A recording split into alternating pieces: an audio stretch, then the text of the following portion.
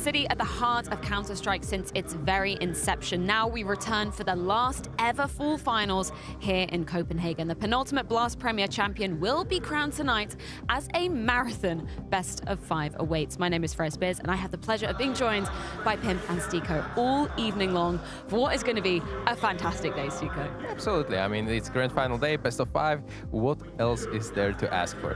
Two of the best teams in the world taking on each other, some of the best players in the world taking on the server. It's bound to be good. Let's recap exactly how we got here, because we had some banging games going down in the quarterfinals, in the semifinals just yesterday. Let's take a look at the bracket, because that can explain exactly what went down. Let's talk about the first game of the day, which was G2 versus Vitality, a 3-map affair. Such a slog that Vitality, they let it slip through their fingers. That was a really, really good game, you know, one that you want to rewatch, especially considering the third deciding map on Mirage. We knew what happened with Nico, the almost highlight of the year, Clutch coming in, him smashing the table. Vitality up 12-9 on Mirage. You think it's over, you think it's done. Saivu popping off, and then all of a sudden G2 find a way to crawl their way back into the game. That was one of the best Counter-Strike series I've watched in CS2. And for that Mirage, we don't have to forget about Saivu as well, because he was having incredible impact. It was not just a Nico show. He was just starting off the map beautifully, making sure that, well, they're gonna grab the third map, but after all, it was just not enough. The rest of the team were kind of slacking, but Saivu, hell, it was his Saivu performance. Where does that leave Vitality in the grander context, though? Because sure, they come out of the player break, they lifted the trophy finally in Cologne, 10 years in the making for Apex, a 2-time MVP for Saivu as well. But a semi-finals finish here and quarterfinals finish back in EPL. Where does that leave you, Jacob? It's a good question. I feel right now, when you look at the results right here, the IM Cologne victory is kind of what saved this team from a lot of critique right now. Obviously, they have been consistently getting into the semifinals, into the finals, and they won IM Cologne. But apart from that, it's been a little bit bleak, you know. We spoke about it, Stuco, as well. Rumors were that they took an extra break, you know, leading up to Pro League, and they're trying to peak for the major. If that is the case, I'm willing to give them a little more time. It makes sense that they're maybe not hitting their strides right now, but we are, after all, looking at Vitality as one of the teams out there that is supposed to win more trophies than just one during a season. And Vitality is as well the team that is aiming to be the #1 team in the world in Counter-Strike. And right now, NAVI is just kind of beating them. And yeah, it's looking kind of bleak. Where does that leave the whole Spinks conversation, though? Because we heard at.CEST say on a French podcast that he'd expressed interest in looking at other opportunities post-spring final going into that player break. Obviously, IM Cologne kind of changed the tides in that very moment, but does that open up another conversation now? I think it will do after the major. I think no matter what happens right now with Vitality, I'm pretty sure they made a decision together that we stick with this lineup. We're taking an extra break. We're coming into Pro League, maybe not feeling at our best. We're coming into Blast, maybe not feeling at 100%, but we're aiming towards the major. However, if they're not doing well at the major, and if they bow out of IM Rio and don't put up a good result right there, who is to say that Spinks is not reopening that conversation? Who is to say that Messi is not gone from that lineup? So I think right now Vitality are entering the stage where the next 2 months will be incredible, interesting for the future of this lineup. Yeah, and we were saying that the Cologne is the turning point in terms of Spinks when it comes to his desire to leave or stay in the team. You have to take into account as well that, well, it's kind of a buff in the teams when teams know that they are about to make changes, or some people are maybe desire to leave, they wish to leave. It's called a quote-unquote dead team. Obviously, that wouldn't make Vitality a dead team, but it's pressure off of your shoulders. I mean, that rumor mill has continued to grind, though, hasn't it? Stiko, you were just saying on Twitter there's been a little bit of rumors about maybe Messi exit. Yeah, I know you don't like it. Coming in. No, I hate that personally. Finally, a UK player on a tier 1 team, and he's going to be pulled. No, we don't know whether it's actually happening, but would that make sense for you? Yeah, I mean, it's been circulating around and it's happening, keeping appearing on my Twitter feed as well. It just coming from the sources, so nothing is definitive, obviously. But Messi is maybe on the chopping block if things don't go well. I'm hating it as well, because maybe it's a little bit scapegoat situation with the statistics and everything, the roles that he's put into. But I think if the rumors are true and there are names like Jimpat probably going into Vitality, that might be the upgrade of the year. Yeah, and that's where people have to stop crying all the time when we speak of roster changes. Because if you see a clear upgrade of a player, nothing against Messi, I don't think he's a bad player either. I don't think he's done bad for himself in Vitality. I don't necessarily think that he's the problem within Vitality. But if you can get a clear upgrade into your team, of course you're going to make that leap of faith. If you can get Jimpat, one of the most exciting players right now in his position, to replace Messi, you would do it. It's the same thing with Simple coming into Falcons instead of Sun Payers. I know people are crying, well, Sun Payers is the highest rated player player. What are you doing? If you can get Simple on and up into that position, it's a clear upgrade. Of course you do. So quit the whine, quit the crying. I know somebody that definitely wasn't whining after their performance yesterday was ZywOo. He must be. I mean, we saw after that clutch moment, only managing to put up, or almost clutch moment, only managing to put up 2 frags on the side of ZywOo, but he did everything up until that point to try and keep Vitality into the game, and no one was joining him. And not only this game, it was the games throughout the group stage and throughout the quarterfinals. I mean, sorry, the semifinal itself. I mean, he was putting up MVP-like performance, and he's going to end this tournament in the semifinals, however, as the highest rated player from the tournament of all the players, if Wonderful doesn't do some kind of miraculous best of 5. And that was the weird one, because we came into it when we spoke about Flamesy having a great tournament, Spinks having a great tournament, ZywOo having a great tournament. You know, those are win conditions for ZywOo to get some help to win the games and get into the finals. So a bit of an odd one for Vitality, and also why they're probably not satisfied not being in that final. Our second semi-final, another absolute 3-map affair banger. That was NAVI taking on FaZe. Once again, for Karrigan, not going to be permitted anywhere near the trophy here on home soil. Tell me the story of this game, Jacob, because it was quite different to that of G2 Vitality. It's a weird one, because after the game, you're standing back with a feeling saying, of course, NAVI won. NAVI were the better team. They destroyed them up Anubis, and of course, they're supposed to go into the final. But fact of the matter was that FaZe on the second map of Ancient were up 10-4. At that point, you would almost argue that they should have won the game. They could have gone a 2-0 for them, and they could have gone into that final, you know, being again on home turf and maybe having a realistic shot at taking down NAVI. So it's a bit of a weird one for me for FaZe. They showed in moments throughout this tournament they can play Counter-Strike at an incredible high level, but the consistency and I guess the mentality within FaZe that we always know them to fight back and you can never put them down. We're starting to see more and more FaZe actually being put down in those crucial moments. We saw it in the major final on Inferno. Bit shut them down. We saw it yesterday on Anubis as well. So this FaZe clan, I'm not sold on it anymore. I'm starting to worry a little bit, to be honest. Yeah, and we're also looking at Karrigan and the Danish curse, so to speak. I don't want to say like a curse, but I'm hoping that honestly, he will break I think it's fair though. 8 playoffs just in Copenhagen alone. We're not even counting the other Danish cities. He's never lifted a trophy. Half of those, he's made it to the grand final. That is a curse. That's undisputed. In itself, it's pretty amazing to go into 4 grand finals on home turf, you know. So that's a positive, but of course not winning any of them, that's going to sting a little bit.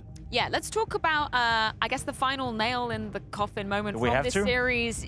I think we do, because it comes at the end of map 2. We were standing up here thinking, hey, this is going to go to OT, and then Wonderful pulls off one of the most insane clutches I've ever seen. Yeah, I'm not going to lie. You know, when I saw it the first time around, the no scope and this hit on Karrigan is insane, but we get the point of view from Karrigan as well, and I'm not going to lie to you, Danes out there, it's not looking pretty. He's not hitting anything at all. It almost feels like Stuko and Asher in the Green Moon as well. You know when you're peeking outright, and even before Karrigan is peeking, he doesn't believe he's going to win that duel because he's moving. He doesn't stand still. He's not taking the duel with confidence.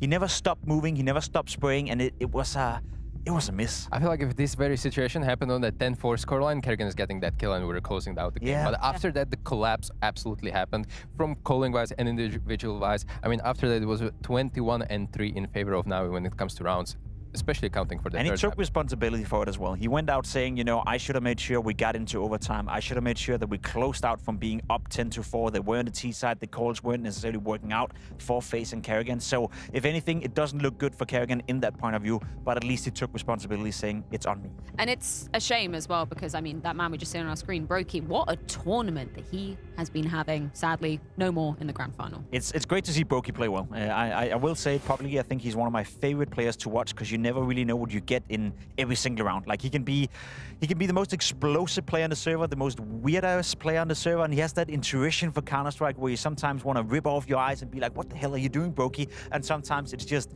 you know, a symphony in motion. So he's a fan favorite to watch and definitely had a great tournament. Unfortunately for him, it wasn't enough for FaZe. I saw this beautiful anecdote on Twitter the other day as well, where whenever Brokey is holding an angle and he's playing textbook Counter-Strike, he's getting one and being traded. But whenever he's doing something crazy, that's when he's getting the 4Ks, 1v4 we saw at the Falcons on Ancient previously in the group stage. I mean, this is where he thrives, and he was showing it throughout the tournament, and I'm hoping he will build up on that. Yeah, such a flashy player. Unfortunately, no more here for FaZe during the grand finals of Copenhagen. Rops was a name, Jacob, that you were kind of throwing into the ring. fairly so, because I think there was a lot more to be desired. We definitely saw that in the series versus Liquid. What happened yesterday? We saw an uptick in performance from Robs throughout the entire tournament. I think that's where I want to leave it. We didn't see the best version of Robs, but we had a couple of maps where he went off. I even think in the semi-final yesterday, on the first 2 maps, he was doing all right for himself. A 1.16 rating over the course of the entire tournament is acceptable for Robs, but it's not back to that level where he's the star player. It's not back to that level where he's taking charge of the game, or with his lurks and with his positioning is constantly being annoying to the opponent. So an uptick in performance, but I mean, for the future of FaZe, when Robs is playing well and you have Brokey, you have Frozen, then you have a championship winning team. If Robs is absent, then we've seen how much they've been struggling as of late. 7th in the world is not good enough for FaZe. And I think this uptick actually correlates with the way Kerrigan and Rain were utilized throughout the tournament. They were trying to grab the space, trying to play aggressive in the face of CTs, especially on those D sides. They were just very heavy on fights. And well, Robs was capitalizing on that in those mid rounds and late rounds. So this is beautiful, and this is exactly what you want to see out of him. It is crazy to think that FaZe, when CS2 came out, were part of every single grand final. Yeah. You know, they're winning trophies, they're up there, ranked number 2nd, ranked number 1, ranked 2nd,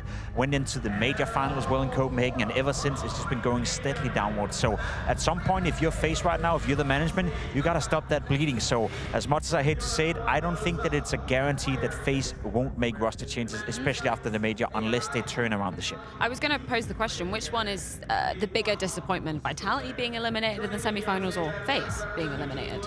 I would definitely go for Vitality. I didn't even expect FaZe to make it to the semifinals, so I'm giving them the benefit of the doubt, and they were getting into the game, no pressure, and they were having no pressure up until they were about to win. So yeah, I agree. You know, Vitality not making it into the final after being up 12-9 against G2 yesterday, that was a bigger disappointment for me. Well, let's switch up to talk about some of the highlights of yesterday in our Trade It play of the day. Jacob, what did the guys at home vote as our 3rd best play? Well, we're starting with Nico signing the table first and foremost, and I guess we're taking that story from the top and downwards. Him smashing the table, signing the table, and I guess there's a reason why he did that, Stuko, and in just a couple of moments we're gonna see exactly why he's a little bit mad about that table not being in a hole. yeah, I mean, we are gonna get to that, but first let's see what prevented all that. And well, it kind of showed the clutch itself. It's beautiful. Like, this is beautiful Counter-Strike. The crosshair placement, the decision making, the whole clutch itself is just beautiful to watch. And you know, he had it in his palm of his hand, basically, and he just kind of whiffed towards the end, and that led to the Nico smash. The climax, you know, the play of the day, Nico smashing the table. And I gotta be honest, the man has been going to the gym, smashing a table with that kind of force. It's very impressive. And he's even bleeding from his little finger right there. I feel so sorry for Nico. I really wanted him to win that clutch, because it would have been arguably the highlight of the year, and maybe even the highlight of Counter-Strike 2 history. So unfortunately for Nico, not yesterday. I hear that was the first time that production ever had to sub out a table between series. So that's the first time for everything. Let's check in with our GGBet predictions as well to see exactly how the steals are looking after yesterday. Because if you bet against the house, that means you get a steal. That means we had Henry, we had Mike, and we had James with those steals. And they... Oh, Mike, start from you, Jacob. Yeah, I'm gonna have a conversation with Mike, because he's now putting me in a position where I could potentially not win this thing. So I'll go have a talk with him, and we'll see if I'm gonna smash something. I don't know. How are you feeling about sitting on that 2, Stiko? I'm feeling alive. Yeah? Still alive. All right, so what did you predict for today? Best of 5, you either go with G2 or you go with NAVI. Oh my, okay. Kind of makes sense, I guess. So, Jacob, I guess I have to root for G2 now just so that you lose. No, I'd still lose. Oh my God, no, we should have colluded on this, Stiko.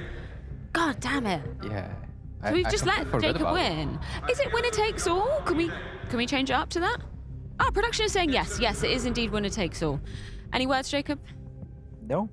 Maybe we should go to a break and get ever closer to this coveted best of 5 grand final. G2 versus NAVI, getting closer to it after this. Counter-Strike for me means everything. Failure and loss in Counter-Strike is always hard. Even though it's hard when you lose, you can always learn from it if you have the right mindset.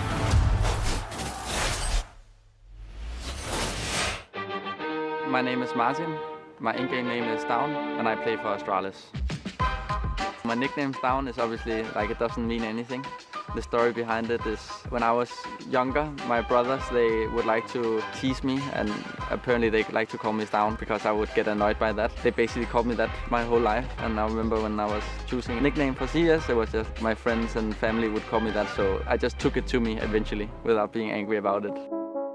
I grew up in this small city called Esports, and I've basically lived here my whole life, here with my parents and my family. I've always had very close friends. They live close by, and the school is close by as well, so it's always been easy for me just to go to the school and get back home and play some CS. So regarding childhood dreams, like gaming has always been a part of my life, basically. Other than that, I played a lot of soccer as well, until around the age of 11 or 12. I can't remember exactly where I broke my leg. After that, I couldn't really play football anymore, so after that it was just only CS.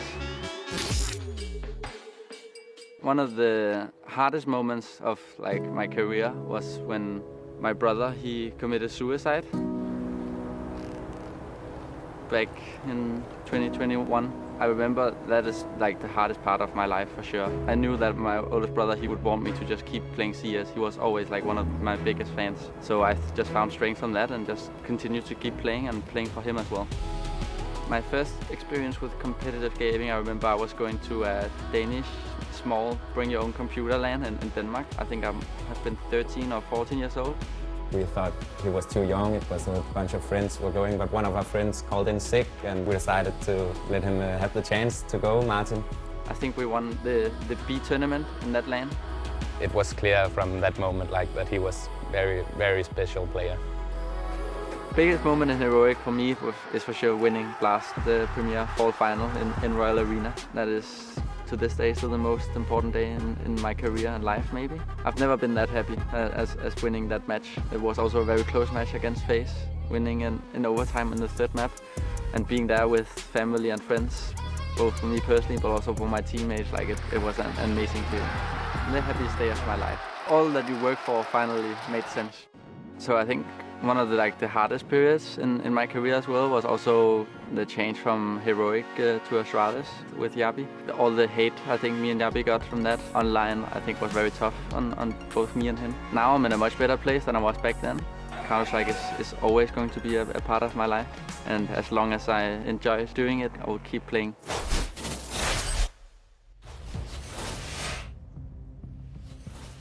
G2 versus NAVI as the full finals grand final. I think with G2, in contention with an opportunity of lifting a trophy, we've got to talk about roster changes, some shuffles, some transfers that have gone down this year. Because first of all, with Snax and Malbs coming into the mix this soon, obviously they had such a honeymoon back at EWC, once again, versus NAVI in that grand final.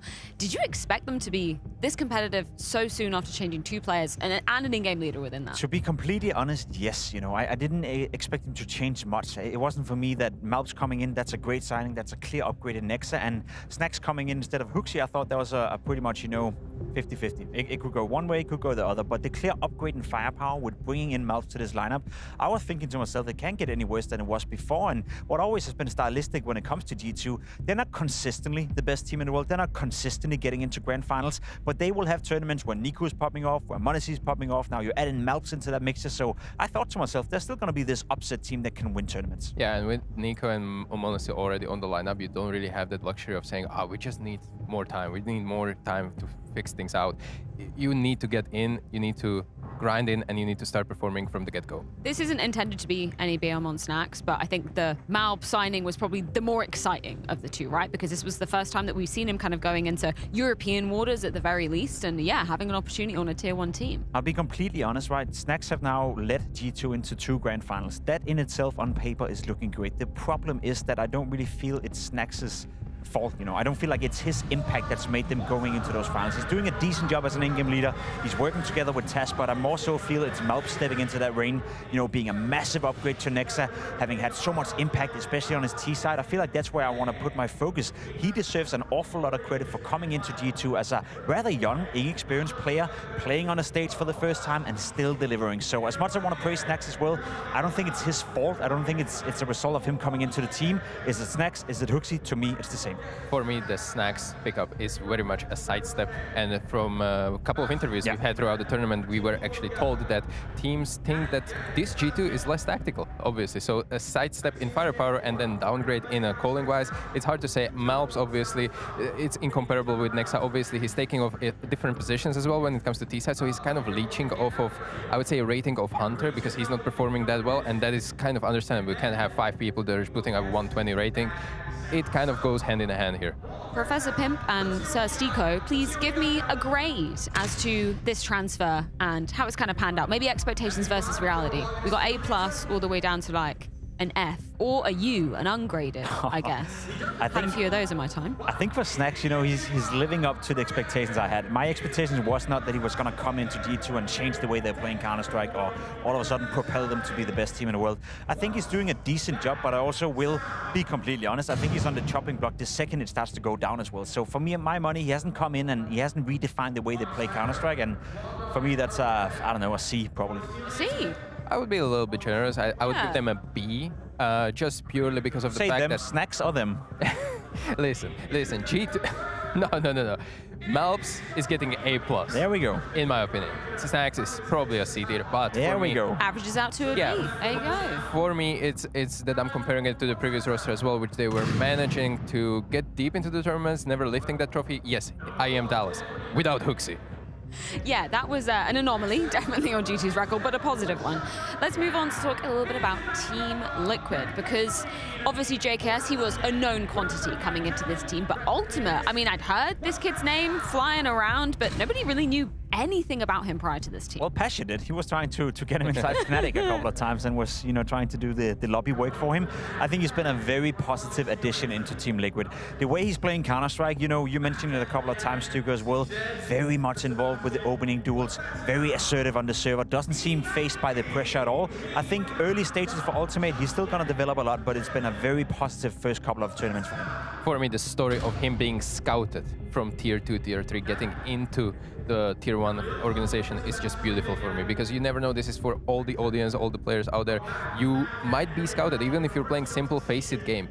Someone might in the future download the demo and actually pick you up for potential academy team, potential actual team. It happens. And you saw Twist, he's not watching only Ultimate's previous team, he was also watching his individual demos in face-it, and based off of those, he's actually considering Ultimate to be a worthy pickup, and he is proving him right. I think JKS was kind of an underrated play initially, because obviously Twist, you got to remember, he was on that phase lineup when JKS was standing in, and they somehow managed to lift the trophy at the Intel Extreme Masters Katowice. He's just such a reliable piece of the puzzle, and I love that he's been given another shot after being, I guess, unfairly cut from G2. I wouldn't say unfairly, you know, but he was in a position where he didn't fit in with G2 for whatever reason. He's now catching up to Counter-Strike 2 as well. He wasn't playing in the beginning, and from what I see and what I hear from Mitha as well, the coach of Team Liquid, he's the hardest working guy within the team, always trying to catch up, always trying to better himself. So for my money, I agree with you. JKS has been a solid addition, and I think we're going to see a better JKS as we move forward. May I as well say that he's Australian. This gives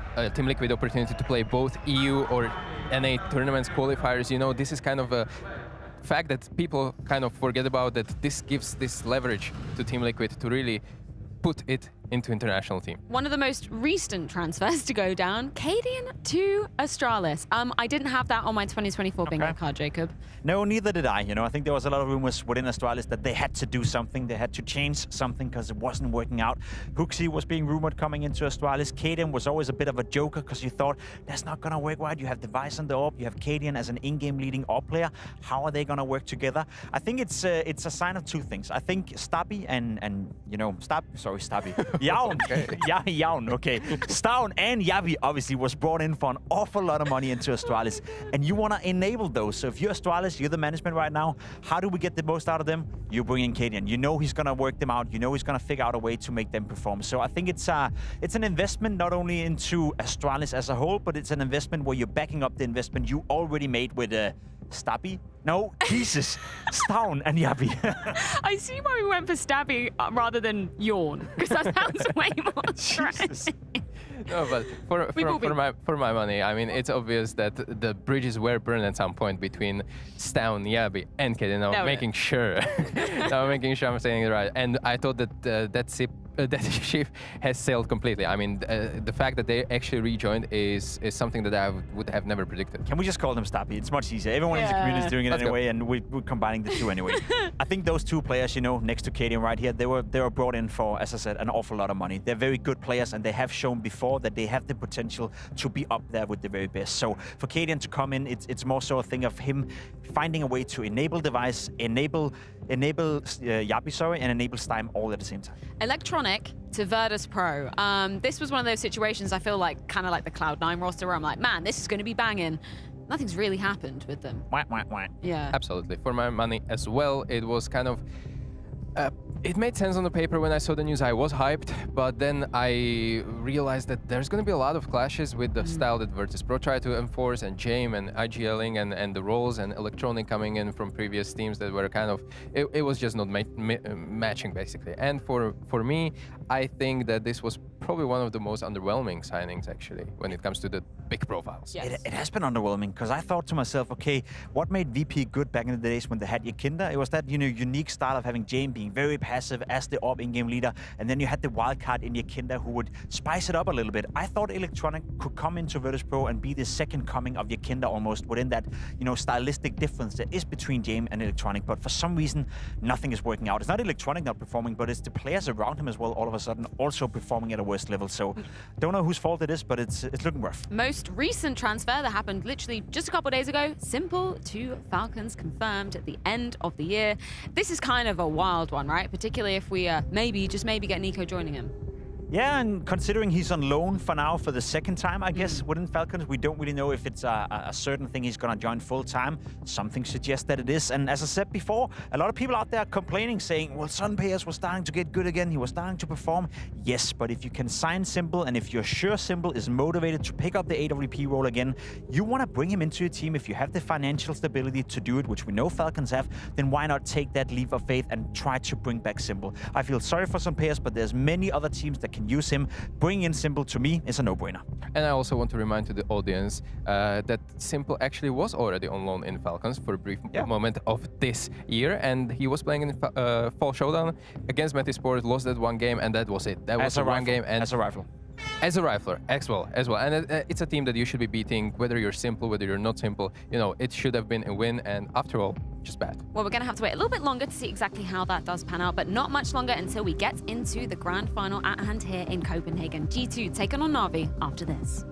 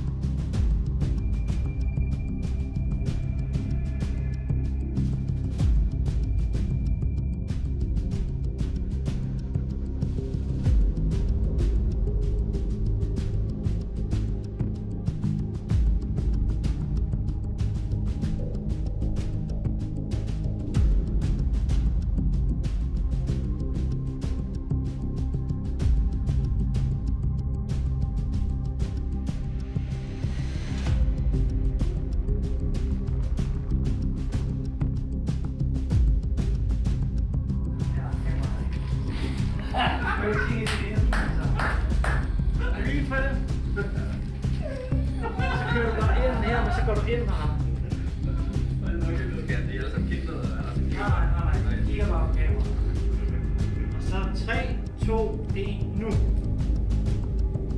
Jeg tror nok, vi kan lave den bare med helt mange.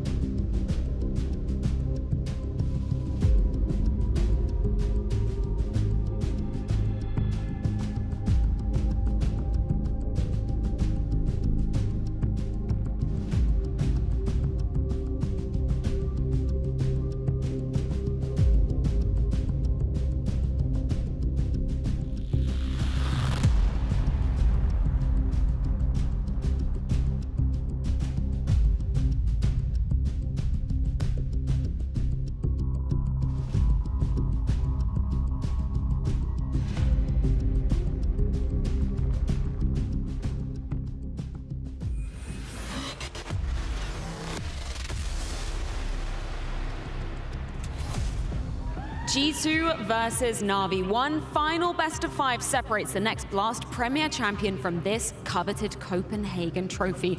And it's two very different stories when we're talking about this. For G2, it's been a story of redemption after their most recent roster revamp, whereas for NAVI, undisputed, Jacob, the best team in the world and looking to claim their 4th title this year alone. 5 finals in a row, currently ranked #1, you know, having the best team play, the best synergy, arguably the best coach in the world, and maybe even the best in-game leader as well. There's so many accolades you can put towards NAVI and what they've been able to achieve in 2024. But there's no doubt when you're saying it, Freya, they are currently the team to beat. And I just attribute it to the consistency most of the time. I mean, the output they've been giving, the practice days has been scarce pretty much, and they're traveling from event to event.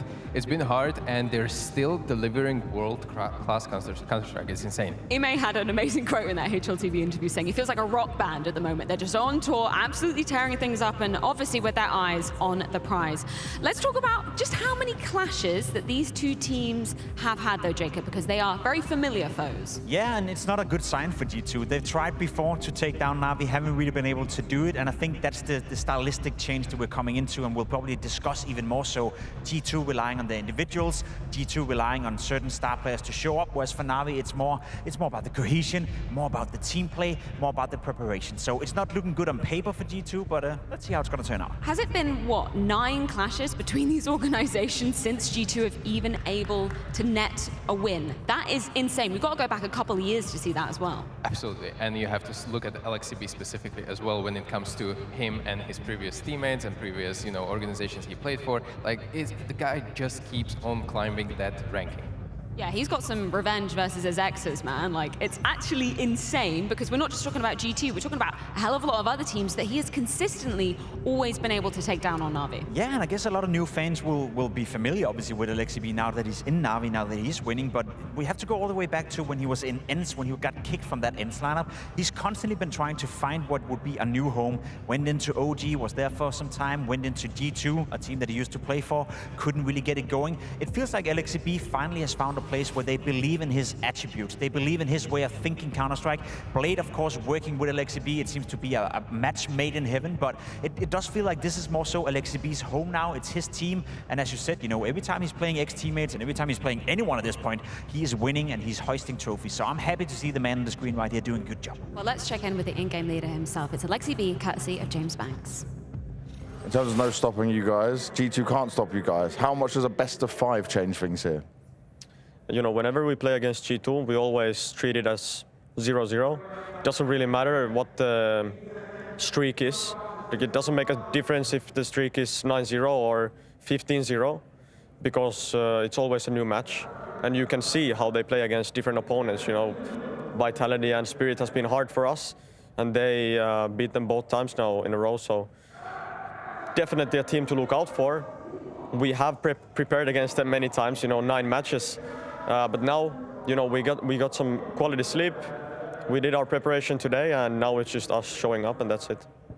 Now, you did break this famous best of 5 curse at EPL. Does that feel like a weight lifted off your shoulder before going into this one? Yeah, I mean, you could say so. I was super happy we managed to do it. Straight from EPL to here. Won this tournament, now we're in the final. And, you know, it's just amazing how we work and how everything's panning out. But, you know, it's one more obstacle, this best of 5, and, you know, after that we can be so proud of what we've done here. In terms of being proud of what you've done here, I think you can be proud of probably of how much you've beaten G2, but I want to ask you, how much are you in their heads at this point? Does that play into some of the mind games you do when you're on the server? I do feel like if we're making a comeback, it might be harder, because I know as well when I played against like my kryptonite in CS, usually it feels like when they're winning rounds, you kind of feel like, is it happening again? This could be something, but at the same time, I feel like they have nothing to lose. They already played us in this tournament. Now they have a best of 5 in front of them. So I feel like they're going to take the game super serious. They're not going to give up. We're not going to give up, so the better team will win today. It's interesting that LXCB touches upon the kryptonite factor, because for him, it hasn't been a team, it's been a format. It's been those best of 5s, which he did put to bed at the ESL Pro League Season 20 Grand Finals versus Eternal Fire. But does it count, Jacob? It does count, you know, but I would also like to see it against a formidable opponent. I don't want to take anything away from Eternal Fire, because what they did during Pro League was nothing but outstanding, especially considering the expectations for them. But it's different playing Eternal Fire at Pro League than it is playing on this stage against a team like G2. So if anything, yes, he got the first taste of winning a best of 5. Now I want to see him repeat it once more. Yeah, and well, you have to look at it this way, that the fact that he was a Kryptonite at one point, he made Kryptonites himself on the way, and previous teammates and previous teams are just part of that. For what I want to say as well is that Alex.CEST is not the man himself that goes into the games and just drops 30 kills. It's always his teammates around him that kind of create this synergy, that always make sure that the tactics, the strategies, everything that in-game leader needs to bring is bringing, and he's making it really seamless. You've been under a fair few in-game leaders, and your ex-teammate is now under Alex.CEST. Why do you think he has that ability to kind of bring some young stars together, some maybe underrated players as well, when we're looking at JL and Ime? Why do you think he's found success specifically here? I think it's the system. I think I'm blaming it whole tournament on the system, and I'm going to give you the answer one more time, because I think what they're producing in practice is the game plan specifically for these matches that are supposed to be tough. They're supposed to be not one-sided, but they're making it so throughout the whole 2024 so far. I'll enable it to Blade. I'll be completely honest. We've seen Alex.CEST in history of Counter-Strike. He has his flaws. He's not a perfect in-game leader. There's certain aspects of the game he haven't been able to develop within OG, within G2, you know, keeping the stars in place, etc. He came into NAVI and he got that final piece Alex.CEST was needing. A coach that would trust him with the responsibility to be the in-game leader, that would take charge, micromanage, and, you know, bring up these young players. So I think the pairmanship between Blade and Alex.CEST, that's what's enabling him to the next level. Let's talk about some of the stars that they do have on this roster. Starting off with the most recent major MVP in JL. How has he been performing so far here in Copenhagen again? Well, you can't say he's been performing poorly. I think he's been okay. You know, he's been up to his own standards, but he's not been standing out as the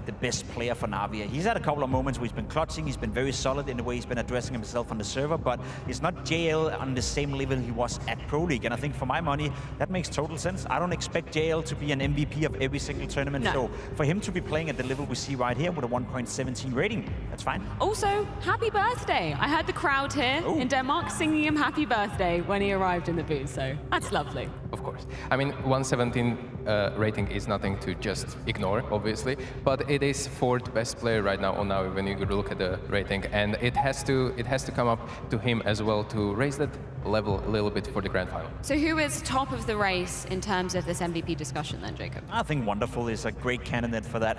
He's had a fantastic tournament so far. He's had so much impact. His clutching ability, his ability to post up with an AWP when they were in a 2v5, in a 2v4. He's been turning around rounds that they were not supposed to win, and I think right now Wonderful is having, I wouldn't call it a breakout tournament, because we have seen him play at a high level before, but you know, we were searching for a star within NAVI. Who's going to be that superstar? Who can be that guy who's consistently picking up MVP trophies, who's consistently going to bring them through games that are rough? I think Wonderful is the best case for that if he continues to develop, and this could be that breakout tournament where he finally hoists an MVP if they were to win.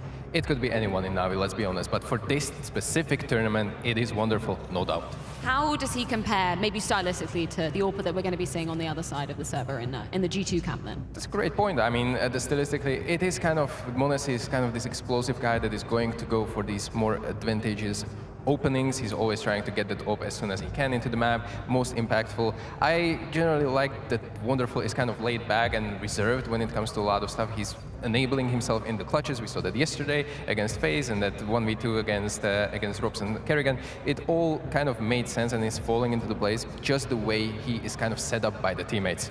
Wonderful is a system player. m0NESY is a player that creates the games and enables the game. Without m0NESY playing well, G2 doesn't stand a chance of winning this grand final, but I'll bet you this, if Wonderful is having a game off, NAVI can still win. So that's the biggest difference. m0NESY has to play well, whereas Wonderful, that's just it's just an extra, so to speak, for Maybe this is just my little mind getting blown. Can you believe that m0NESY has been on G2 for 1,000 days today? That seems insane, because he still seems so young. It feels like it was a year ago when he came in and played the first last group stage, you know, joining G2. We heard the fee as well. He came in for around $600,000 for a kid that wasn't turned 18 at the time. So yeah, I think those money were well spent for G2. Probably one of the best investments they've ever made. Yeah, definitely. Whilst m0NESY celebrates that anniversary with G2, let's check in with him, courtesy of Banks. I want to look at your struggles against NAVI, because it seems like it's quite a mental battle. Does it sit in your mind? Do you start to think about this? No, I don't really think about. I mean, obviously, obviously I still have this, I mean, everyone has this like thing that it's like 9-0 for them. It's like win streak, but I try to not think about it. I don't think it actually shows. Yeah, like all the 9 times when they played against us, I mean 5 times before, I mean how we lost in CS2 against them, they were better as a team. I think they're playing good individually and they better as a team, but I don't think we are worse individually players than them. Maybe they're better as a team, but not individually, I would say.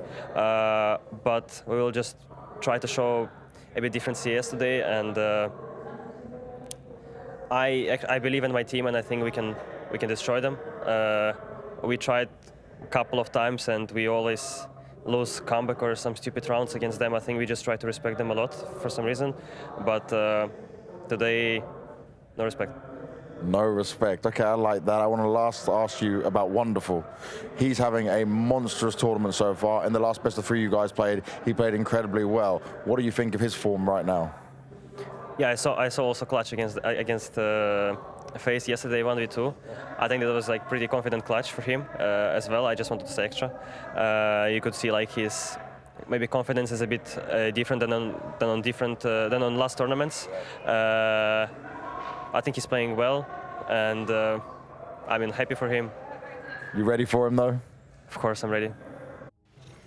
Oh yeah, I don't underestimate Manasi. He is ready for absolutely anything. Love that insight as well, Jacob, that he gave. He feels like G2 much more on the individual standpoint, for NAVI much more about the strategy, which we've kind of been talking about. I think you can cook down this game to a very simple analogy, which is the individuals versus the team. And I know there's a lot that goes into that.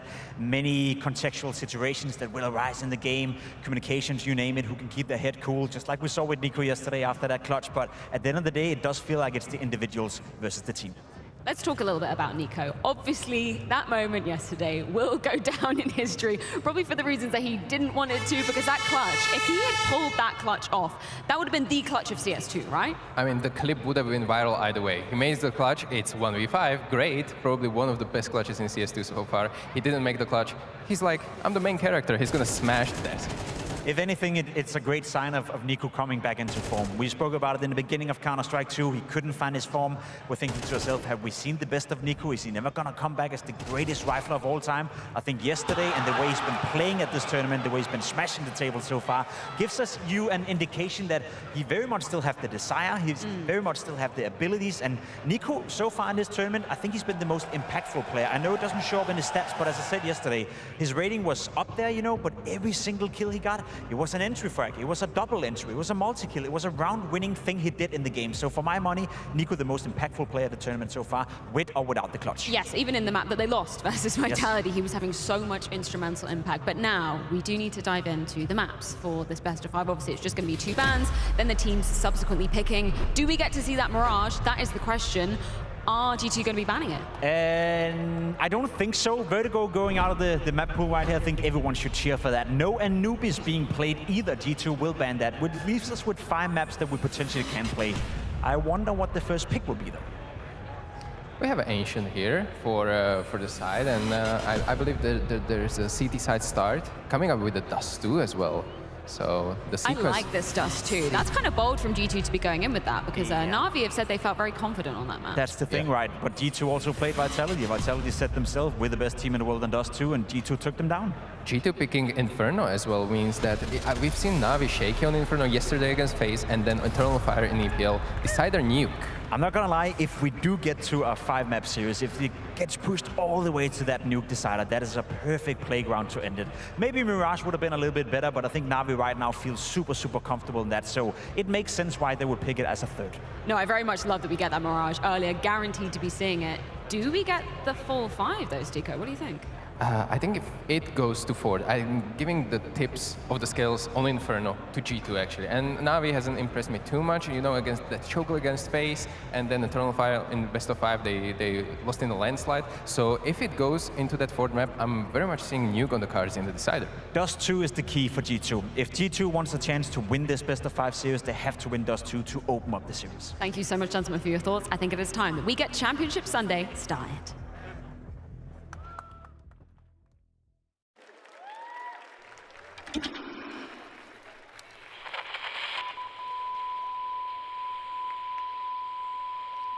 Ooh, hold on. Simple's at bat. Okay. Double lock shot. 2v2. He drops the bomb. Says, not my problem. I want their heads. The king on his throne hopes to hold. Rez will be stopped first. He sees the B. It's 3.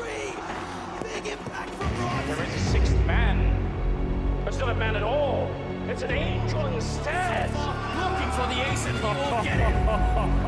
Just fucking hold each other and lift each other. It's fun and fun. We're not gonna lose to this if we are not damaged.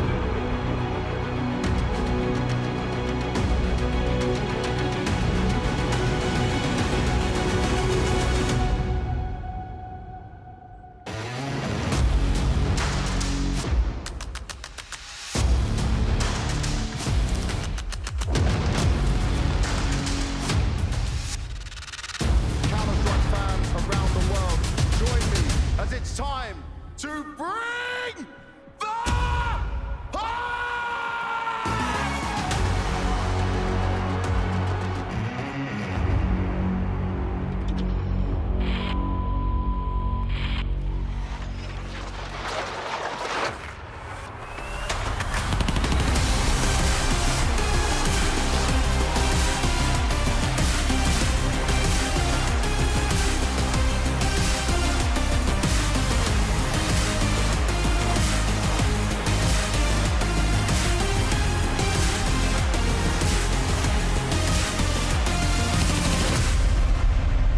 Copenhagen, I expect greatness from you today. Are you ready? Yesterday, both of these teams fought so hard, but it could have gone either way. We could have two different teams sat in front of you. We'll start with NAVI. They did start off slow. It was not their A game, but they clawed their way back into it, and they looked damn good while doing it. We got some NAVI fans in the house. And then for G2, Nico's table smash. That was historic. But then the comeback after that and the fight into the game was magical. And now they go up against NAVI one more time. We got some G2 fans here. Now, NAVI right now on a 9-match win streak, but also a 9-series win streak against G2. That is pretty tough for them. But a best of 5 changes a lot of things. Are you guys ready for an incredible day of action? Copenhagen, that wasn't good enough. Are you ready? Well, let me feel you guys out first. Let's get this roof raised. I want to see you guys bring the hype, bring the energy for all of these teams, for all of the amazing plays that are going to come your way, because there is going to be so many of them. So, G2 fans, where you at? And for NAVI, I like a split crowd. I like it right down the middle. But what you guys like more is the teams. So let's get into the grand final.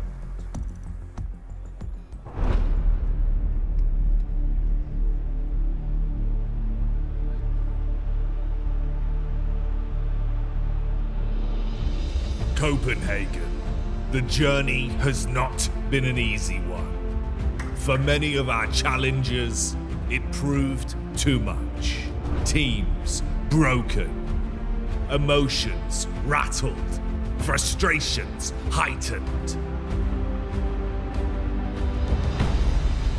Grounded, eclipsed, broken, washed away, flatlined, and sent packing.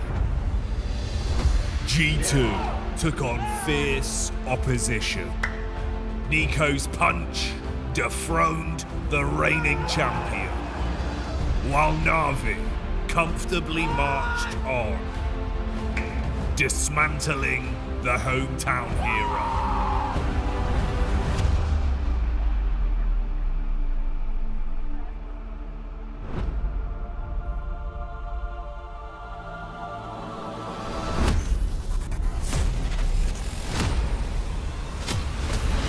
NAVI's 5th consecutive final. G2 look to finally break the cycle. Counter-Strike's rivals once again clash for a title. Blood, sweat, and tears. Champions will be crowned in the final fall final.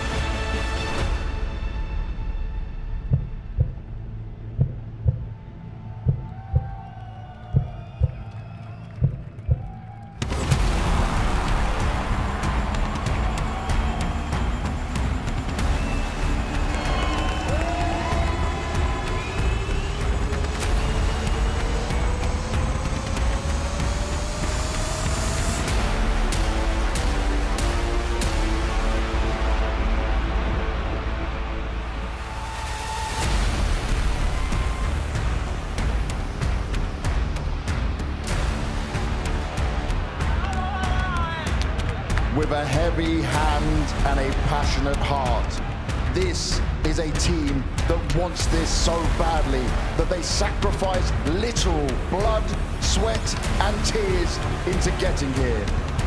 Their desire to win is unwavering, even when all hope looks lost. From the outside, this matchup may seem cursed for the G2 army, but here and now is where they need all your support, all your energy, as they sit in their third grand final of 2024 against their arch nemesis. This is more than just a grand final. This is about revenge.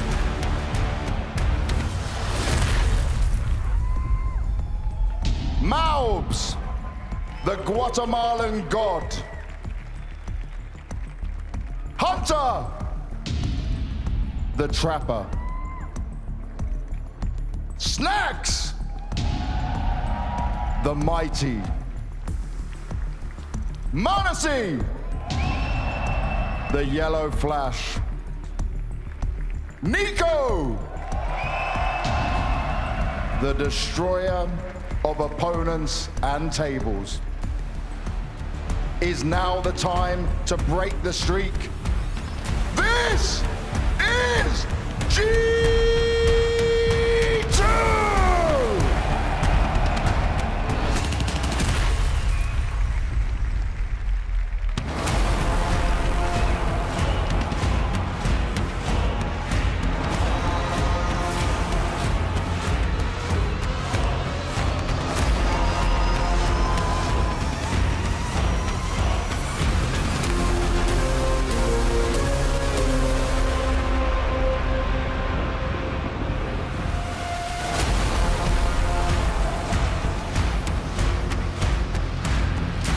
There were doubters, there were critics, there were people who never believed in this team. But they never let that stop them from achieving their dreams and reaching their goals. From becoming the first ever Counter-Strike 2 major champions to now making their 5th consecutive grand final. Blade is their mastermind, and he gave them the master plan. They follow it with confidence to motivate, inspire, and show you all that with the right players, trust and belief, dreams do come true. This is more than just a grand final. This is about legacy.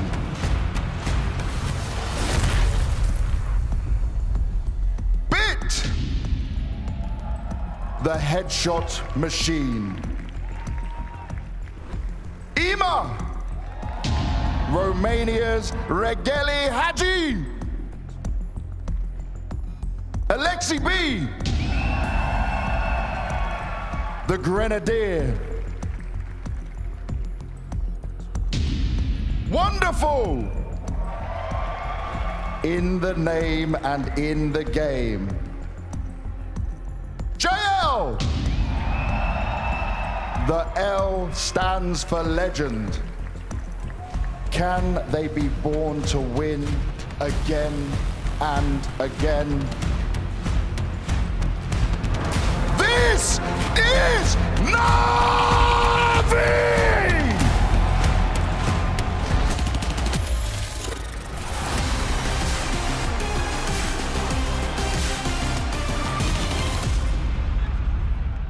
NAVI versus G2 in the final, full finals, grand final. 9 times Alexi B has come out on top in this exact head-to-head, and Jacob, a 10th, would spell his 4th trophy of 2024. 5 back-to-back finals for NAVI have considered them as the best team in the world as of right now. There's no doubt who's the favorite walking into this best of 5 is. G2 have everything to fight for, they have everything to prove. Whereas for NAVI, maybe they can walk in a little bit relaxed. It's just a week ago they won the last trophies. Just a week ago Alexi B, killed the demon of not winning best of 5 grand finals. So if I'm NAVI, I would feel even more comfortable walking into this grand final as just opposed a week ago. That's a dangerous mindset because G2 wasn't favored against Vitality either, and look where they are. Yeah, anything can happen on this big stage. Let's talk about the first map we're going to be beginning on. That's Ancient, the pick of the side of NAVI. We know G2 starting on the CT side of things.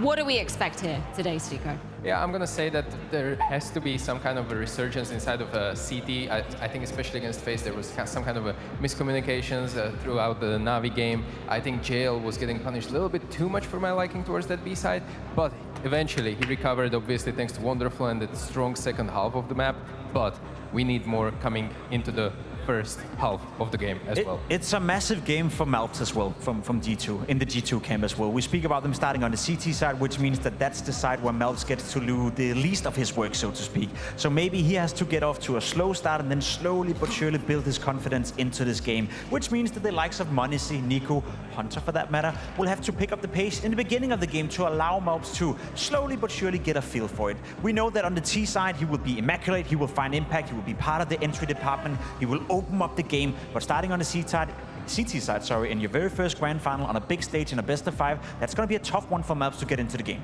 For my winning condition, definitely for NAVI side, beat highest rated player for CT side throughout the tournament by high margin.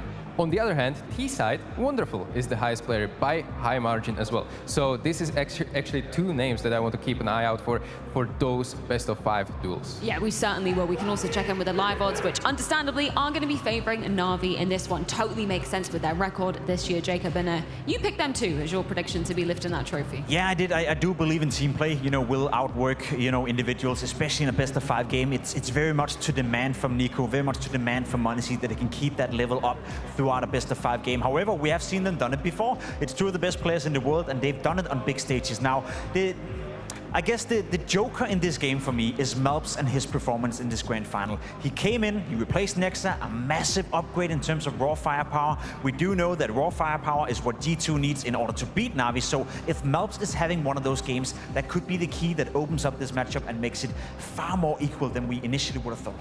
And in best of 5, mental resilience is something we don't talk about enough, and both of these teams have incredible people behind them. Both G2 and NAVI in their camp, and working on that mental side of things is going to be crucial, how they're going to put it to a real test in a best of 5. Endurance is the key word here. Yes, 2 totally different coaching styles going down on both sides of the equation. I'm very curious to hear from both your perspectives, though. Obviously, we've talked about this kind of best of 5 curse. They broke it versus Eternal Fire exactly a week ago, but it was a very different scenario. We're talking about a studio environment, and we're talking about a clear underdog, which obviously we would argue that G2 would be the underdog in this situation, but we know they're so used to these big stages. It's a totally different conversation. It is a totally different conversation, but I will say that the more I watch NAVI play and the more they do play in these big stages, the more they grow on me and the more they grow as a team as well. Yesterday versus FaZe, let's be honest, they could have lost that game 2-0. They showed mental resilience in that game. On the second map against Kerrigan on home turf, they were down 4 versus 10, right? They were 3 rounds away from being eliminated. Wonderful had to come in with a magical clutch in order to close it out and push it into a 3rd. So if you're NAVI right now, I feel like they're sitting right now with a feeling. You said it was a dangerous mindset. I agree with you. It can be if used negatively, but I feel NAVI right now are feeling so comfortable in their own abilities that I can only see them win this game. We are ready to get this best of 5 grand final underway. G2 taking on NAVI. Scrawny, Launders, take it away. Thanks, Freya. Hey, Forum, how's it going?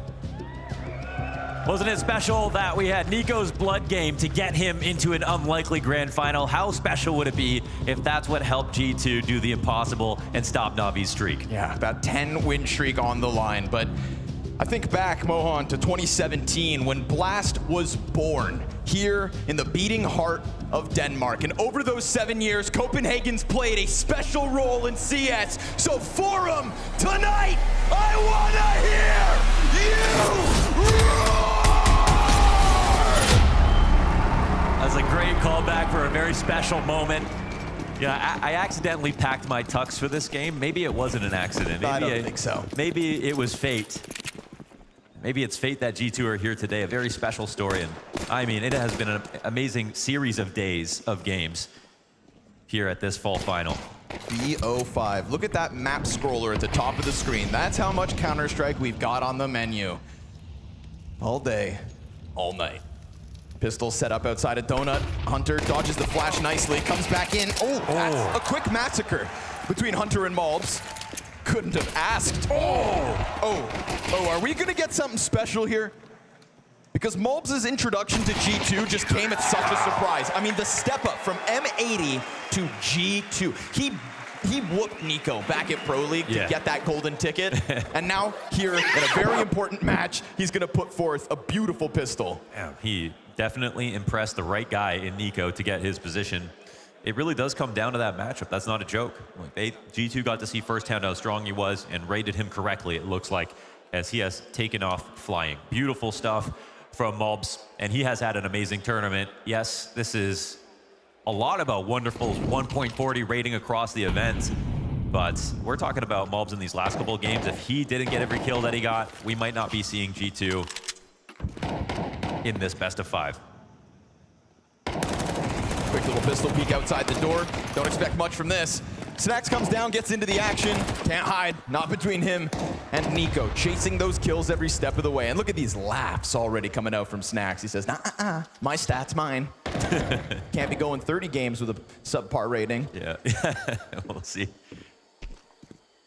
The guy who won a major in his home country, one of the most special majors ever won. That being said, 10 years ago, Snax, the last time he hoisted a notable trophy was back at ESL 1 New York with Mouse Sports. Oh my God. And just like we learned from Kerrigan and, his trials when facing NAVI at the last major, you got to earn it every time. We know Snax is a legend, and we know that he has what it takes to win on stage in front of a crowd, no matter what the size. But as you continue your career and you enter new events, you have to show up for the job every single day. It does not get easier. Yeah, it was wonderful having him come back and kind of float around the scene again, leading Gamer Legion. Nobody was upset that Snax was playing in 2024, but when you take on the responsibility of G2 and the potential trophy hoisting moments of Monacy and Nico and Hunter, then suddenly the critics come crawling out of the thick. And right now, no crawling out mid, because we've got utility back and forth. Good posturing coming out from Navi. We saw Alexi B get kind of battered up by Kerrigan yesterday when it came to this cave fight, but this isn't Kerrigan. This is Nico now. Yeah. So we'll have to see as time goes on whether that pressure starts to come out. I know G2 are quietly nervous about the CT side because this is where they struggle the most, and Navi, they score unreal numbers on this map. Especially versus G2. In fact, G2 would have like a 7-map win streak or a 5-map win streak on an Ancient specifically, if not for Navi beating them twice. CT rounds are liquid gold. Ooh, missed shot out of Monacy. Fired his feet, that's a lot of pressure, and Donut, no surprise he goes down. See if Malbs can do much with the FAMAS. Oh, lines up the approach. Because of that molly, they are getting just kind of held back for a second. Emet from Red Room to come and join his teammates. Tons of damage done to Snax and Hunter, so this really needs to be one of those glorious Nico moments. And a quick JL headshot certainly sets it up. Now low health for Wonderful makes the double kill easy, but caught off. Too many options with that presence back sight, his attention just drawn all over. But we still got Hunter nearby, and Snax is inching his way in. And Eme's not hiding his position as he jumps around. He makes a lot of sound, and that gives Snax all he needs. Ooh, but we've got Bit back sight. Not spotted yet. Didn't jump the gun, didn't fire off. Goes for the spam now. Hunter comes away as that is not the stick. And now Bit's in a bit of a tough spot. Oh, man. Hunter runs him down. They've got the kit. Yeah, Snax suppressing fire. They pull off the retake. And that one's all about Nico. Pimp brought him up as the most maybe impactful player outside of the stats, just watching the game that he played yesterday. The 1v3 that he won after he smashed the desk. The 1v5 he nearly won. We're seeing him play to win. Moments like this when the bomb goes down on default and CT's not mollied, you actually have such a great opportunity to kill the guy who's planting if you're a little bit too aggressive. And that's something that Navi actually love to do versus this exact same play. Nico flexing on him. 3-0. And again, liquid gold here for G2. Getting a pistol on CT Ancient. is actually one of the most important steps. Pressure, though, suddenly to be thrown up this ramp. Snax cannot afford to get caught off guard here. He's got no support elsewhere. A little bit of damage, but oh, Alexi, blind Tech9 headshot. It's that smoke plumes. Malbs also a one and done. This could be that freebie from NAVI. Just a sudden burst up the ramp that definitely caught the defense off guard. Hunter doubles back to make sure there's no flank. They can fixate in. Oh, a push. Bit comes at it. And good cover. I mean, they had Nico flashed. And now he'll sneak out through his own smoke carefully. Can't contain him. They find Ima elsewhere. Guns on the bomb site. Hold Nico back. So, nice wallbang from Hunter. That's definitely going to serve as this last attempt. The final volley in. And Alexi looking to shut it down as he starts it. But no, sir. We've got another close clutch. Wow, it has to come down to the USP. Maybe m0NESY's got it on his tuxedo as well. Nope, just you.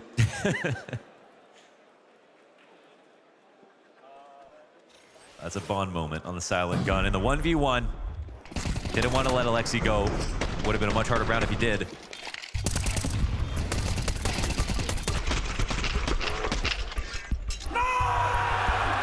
fumbled chance there from Alexi. M4A1S up versus USP. I know where I place my bets. Yeah. And I know I would have just lost. The sidearm comes through from m0NESY, and Blade wants in now. Now, this is a tournament where Hunter hasn't had the best day so far. G2 won Dallas this year, right? This is a team that won with sort of in a completely random situation, having to play with Stewie 2K. In that tournament, though, in a sort of a year where Hunter's form has been up and down, Dallas was great for him. We come into this event, and it's more been his presence supplanted by Malbs. I feel like where we haven't had Hunter, we've got Malbs. And there's still so much room for Hunter to show us things in this grand final if he wants to come alive now. And if Malbs can play the way that he's been playing, there is no question about the firepower. You imagine a G2 where both of them are able to put forth performances alongside a Nico star-studded performance. And you also want to give some credit to Hunter for giving Malbs space. Of course. When he came onto this team, he offered that up. Nico sensing a chance to attack, but doesn't quite catch that player with nades in hand. m0NESY inches down middle and does find E-Man. No challenge back the other way. No trade potential. And with a smoke up, this pack of players still sectioned away. But Nico takes a little damage through that smoke. And JL, known to be a rascal on the ramp. Oh, he gets covered by Wonderful. And NAVI in a 4v5 conversion, take man advantage. Wait, the bomb. Hunter pushes in. Bomb is sitting outside of A. This is a round that could still get weird. And we saw odd moments like this versus FaZe on Inferno. Malbs doesn't know what's happening, so he's wondering now why the bomb isn't being planted. They've taken the site, and for Na'Vi, they want to make Malbs believe that they still have control of the round, and Malbs is wondering when is his time to attack. Bit's cleared out the A side. I would say surely he's thinking about A now. Yeah. Wonderful's going back this way. It'll come down to this maybe engagement in Donut if Bit wants to give it to him. There's a small timing where Malbs can win another duel, but no, caught out by this forward off angle from Bit. So well done by Bit. I think, leaving bomb is one thing, but secures all of A site, secures that entire other half of the map, and luckily Na'Vi moved back. It's really important you keep the bluff up in that situation, especially if you have time remaining, because you start running back to spawn, it's going to become obvious that you don't know what's happening, and that's when you lose confidence in the situation at hand. Oh, what we're doing. Okay. Alexi pulling out all the tricks lately. All right, about time. Na'Vi got on the board. And they've done a good job keeping G2 honest economically. It's just m0NESY on the op right now.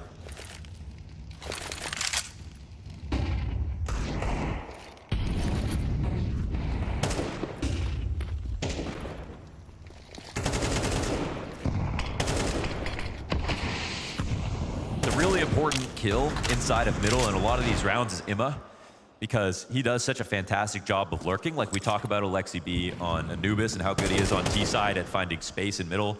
That'll be Ima working to get towards the window every single time. And m0NESY in the last round shoved his face into elbow to kill him just to escape, knowing he's oftentimes alone.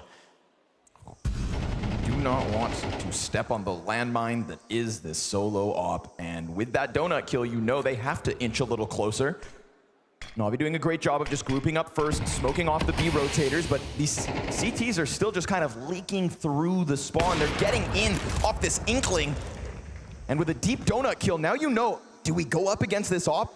JL's kept an option open elsewhere on the map. And this is such a key thing for Navi. I mean, they can believe in this. They don't actually have Cave, they don't actually have Banana, and they don't believe in it. God, it feels very light, but can a solo op really do this? Such a chance for m0NESY, aiming high. Down to 30 seconds, you're not thinking of turning this back. JL starts to seize a chance to just go and find some kind of alert. Maybe Pistols attack from behind. Oh, a couple God. missed chances here from m0NESY, but he keeps one locked into main. Can the Pistol players do any work? And they right now, they're smoked smoked off the exit. Wait. JL secures Red Room control, and that bomb can't go anywhere. Alexi has to come back, and he has to tell the troops to join him. There's no time. They're going to pick up this gun and save. Oh my God.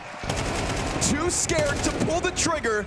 m0NESY does just enough, and Navi hit a hiccup. Jeez, that's because of that late smoke, and that's because they didn't do proper scouting, and obviously they didn't want to risk anybody dying to a crossfire in Cave or someone pushing down Banana late, but there were no players from G2 on the other side of the map.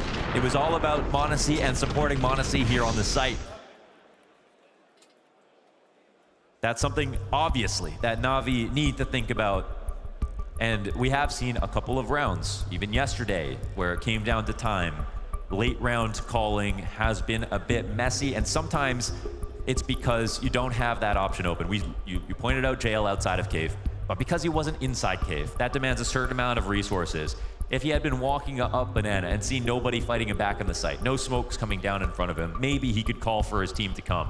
But at 20 seconds, I think they were scared to look foolish, even though they had the instinct that they were running into a stack. Yeah, they knew something was wrong, so they just cut their losses. I think it still looks foolish, but obviously to a lesser degree. You keep that economy up. You see Blade come through with an instant timeout. We're talking 2 of Navi's 3 timeouts on Ancient already being burned. Yeah, that's insane. And again, so much comes down to this first half in terms of G2's confidence. They're almost at quota, to be honest. 5-1, looking good, feeling good.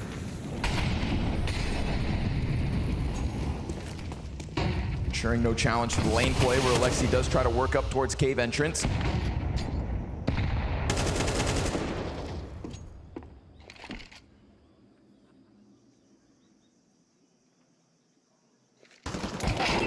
Nice ding. Oh man, that's the A4 for you. I love that second and a half that JL stays just glued to the wall, thinking he's waited long enough, only to re-peek into another stream of bullets. I won't say see you later on his birthday. Okay, that's fair. 25, right? Yeah. He said the 5 stands for the 5 grand finals. Every map that G2 can win versus Navi is going to break some kind of curse. Oh! However, Snacks... That's a nice find. Was it you that told me every once in a while we see Snacks getting caught off by, like, improper jump spots? I'm thinking when he anchors B on Mirage. Oh, yeah. Like, it can be a little bit sloppy sometimes. Right. To be honest, like, there are mechanics involved in that. You see some of the younger players, FlameZ, m0NESY, their shoulder spots and their jump spots are so perfect. When Snacks was jump spotting back in the day, you could be a little flagrant with it and get away with it. But people these days are getting it down to the pixel, so you've got to be careful. Oh, another great find. Emet just saw the utility thrown out, so he knows that perfect moment, and they've already got this top deep mid control, so just beautiful move from Navi, so smooth. Oh, Nico. Feels like one of those rounds that comes off attack pause. Not even going to go for it. Was looking like he was about to take a risk. Yeah, that's beautiful stuff. Oh, that was sort of a, I mean, it wasn't a 1 round. It was a good position and then when Snacks died, of course, it made things easier. No save. Wasn't the only reason, and yeah, Nico goes down 2. You know, it's not often we get to see Blade kind of frustrated with his team's performance, but after those 2 rounds yesterday on Inferno, man, he couldn't help but wear it on his face. Yeah. And no, he was rolling his eyes. Yeah. I mean, kind of sick of it. And that could have been a 2-0 series. They would have just breezed here into the grand finals. And now again, we go 2 timeouts, 6 rounds into the game. This is a round I think Blade tactically will be proud of. And it gets them an edge, right? This back and forth affair between the last 4 rounds puts G2 in a desperate spot. Round 8 with pistols. And you want to see Wonderful stamp on every round possible, showing us why he's at a 1.40 rating. It's been quietly an unreal tournament, you know? And some of Wonderful's maps have actually been a combination of rifle kills, op kills. Well, Ancient specifically, in fact, yesterday. Yeah. He had a lot of beautiful entry frags going down on B site. That's right. And sometimes you do have to show your range. The op's not working well. You've got to be able to use that. I love being a well-rounded player. Yeah.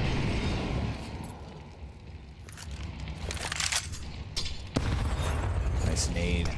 Mobs dropped by 40. JL, there's the pistol push for him to deal with, and one's all he's gonna get. Careful now, that AK picked up.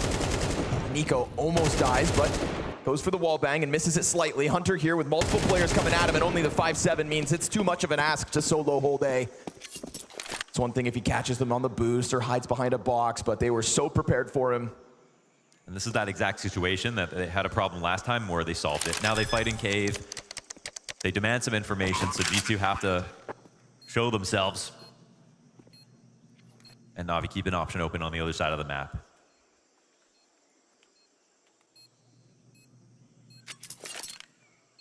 Still, it's a nice early sign. Nice early sign from the individuals at G2. We look down to the kill count, and it's just spread across the board. Maybe we want a bit more from Nico, but give him time.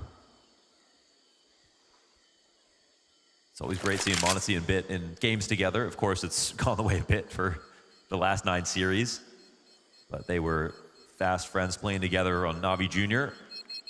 And same as Wonderful, right? He's kind of added them. Just 3 guys at the top of Counter-Strike. Yeah, true. 3 best friends traveling the world and competing for trophies. Not a bad time to be alive.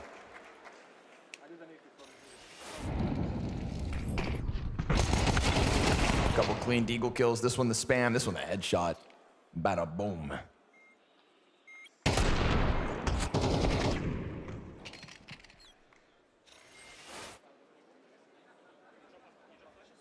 This will be a bit of a cleanse here for Navi's mental. Getting back into T side, of course, I think only getting 7 rounds is actually below par if they can even do that. But just getting back into the game is all that's important. We saw the comebacks yesterday versus FaZe. Yep. Again, speaking of, subpar, slow start, T-sides, Ancient was a key point of that series, and we saw the T-side comeback, the denial of overtime with the wonderful clutch. A very recent rep for Navi to kind of bank on mentally. And now that 1 AK hits the ground. So Nico continues to be a little bit muted in this series, in stark contrast to the just world-class performance that he was able to throw out to get here. But here we go. We saw Hunter just kind of get run over by the A exit. Right now, Mulbs does have that little element of surprise, but nah, he gets found out. Alexi very cautious on the approach, going through all the proper moves, and EMA's so deep. This one's another breeze for Navi. If you weren't here for the first 5 rounds, you'd think Navi had been dominating from the start. Yeah, right. It's very calm. There's so many numbers coming into this game, like the amount of streaks going on. There's so many weird things. JL's birthday. It is. It's Monacy's 1000th day on with G2. It's JL's 25th birthday. Yeah. Navi are on a 9-0 win streak versus G2 specifically, on a 9-match win streak in general. I don't know, man. And there's even, the interesting thing is that, G2, this is their arch nemesis because they would also be on a 9-match win streak if not for Navi. Well, they've won 7 of their last 9 games, the last 2 losses being Navi specifically. The numbers make sense. And they try to come through in this series, and they leave Mirage in, which is, maybe the more predictable veto based on their last games. And we have to sort of find out if they'll regret it. But doesn't it make sense that they're trying something different? Because what they've done in the past hasn't worked. The only problem with it that I potentially see is that they, overrated the performance yesterday versus FaZe on Anubis. Sure. We watched that game and FaZe were not playing well, right? So obviously, Navi look extremely good on it. We'll not find out now because it's banned. But let's say it's possible they were beatable. Right. In a world where that map had come through, you're still talking about a Navi that has basically a 90% win rate on 3 maps in the pool. Yeah. And all these numbers that we just kind of list off, these weird curses and dramatic moments that have occurred over the last few months, but we've seen Alexi B now win the best of 5. Yeah. That would have been like the one counterpoint, the one number that works against him. And in this case, that's recently lifted. There was always a new milestone, though. Like, this will be a top 5 team in the best of 5, and it's we're getting to a bigger stadium. We've got the Eternal Fire game was extremely legit, of course. Like they played so damn well at Pro League Finals, but this would be the most impressive so far. So let's see if G2 can get back into that early form. Had to wait a little bit to get their guns back out, but now they're well equipped. JL trying to seize the moment here into the B site. Nobody in the corners, but Long is occupied by Snacks, and they isolate him. They find him, and he goes down empty-handed again. JL, he loses Alexi as he swings around Pillar, so Hunter's been found out and forced to dive through fire. But that flash is perfect. Oh, Nico saves Hunter. Helps him out perfectly. A little challenge gets punished though by Nico. So again, he is kind of the piece that's faltering as Bit and Wonderful come together for this quick flurry of 3 frags and force m0NESY into a clutch where he just can't stop that bomb. All the way they use Wonderful is absolutely perfect. Like if everything goes wrong, he's in the back with the spotlight watching to catch and punish the mistakes. Everybody swinging out to make their trades happen got stopped in their tracks by Wonderful sitting on the ramp. Been wielding that op effectively this game. And m0NESY has too, but he doesn't have much of a chance here in this 1v3. He looks for a thread to pull on, but just nothing there. Finally, he does get that contact, but at what point? Time far too gone. Op just posted on this angle if he even wants to try it, and so m0NESY is forced to depart. These guns that they waited for, it's been far too long, so you can't let this one slip. And remember, we've seen a round where the m0NESY solo op posted a win for G2. Yep, that's true. They know how to use them. But look at NAVI waiting for their chance to get back into the game, finding it. And it's these entries on Snacks, you know, a couple of times now where it actually matters. And when we talk about Dallas, it was, you know, they were missing Hooksy. They had Stewie and Nexa down at the bottom of the board, and they still won because they have so much individual level between the top 3 on the team. And at this event, instead of Hunter, it's been Mobs. And it's consistently still been m0NESY and Nico. So they still sort of have that formula. But it's not to say that they can simply do that again. There we go. There's the op, though. Last time, this kind of a round for G2, it was m0NESY hyper-passive deep inside of the A side. So I do like that they shift that up, right? Change gears, go for the mid-peak, get your opening. Oh, JL, that's sweet justice. Revenge back on the man who had wall-banged him prior. Anything you can do, I can do better. m0NESY down, and the op changes hands. Nico's turn. Silver lining that the op does die in a place where it can just be so easily retrieved.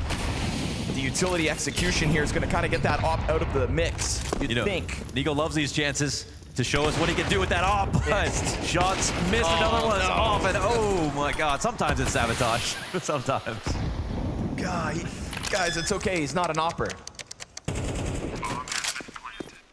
You know, that's why we sing his praise.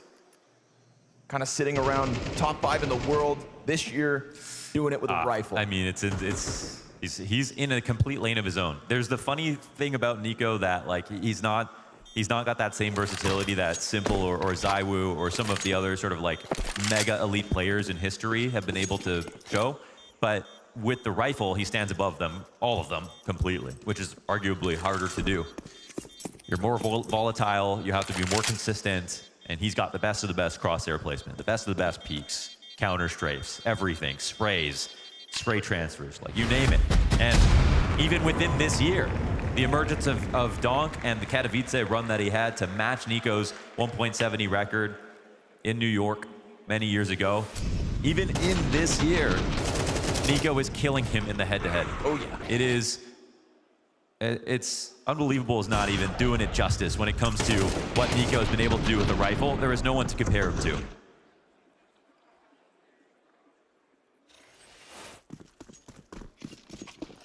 Five rounds in a row as NAVI go on fire, and they bank off the Alexi double entry. So, okay, Alexi B, 13-6. Like it's nothing. Guns back up from G2 here. Final attempt on the CT side to tie this up at 6. Before NAVI will get a chance to tap back into that solid CT side they showed us last night. Deep peek down ramp sees nothing but a bunch of empty space, and it's a long road to that A site. And that would be to assume that, of course, there's not a chance for NAVI to double back, which right now JL is thinking about. No, you didn't see it. throws forward the second flash, but again, I mean, we've seen Ima do great things up into the red room, really serves as a skewer to cut off rotations, and it seems like Alexi's gonna do that instead. I think this is the perfect place for m0NESY to be. I mean, we saw him get the opportunities and miss them last time, so that's something, but in terms of being where the action's at, m0NESY knows where the party is. You saw Na'Vi awkwardly limp away from an attempt to hit this site when it was just a single op, but that smoke buys great timing. Look at the 2-2 push that comes out. Red room, oh, it's coming for Alexi, and those donut players are also inching out. JL's found with a back turn. Beautiful re-aggression, but it does cost them the bomb site. That's something they signed up for. They knew. We can go for middle, we can clear it, we can take an advantage, and look what happens. You leave Wonderful in an impossible clutch with so little time. He'll hide behind his box and try his damnedest, but that's an active G2 to split this first half straight down the middle.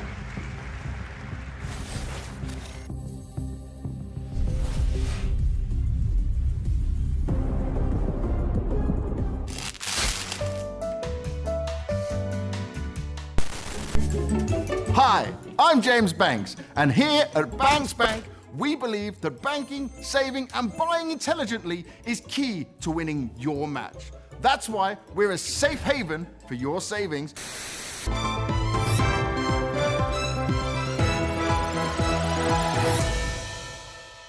What's up, Blast TV Nation? Welcome to Blast.TV News, the only news channel where your KD ratio matters more than the actual news.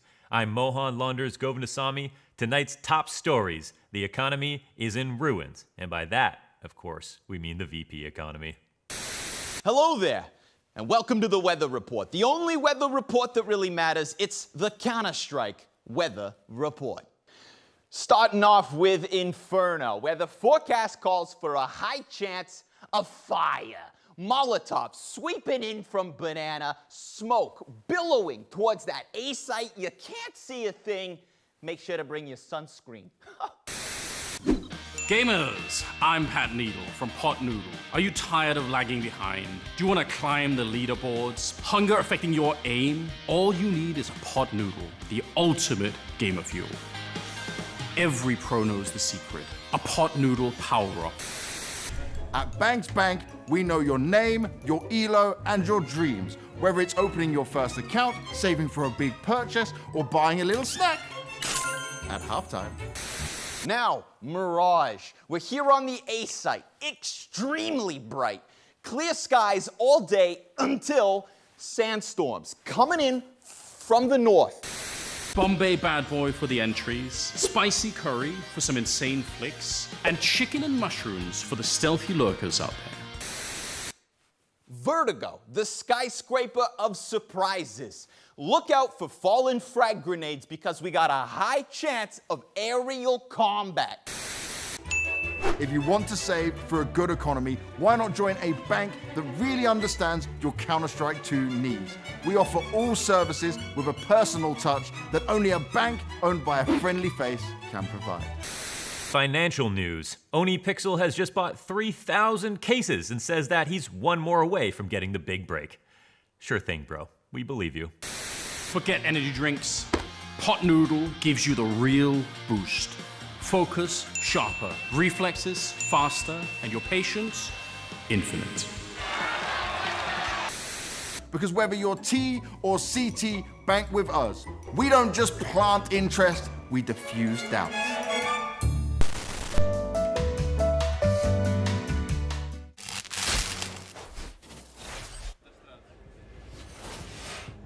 A phenomenal semifinal and yet a slow start for NiKo so far here on Grand Final Sunday. 3 kills in that first half, and it was a strong start, but that start came to a quick end when Na'Vi were able to string together those 5 rounds in a row off the back of a top-performing Alexi B. Yeah, and you even see him playing some of Ima's positions in the later rounds in that half, and they're coming in with this confidence right now.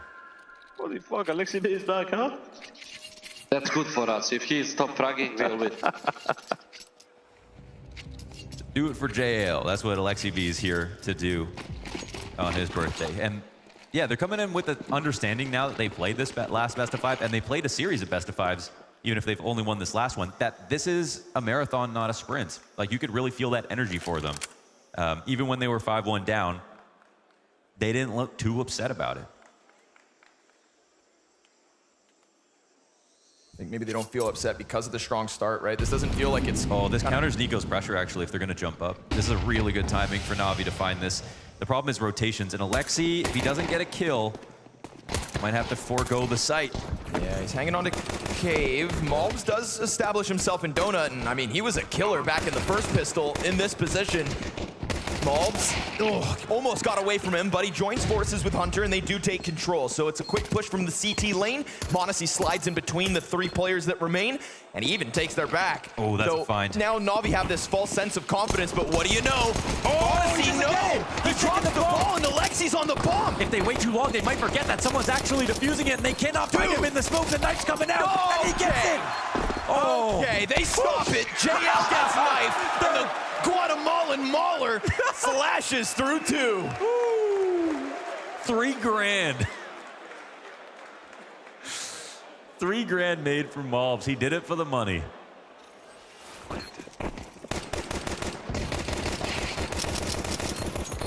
What the hell? 1.61 seconds left. What is this, a custom map? Well, no denying Malbs' impact certainly been felt in both pistols now, so he gives his team a chance to kick off T-side as well as the defense. Yeah, and he drops a gun, I think. I don't... What, no round 2 op? Yeah, no, it should have been the auto, right? Just go for the full flex. Well, second and 2 of 2 pistols, 1 for G2 here on Ancient. And 6 rounds is pretty solid for that first half. Third time to turn it into the attack. The flank gets caught off. Snacks chews him up. No issue here. Full confidence. Okay. Full impact, and all that money Malbs made moves forward to the next one. It's a complicated recipe, but the pistols are actually the main ingredients here. They have so much experience versus the Ancient on the other side. They have the individual firepower that matches up, even maybe clears Navi on average. And it really comes down to the preparation, you know, when it comes to Taz and Snacks working together to form the game plan that works this time. Navi know that all streaks come to an end eventually, and the more practice that you give your opponents, the harder it is every single time to come up with a new way to win. Malbs finds a good timing in middle as he hears that run from Emad back to Donut.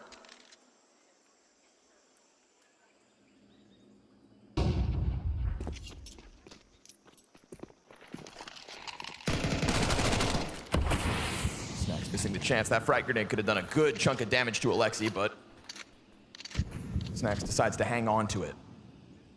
They take over middle. Again, kind of propped up by that early information gained by Malbs. He's been out here the entire time. And Bits. Ooh, dangerous. A lot of responsibility there, and Malbs was so ready.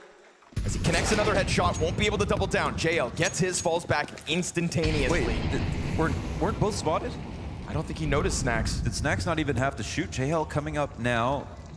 Footstep being made, and the spray isn't good enough. Snacks, look at the perimeter they have on the A site now. This will push Imma out. He has to forfeit this bit of map control, and Navi, or sorry, excuse me, G2 are going to be able to just look around, see nothing's here. They've cleared out Temple behind them. You can see Alexi being super cautious on his approach because he doesn't know where Snacks got off to, but they find him now. And that should fuel Alexi to move this rotate in a little quicker.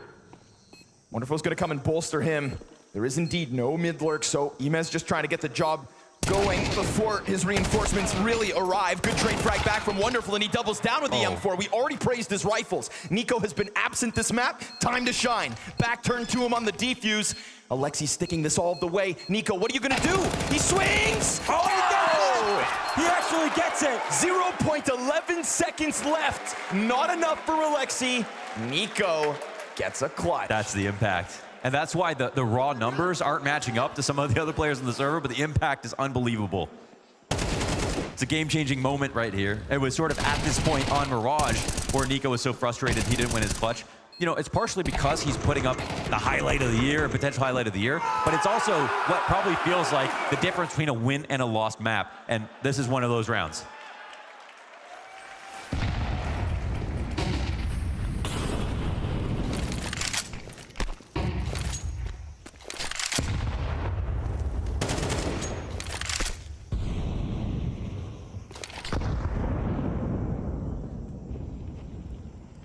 Mulb's establishing middle control out of the gate last round really did kind of lead them to that A site, so props for him. Playing an essential part of the setup before G2 swarm that site. Pistols all over. Don't let this moment fall, G2. You got yourself an excellent chance to establish double digits. And what do you know? Nico opens up. Bit gets found out. It's a lot of bullets, though, just kind of rattling outside of the site. So it's no surprise to either team, of course, this B site gets stacked.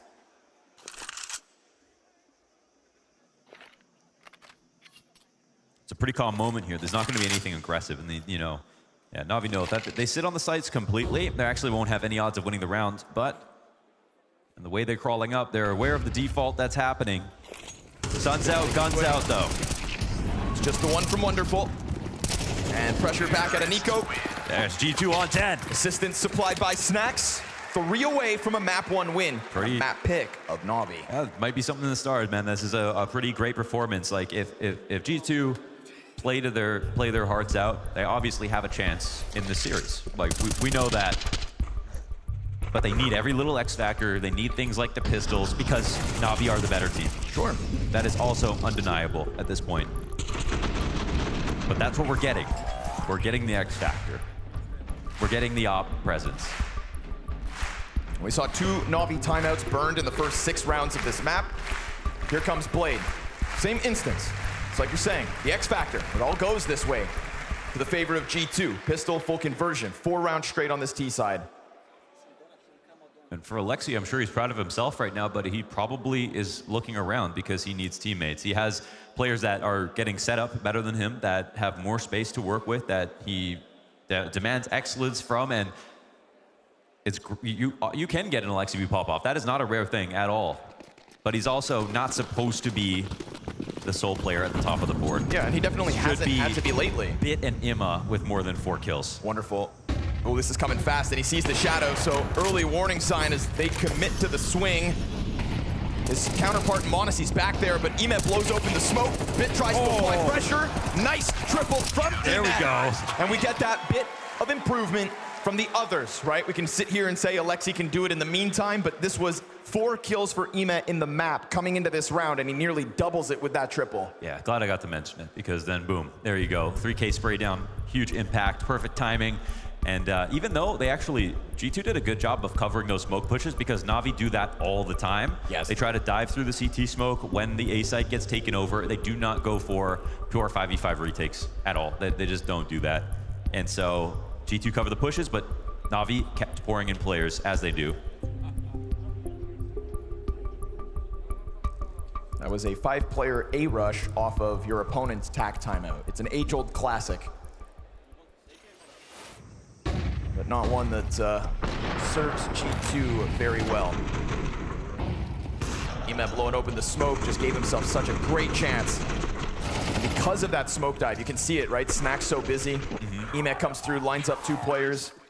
And any round Monacy doesn't even really get a target to shoot at is a round that Navi give themselves the best chance. When you're playing at the mouth of Donut on the A side, you have a chance of stopping the attack. Anything inside a Donut and you're playing retake, Bit's gonna see something.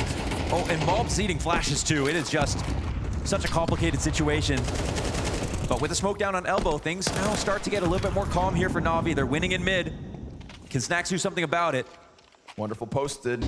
There was so much presence here, you can't help but feel like G2 drawn to the fire. Oh my God, he missed that jump spot. Hunter calms it. Bam comes back, Emet dead. Oh, damn. Emet actually a little too far forward for Wonderful to even get the response. Alexi! What a wall bang! He's got all the tricks. All that presence set up in mid, and then Wonderful does finally get somebody to strike down. Mulb's dead. So much of a fight. It was complicated, and it could have been even more costly out of the gate. Alexi knows, and it's a triple kill for Alexi so far. Oh, make it a quad. Okay. Maybe he was meant to be the kill leader on this map. Insane impact as an individual. Insane impact as an IGL. And in this event, we have seen so many moments and so much dynamic play. And there have been off games, but no series lost. It's a 9-series win streak. Oh, that's ridiculous. Those were heat-seeking bullets. We've only got one more hand, Nico. I think it would have been hilarious if Blast put the smash desk back on his side today. Say, we won't fine you if you want to use a desk. Yeah, right? It's all, you already bought it. Nico single AK, and it comes through with an opening kill, so Navi can't celebrate too early. That was a very hairy situation in middle last round that Alexi kind of saves them from with, I don't want to call it a gimmick, but... And you know what? I said that other people on the team have more space than Alexi, but Alexi, as an IGL, has always had confidence in himself. He's played positions like Mirage Connector, where you would normally have your thoroughbred star player in that spot, and he gives himself some of those spots on maps. And I actually like that. Like IGLs that have zero space sometimes also get zero confidence because they never get into games. And Alexi has always believed in himself as an individual, even if his stats will never be as good as some of the players that are hired to help him. Right. Tonight's one of those moments where he's proven it. Him and Bit just sliced through a couple pistol players on the ramp. Pressure from both ends, so you know G2 are going to be feeling stranded and figured out at the moment. But that AK exchanges hands from Nico to Monacy. And he keeps going. Why not?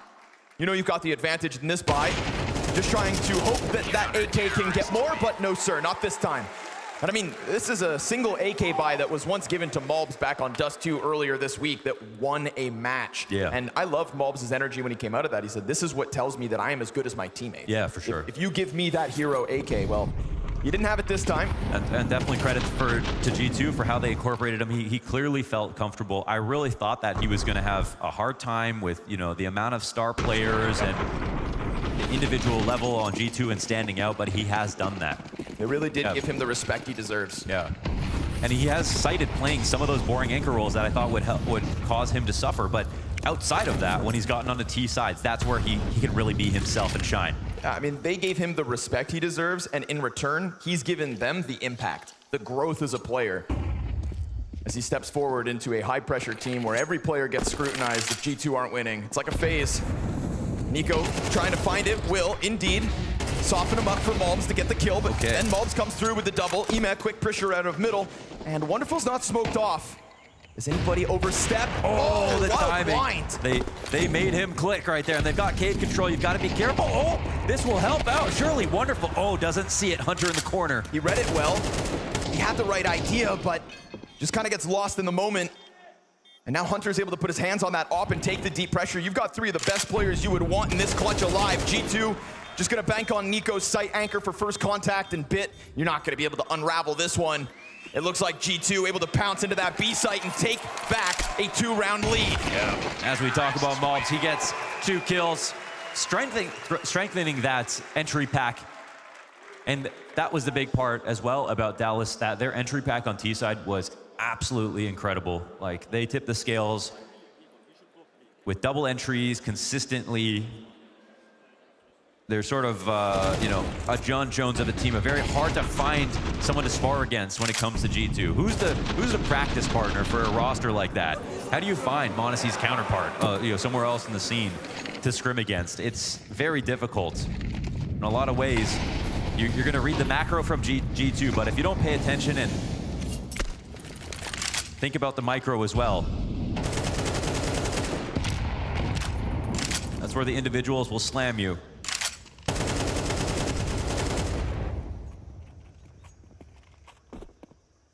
Wonderful, a more active angle. Numbers have been here for G2. Ooh, a dry peek could be costly. No, missed shots. Wonderful with a golden chance at striking the first player down. Now all of a sudden, B-site completely enveloped. And Nico, is he gonna stop here? Or is he gonna go a little deeper? It depends if they have a flash to scale. And it's shooting, and Wonderful gives the cover, making up for that first missed shot, but Bomb still goes down regardless. It's G2 on the brink of securing their 12th, and as the reloads are heard all across this bomb site, sure enough, G2 continue to pounce. Hunter making it up for the Kovac. As Nico goes down with nothing, Malbs is here to help, and Ema, a single answer. He's got to piece together 2 more frags in this moment, and as the cover comes out from that deep ramp spot, Ima's still thinking about the corner. He peeks deep, and the Opera doesn't get his chance. Doesn't know about default. Into the cover. A little bit of team damage, actually, but it's all good. Okay. He's got it, and that's G2 on 12. Oh, they've actually made it 12. After the lead evaporated, G2 have just suddenly won a couple of rounds. And people like to call Nico selfish. Look at what he's done in these last couple of rounds. Even though he didn't get that opening entry last round, he was the first man in the site. He's the one scaling with the flashes. Here he runs the entire way through, and he has a team that he can count on. He's just as important at the end of the round as he is in the beginning, and it's actually unreal, the range that he shows as a rifle for that. 12th round, well earned here for G2. MP9s, dude, that's all they've got left.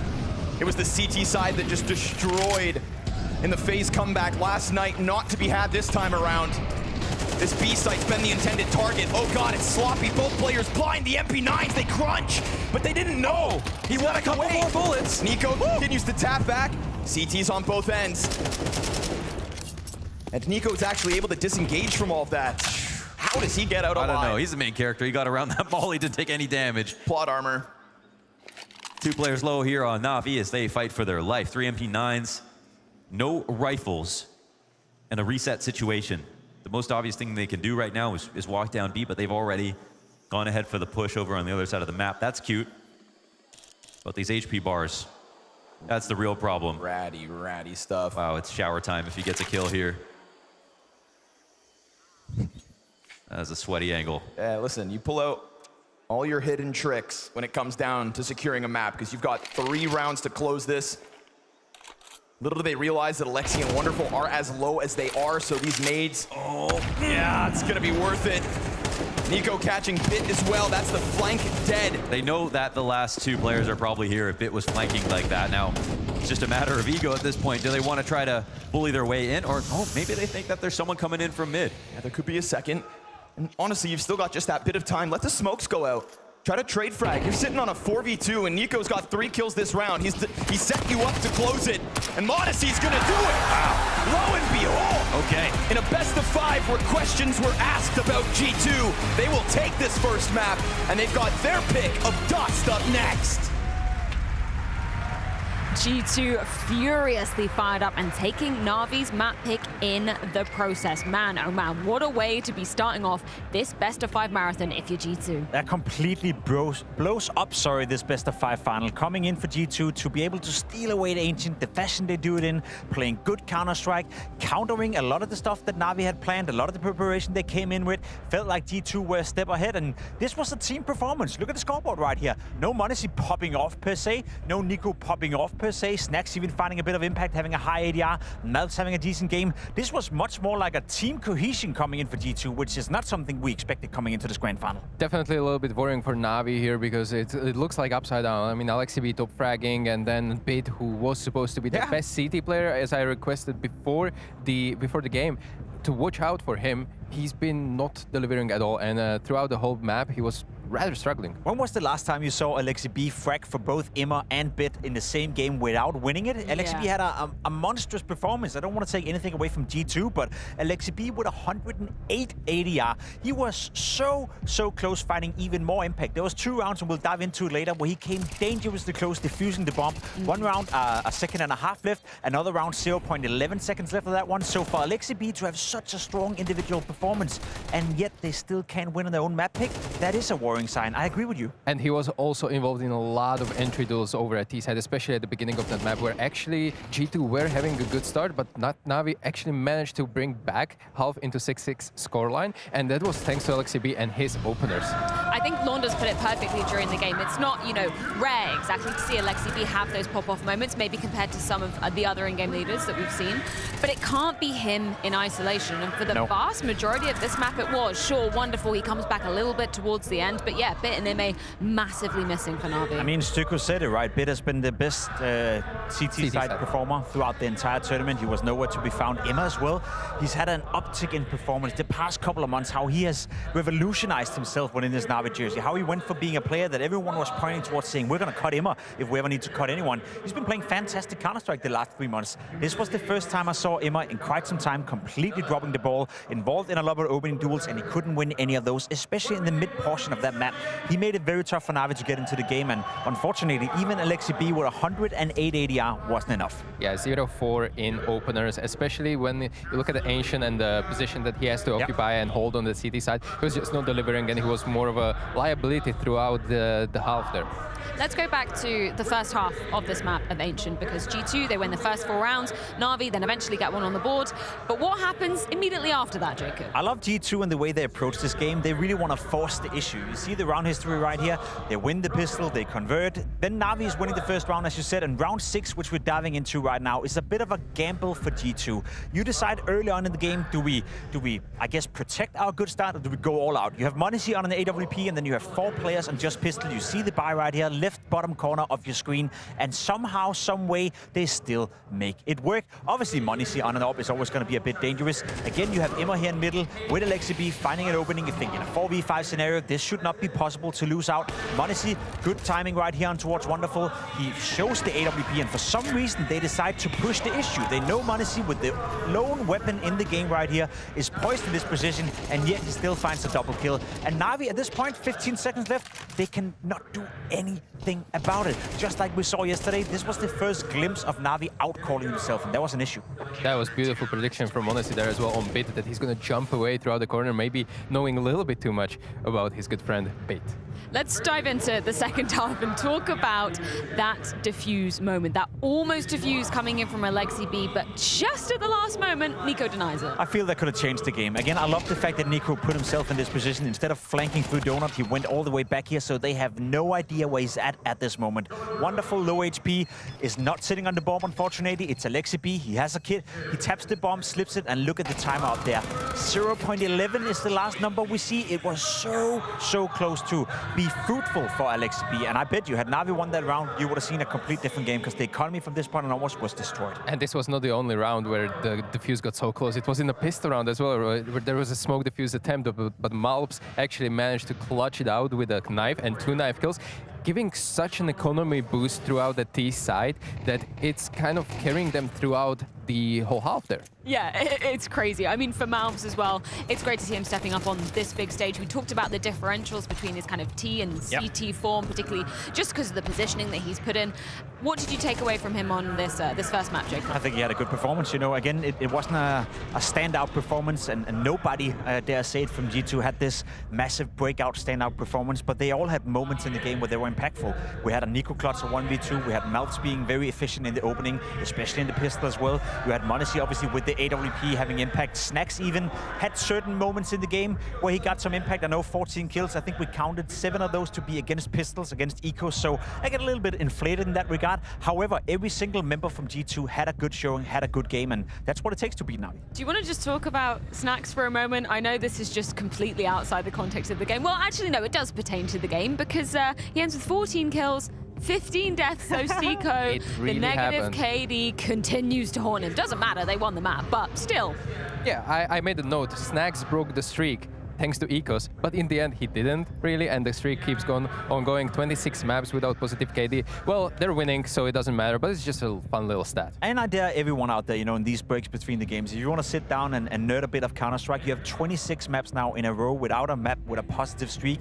Surely there got to be a record. I can't think of any player ever at this level who's not been able to go positive just once. Yeah, it is mental. It's breaking all the records. So you don't want to for Snacks, but either way, he's up 1 map. And as you said, Jacob, this kind of this makes this best of 5 conversation wide open, particularly when we're going into this Dust 2. Especially with Dust 2 on the horizon, right? It requires NAVI now to fight back and steal away that map pick from G2, and we'll speak more about it after the break. But for my money, it was more so the fashion G2 did it in. They did it as a team. They did it with every single player showing up, having impactful moments, and that's one thing I didn't think would be possible. My win condition for G2 coming into the final was Monacy playing well, Nico playing well, Melts finding impact, and then if Snacks and Hunter would have some moments in the game, that would be a bonus. But this was a different looking G2. Yeah, I mean, definitely. What I want to touch upon is right now the NAVI camp. What is going to happen to them? I was watching a lot of webcams throughout the game because it really interests me how people behave, players behave to such a losing streak or like string of lost rounds. And there was a lot of frustrations, but if anything, they're going to have to bounce back because they did it in semi-final already. Grand final is here. We need to bring the competitiveness back. If you don't mind me pushing you a little bit there, Stico, because we saw particularly with JL, your ex-teammate, he was having some of those moments, understandably in that knife situation on the second pistol. Totally get it if you're on the side of JL. Did you ever experience that with him when you were kind of on that major run? I imagine not, because it was a bit of a Cinderella story, but any other tournaments where, you know, the emotions got the better of JL? It's really hard to say. I think he was very resilient throughout the tournaments and official games. It was a little bit shakiness throughout the practice, I would say, where it was kind of like the frustrations were running high, but it was not only in jail, but it was like understandably even in NAVI, even in best teams in the world, this happens during practice and we need to limit it just to practice. When we were on the stage, we were fighting for the trophy, we were all one unit and we need to pull for the same end, mentally wise and also tactically wise. Now, interestingly, production have noticed that m0NESY has come in a little bit earlier than the rest of the G2 camp. That happened the other day when they were on the receiving end of a loss that time around. Do you think he's just hungry to keep warm, make sure that his aim is up to scratch? I believe it was the assistant coach of G2 as well who went on Twitter yesterday posting a picture of m0NESY an hour after the semi-final versus Vitality, sitting in the practice room at the hotel warming up for tomorrow, which is then today. m0NESY right now has his eyes set on that trophy, and I think from an individual point of view, he want to make sure that he's on it. Well, we have our eyes set on Dust 2, but not until we hop things to a quick break. Dust 2 discussion coming up after it.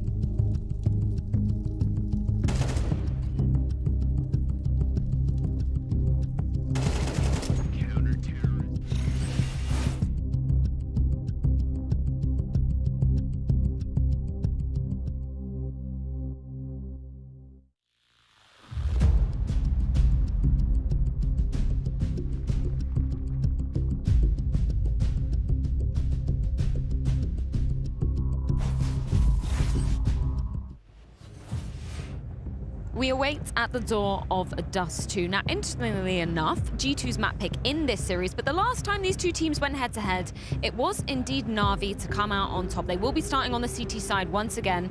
But Jacob, there is a very big asterisk with that game because it required an incredible T-side comeback from the side of NAVI. So I wonder whether G2, they've been doing their homework, they know exactly what went wrong on their defensive half, and they know exactly how to counter NAVI. I think so. I think Dust 2 have been a very solid map for G2 throughout this tournament. We saw it yesterday versus Vitality as well.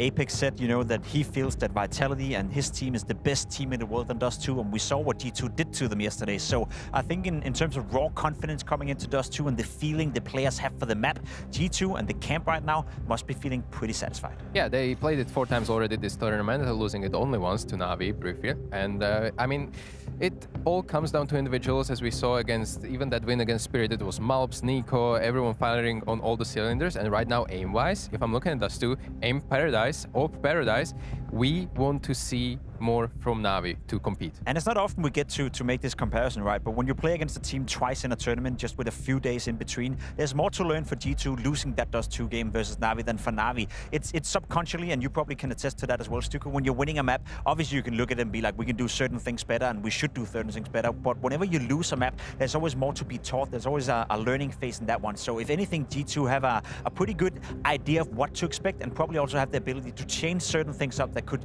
maybe surprise Blade and the NAVI boys. This is exactly why some people or some teams, when they lose a map, they put too much focus on it. They completely disregard the wins and they focus on those negatives to fix them. And this might have happened as well in the camp of these two teams, where G2 really prepared to come back and prepare a new game plan that they were NAVI countering in the previous game. Yep. Just looking back at the CT side of G2, the last time they faced off on Dust 2, m0NESY only got 5 kills, and that was the most on the side of on the side of G2 rather. We can check in with the live odds as well to see exactly how they are stacking up. No surprises to see them slightly favoring G2 in this one, but yeah, I think you're totally right, Stiko.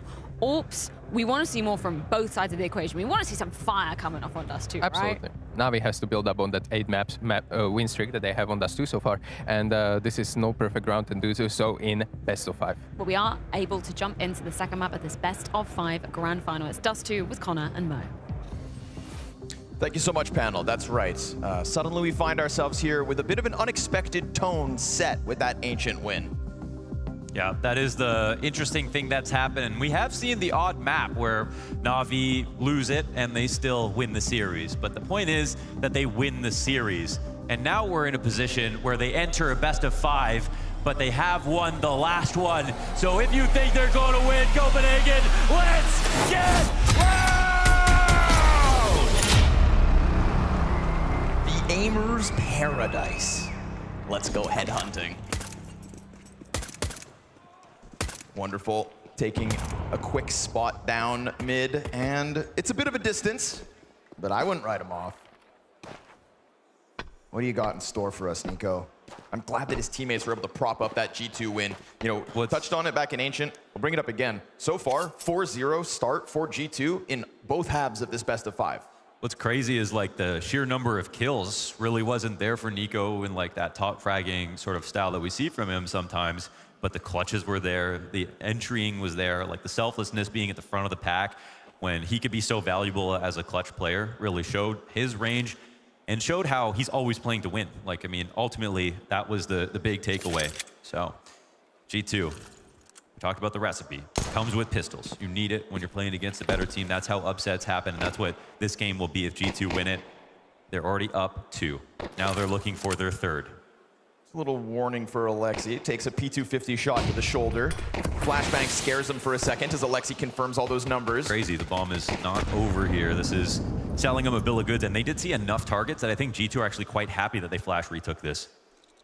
They still keep 2 committed over on the other side. Oh yeah, m0NESY's turning the corner. Might be too soon. Malps gets a kill. They have time to peel back, but who's in the middle of it? It's Imma. What can he do? He drops. They would have heard that, right? Yeah, they would have. Emat. Oh! Oh no! Oh, he gets Maybe them both. they don't. There was the opportunity. I mean, he dropped off, but stayed aware. Snacks tries to reclaim this. Wonderful goes up top middle. Emet just puts himself in the perfect spot, but he didn't do it cautiously. I thought for sure they would have been aware of it, but now times, I mean, this is impossible. Just don't die, essentially. And with the reload, that's gone. G2 give up their first pistol of the series because of a misrotation. Oh, what's even the point of keeping the money in this spot? Time runs out. And that's Imma knowing at least that there were players in tunnels and didn't want to rush the situation. If he had jumped into lower directly, maybe it's a different story. And maybe they were communicating. It's a moment where they're trying to run back to A at the exact same time, go for emergency protocol. So they could have been talking over a very important drop. Right, you know, it's probably a frantic change of plan.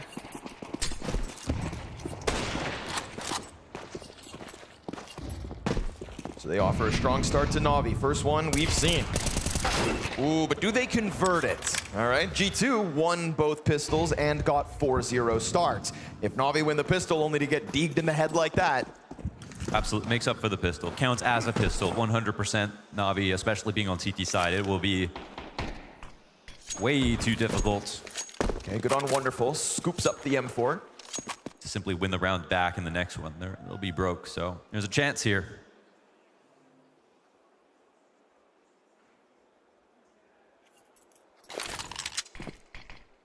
Mobs approaches. That M4's gone, so you know it's been repositioned elsewhere on the map. And Mobs has referenced himself and his own deagle. He said, in North America, they know about my deagle, but now that I'm playing on G2, he's trying to make a name for himself over here in Europe. I think he's left a good impression. Yeah, but you only get like one guy on the team that gets famous for it, and unfortunately, his teammates is Nico. Yeah, shout out JT one time. Mob's making a name for himself on that knife, I'll tell you that. What can you do, JL? You're pinned against the corner. Oh, but backs turns. Yeah, he does his job. Nico gonna try to cut off the rotators. Flash misses, and Wonderful is there to get him. So, gap on the door. Snacks on the scout. Goes back as Bit makes sound on the approach, and SMG's just tearing through them. Modesty dropped by Alexi. NAVI will convert their pistol despite the 4v5. Yeah, that's a sigh of relief. 100% there for NAVI. Pistol and conversion after losing the opening kill. It's all good for them. I think what was also important was when they played against Eternal Fire, that was a game that went the distance. And that's a situation where you think that's where they get the most nervous. But they got tested all the way to the end and still came out ahead. They definitely showed some resolve.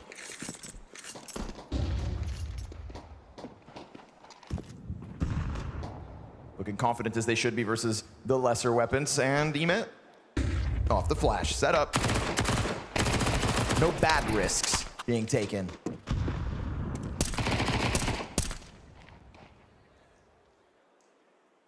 Surely I hope for an uptick in Monacy's performance in this head-to-head now that we find him back on Dust 2.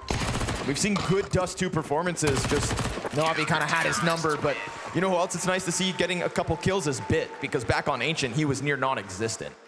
At first, it was funny just watching Bit just show up only when Inferno took place in a grand finals and then take over the entire game. But it's not a joke if they end up losing a map in a grand finals that he can normally play well on. There's not really room for just an Inferno specialist on a roster that's constantly making best-of-5 grand finals. It is map 4, so NAVI will need him when they plan on getting there. Here we go. We'll buy out at G2. We'll see if the early gun rounds work. Wonderful goes peeking in after the first shot had already been fired, and so no surprise that Monacy's there, but it's dropped. It's funny because there was a time where G2 were the team that couldn't win a single map in grand finals. The cycle of life. It's like it's hard or something.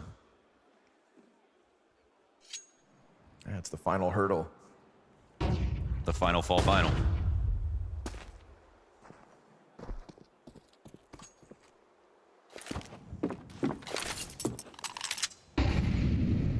While we watch NAVI power up over the second half of 2024, in a year with so much instability in terms of #1. I mean, it is great to have a #1. It really speaks to the ceiling of the game. We talk about MR12 and how inconsistent that can make things seem, and players and coaches and things complaining about the fact that you only have a few rifle round chances.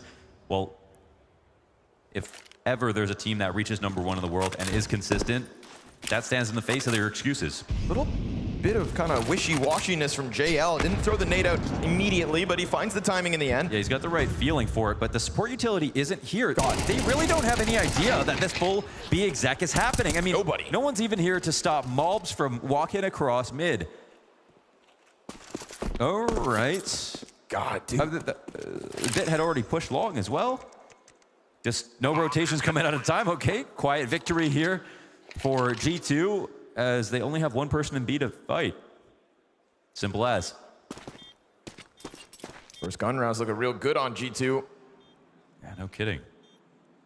And that was with a grenade that kind of chipped away on 4. He almost ends up getting the double spray down, but I mean, he would have had to do that and then more because Navi were never even coming close to support him. That's the kind of round that tells me if I had a hunch, Blade's taking a pause. Navi showed, you know, they weren't shy to kind of burn them early on Ancient. But that one feels a little too easy for the G2 army. Oh, B, clear for the taking.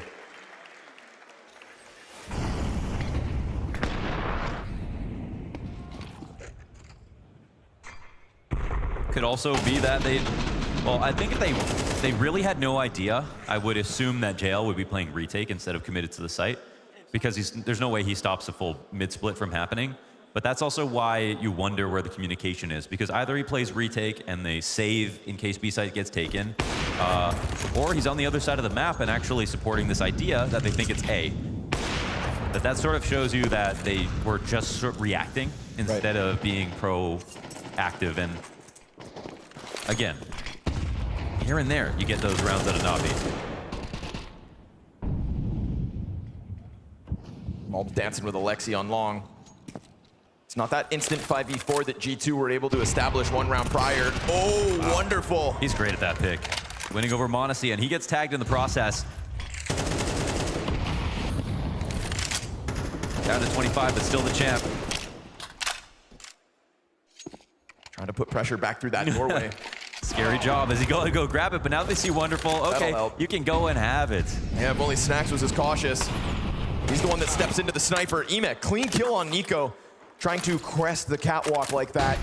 And now, unfortunately for G2, they've just kind of been pulled apart this round. A well-timed smoke pop in mid, a nice reposition from Wonderful so that he can double his kill count. And there we go. Navi right back to winning ways. So no opening 5v4 from G2. No round to go with it. Yeah, certainly looking a little bit more flustered now.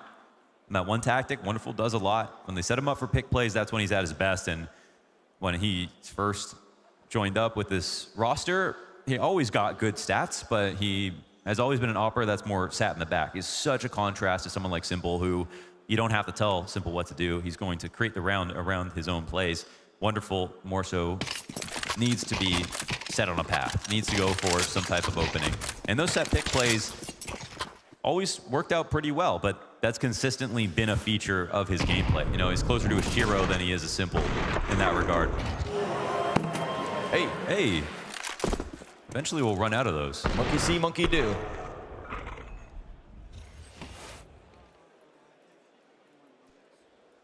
Gotta imitate your idols. It works, doesn't it? If we learned anything yesterday, it works. He literally said in the interview that if he didn't, then he was not going to be able to reset. Yeah. Well, now poor Nico's just working with the Desert Eagle. Navi converting pistol and then getting right back into winning ways. Wonderful trying to find his pick, but if I was G2, I would also be cautious about middle, knowing that Wonderful's on this prowl.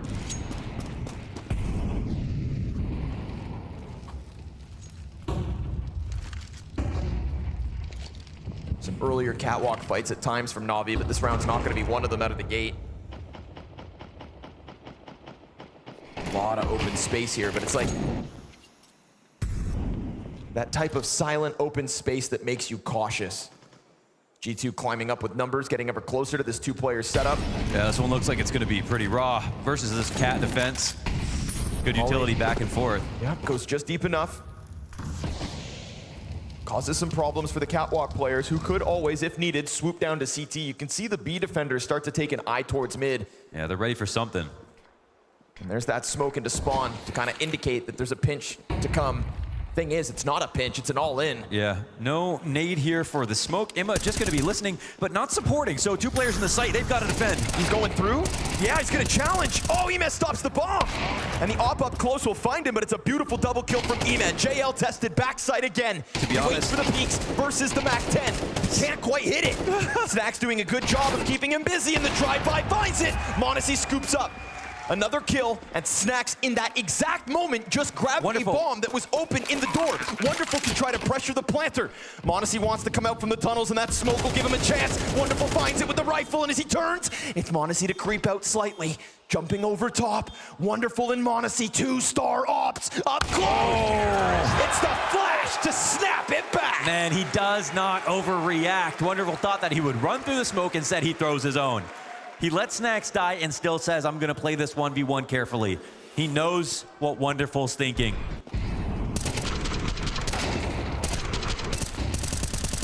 It looks like a round-winning play for Imma to come out, but as soon as m0NESY gets that trade and you look back and you see there's one person in the site, Snacks is working on him with the Mac 10. It really comes down to that duel. JL wins. Most likely NAVI win the round instead. He goes down. Snacks has impact. m0NESY finishes the job. And there's a small detail there, but remember that bomb was dropped outside of the doors. And when m0NESY got that additional kill right before leaving from middle to go join through tunnels, it's in that instant that Snacks just jumps out, grabs it, plants. Right. Not for that distraction from m0NESY. I mean, even with the distraction, that last CT could have just been looking for Snacks in an attempt to grab bomb. True, and m0NESY would have been him. stuck outside of mid, no bomb plant, no nothing. So shout out Snacks there, seizing the opportunity created by m0NESY and giving NAVI some early struggles. Let's see if G2 can keep it going. Been a lot of peeks from Wonderful down this mid door, so no surprise m0NESY tries to flex his op against him. But it's not the counter sniper in position, rather Bit.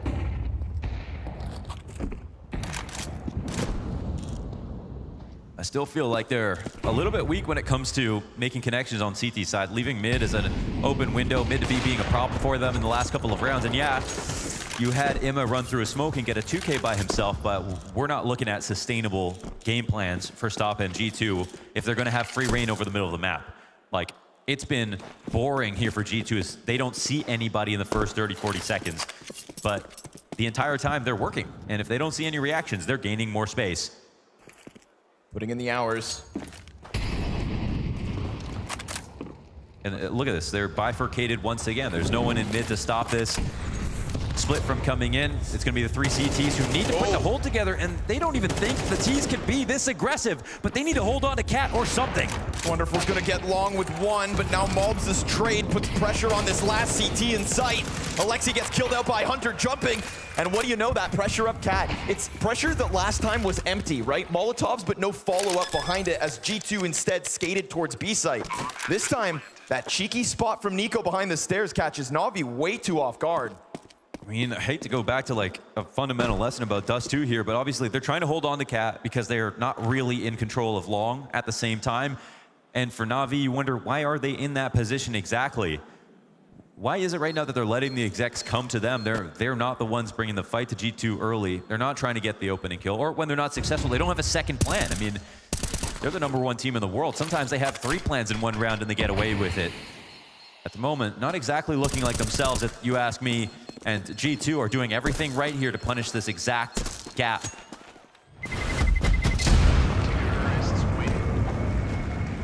G2 are not going to turn down free information.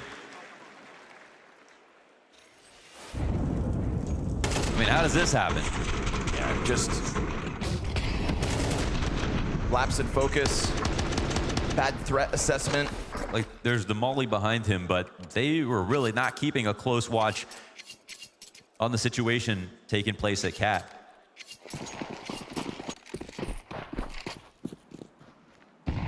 Two M4s and a P250 for NAVI. G2 about to tie this game up.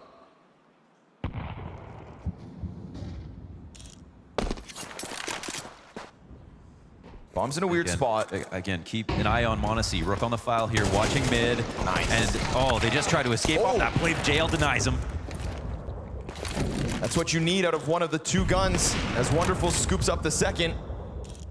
Snacks goes back, grabs bomb for tunnels control, and JL putting himself back into the platform of which, at times, he has let go. Snacks is way back at the moment. I mean, if he's going to commit a cat with them, then it's going to take some time to get there. Oh, and they'll draw a rotation out. Ooh, that's the man advantage gone. But remember, bomb is still disjointed from this cat play. Yeah, he uses his own smoke, right, for the B fake. And Immo will leave the post, start to lean towards A. That P250, dude, it's all they have on site. It's all that's here. Alexi just banking on the right time peak. Oh! Oh, okay. Excuse me. Damn, get pieced up by that P250. A little more damage done too. Snacks slightly. Emad drawn forward, gets tagged.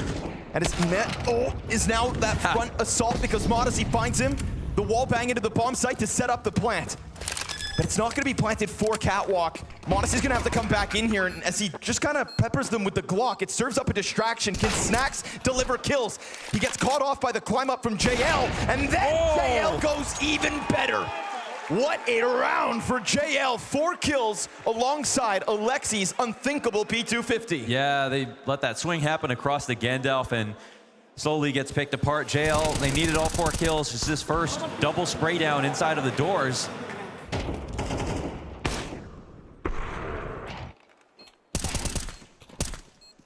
And then Snacks can't decide if he wants to get over towards Gandalf or fight that cat jump or get to Goose and watch ramp by himself. It's a sight for sore eyes to see JL trying to get up to the top of the board alongside Ime. It is his birthday. We are cheering for that. Oh! Well, happy birthday. It's not. A little bit of coal in the stocking there. Yeah. Careful what you wish for. Nico burns out. Sure, Bit takes him from beyond the grave, but that is an open door for Hunter to just push through for total site control. Emet will throw himself yet again. He has been problematic in the middle of the map when G2 go for these scrambled rotates. Alexi gonna keep that pressure up. With all this utility usage, of course, G2 may know that the retake is right here. NAVI have a choice to wait or go in, and Alexi, the Grenadier, just perfectly plays between the smoke and the fire, but Hunter, he'll take 2 heads off. And Wonderful given a ticket to leave. I'm not gonna... Or not.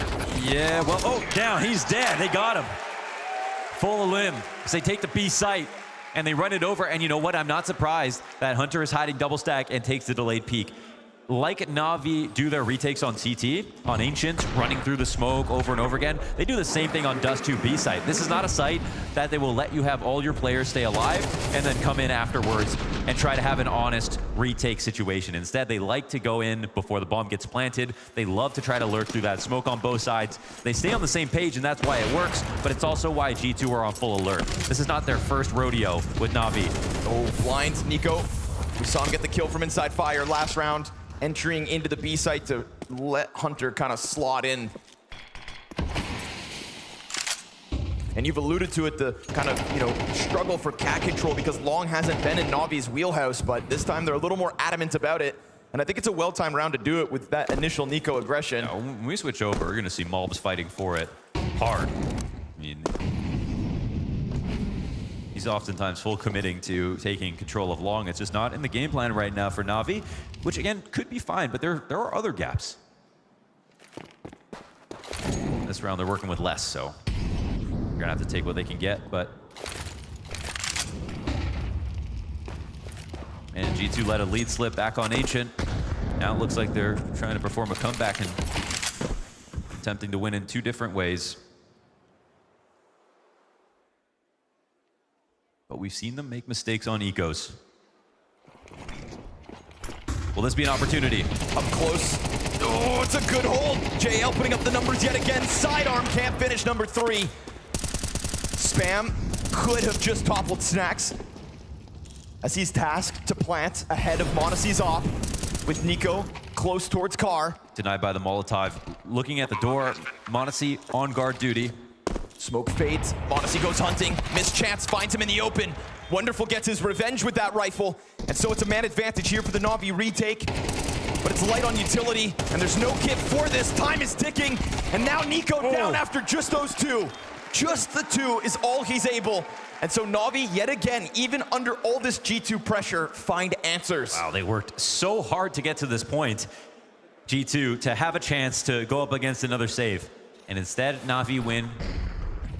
Another mixed buy. There are good guns here on this crossfire. I mean, this is hard to deal with. Flash comes in. JL can see the entire time, however.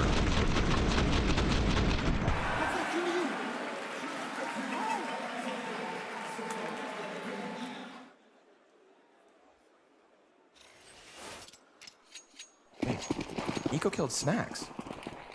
That's why he's confused. He killed Snacks. Snacks was plat. Oh, what? In that. Because I said 2 kills. He was in the kill feed twice, but there's a team kill. Was it a weird counter strafe? Is that what happened? Because Snacks was low, so it was like a stray bullet or something. I don't know. All right. As pistols die to nades, and as Na'Vi capitalize on that moment, somebody better go digging through the archives. And that's a mop-up. Time to stay focused. I thought he was frustrated with Snacks' cover. Like, how do you let them in? But no, it's how did I kill you? Yeah, I saw Snacks on like 11 health, sitting there, spamming at the window.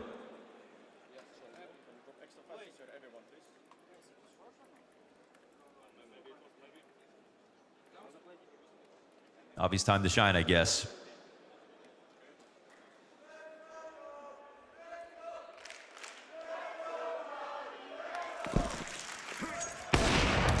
Oh, they've got fans here. Oh, once they're in a lead. Yeah, showing up when they're winning. m0NESY and Wonderful exchange op shots, and feel like this duel has been brewing. Ooh, missed one. Ay, ay, ay. Okay, it's a bit of a messy one. With how many times Wonderful has opened this smoke to catch somebody, it's a shame his nade doesn't find its mark, but Nico gonna capitalize on the moment. Bit thinking he can get away with that corner spam. Nope.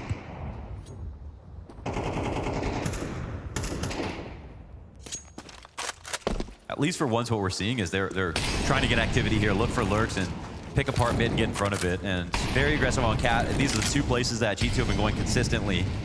It's much better than what we've seen before. This is not what G2 want to see. And this flash timing is really important. But Alexi's not setting it up. They're both pushing. Brute force. To get the trade at least. There's still numbers here for the CTs, and the trades go well. That third piece, key in Alexi B. But again, that trade train gives the edge back over to G2, and m0NESY, despite the lower health, finds that known to be dedicated B anchor in JL. Yeah, no JL, no round right here. And Alexi even shaking off the frustration. Yeah, it's been awkward to... Yeah, well like, put. Like this is the one good idea that they've had so far, built on what they've seen, but no chance. That's it. One more sprinkle to the tally as G2, after losing pistol and conversion, keep that entire half close. We're just here staring at the stars. I'm getting tripped out by these balls. About just staring at the balls.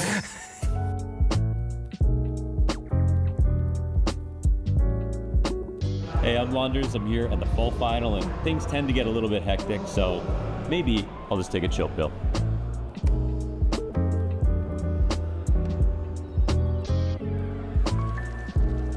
Nice. Welcome to Recline Perspectives. I'm here with Senpius and Frozen.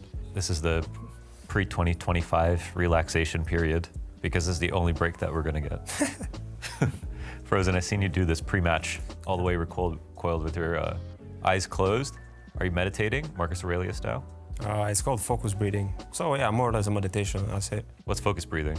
Well, it's like a breathing exercise to kind of don't get lost in your flow of thoughts when you're coming to the game, and you know, just focusing on staying in the moment. Is that like you do all the preparation, you do all the death match, and then you just need to think about nothing before the game starts? I think it's more about just getting into the zone faster.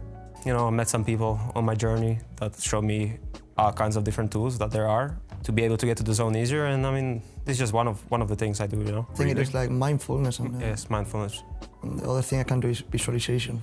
You have so many tools, you can just choose whatever works for you. Exactly. There's been a few teams like in the last few years, like you had Heroic, then you had like Gambit, you had like some of the online grinders like Monty before the Paris Major.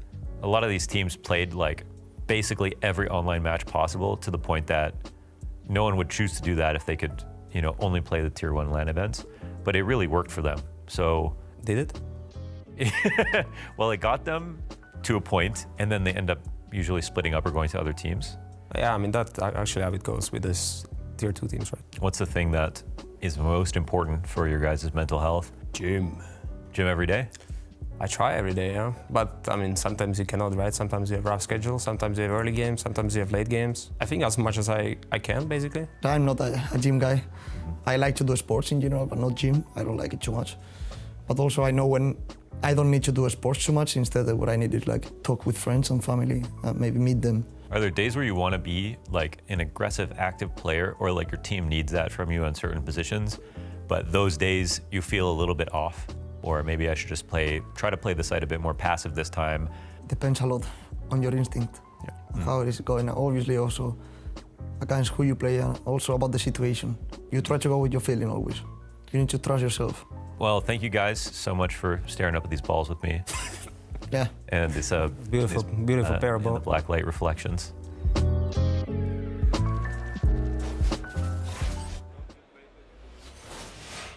So JL had a birthday wish, and I think it's this. Counter-Strike has screwed over Nico, perhaps. A straight bullet in a team kill. Right there. Oh, okay. Yep, hitting Snacks in the background. Oh, okay.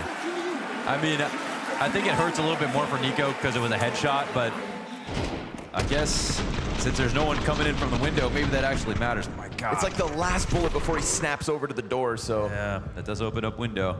Not the weirdest shot in the world, but definitely opened a door for NAVI to come through with that retake, and for NAVI, of course, to continue their winning ways. They end up walking away with 7 rounds on that CT side, but again, it was with a 3-0 start, so pistols have been important in the series. It's one of the things that really allowed G2 to put their stamp back on Ancient. Forum, how you feeling? It's a best of 5. Yeah, you guys put in work yesterday. It's only maybe half the maps now. Honestly, you know, Henry G told me at the start of the week there wouldn't be one bad game at Fall Finals. And Henry G is right. Yeah, so far, so good. All right, Snacks, you hungry? Oh, it ain't pretty. Fire at his feet. He's gonna pop up with nothing in the end. Nico cleared out of the window. Navi looking for both pistols here on Dust 2. JL wants a little bit more here, bit of bloodlust. But you gotta be careful, because not only was he on 24 health, but you've also got Ema and Bit with 22 combined. They are low. They are low. But the fact that there's 4, the fact that the health bars aren't there, let's see if they can hunt down these players. Malb's gonna flash him in. Do it. Clears the close one. Oh, not bad. Oh, but Ema's able to trade in. So good trade from Ema. Kept his head down just in case that flash came out.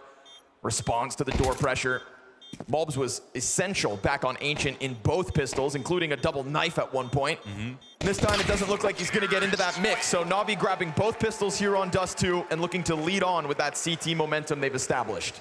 Many people believe this veto comes down to Dust 2, but since G2 have already won Ancient, maybe they take the edge off a little bit on this map, but this definitely signifies their best chance of winning. In fact, it might be near impossible for Navi to come back 3 maps in a row if Dust 2 doesn't go their way. So essential that they grab this second pistol and maintain a lead, because G2 had to work hard, but they got 5 rounds.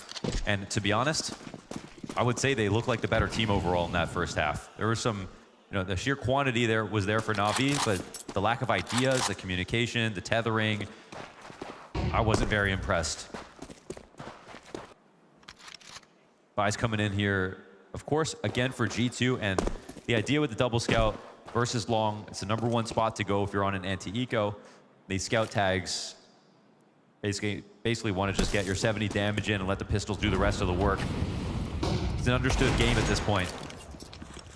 A 55-45 position in favor of the T side. Maybe slightly more since it is this round where they're saving, and they're starting to think about other ideas.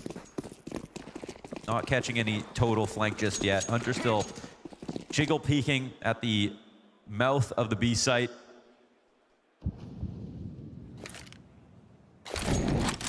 And they're leaving Wonderful just to space out his utility and hold the rotations for a few extra seconds. Be as cautious as you need to be. Scout fight down long. And Wonderful comes out worse for wear. Well, gonna get a quick run over from Snacks, but Snacks is your support, Hunter. They have to run from the smoke. They actually respecting it. Okay. And G2's rotations are gonna come by the mid doors, and they're also gonna hear this. But the thing is, they're not up on Cat, so this is their best chance to stop them. Come on. That Mulbs Deeg set up by Nico. Snacks finds a scout headshot elsewhere. Again, I mean, this is Remnants back to Ancient. The pressure is there. The timing could be good.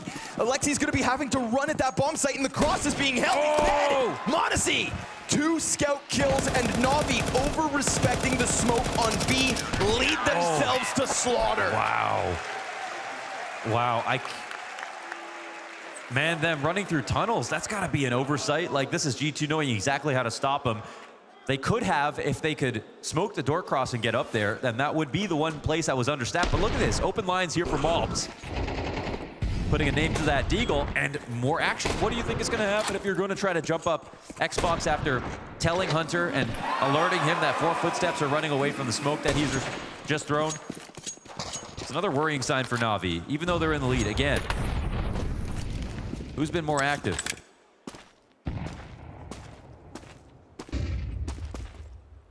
And they have to think back to the fact that they had full long control. They still had that option. They could have gone for the crawl up to the A side. Sometimes it's grueling. It feels like you're clocking in and writing up a TPS report, sitting up at long, waiting for your opportunity, slowly crossing past the smoke. But there's a reason that's a popular option. It's strong even if they know you're there. Best case is this AK goes big, but Hunter's not going to have any of that. Flashbang right behind it, so keeping the pressure up. As Nico looks to slide in, JL gets a scout shot through the cat smoke, goes for the Xbox peek, and yeah, punished for it. Not gonna happen. Not on Nico's watch. Here comes a third challenger. Nico looking for dead to rights. Oh God, he's starting to power up. And that is the last thing that Navi need at the moment.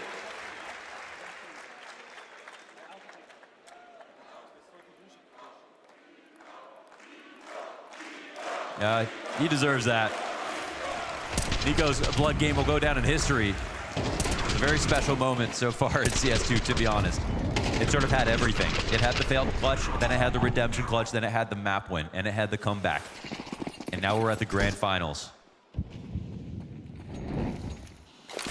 G2 looking for a tied game versus Pistols.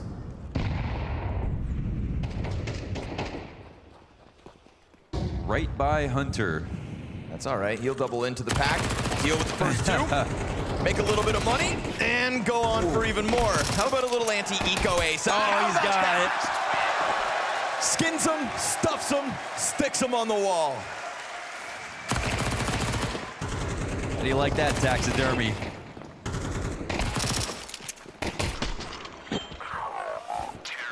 Clean as can be.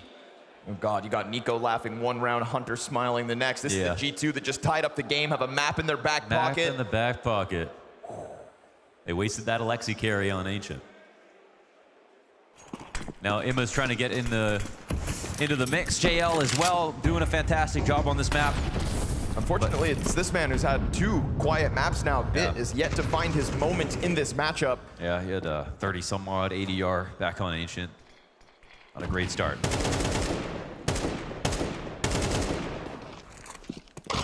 And for a minute, we were just as critical of Imma, and then he got that 3K, tried to put together some impact. Of course, in vain as they lose the map, but now looking warmed up. Only thing that matters, however, is the score at the top. And they are tied. And this is tying up without winning the pistols. Hunter doesn't want them to approach middle without pressure. And honestly, the rounds where we get late and that pressure exists, we see them crack. 2 frag grenades for Nico to throw towards Catwalk when called for. It is getting late into the round, and that's why he's throwing this utility. You have to throw it preemptively, but before they arrive. They're kind of ahead of these timings in a sense. Like the nade comes out a little early. Hunter's already thinking about flanking up Cat in this spot. Full kit of utility finally comes down. 35 seconds. He has every right to throw that nade. That smoke goes way too far. They can punish this. It goes over the Molotov. m0NESY's gonna miss his first shot. Now the pressure's certainly on. Everybody crossing over here for Navi. That's an early dink against Nico. Hunter finds one as he activates back in the mid play. m0NESY dealing with Wonderful on site. Oh, another one. Beautiful second, but a missed shot on the third. So a resurgence back out of Navi. We go 2v2. Mobs doubling off of Long, pushes pressure to JL, who needs a 3K in the round, but he gets caught out, down, softened, and body bagged. That's another G2 lead. surviving after a failed smoke. We have a fully animated m0NESY. That's right. And honestly, it felt like Nico knew that it went a little bit too far and played reserved. Went all the way back. m0NESY did the rest. He made sure not to die on the site. Hunter's flank works out perfectly. Things are looking sunny here for G2.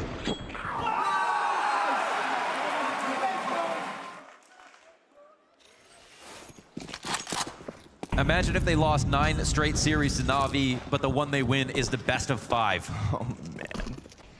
Imagine lifting that best of 5 curse only to have it put right back on.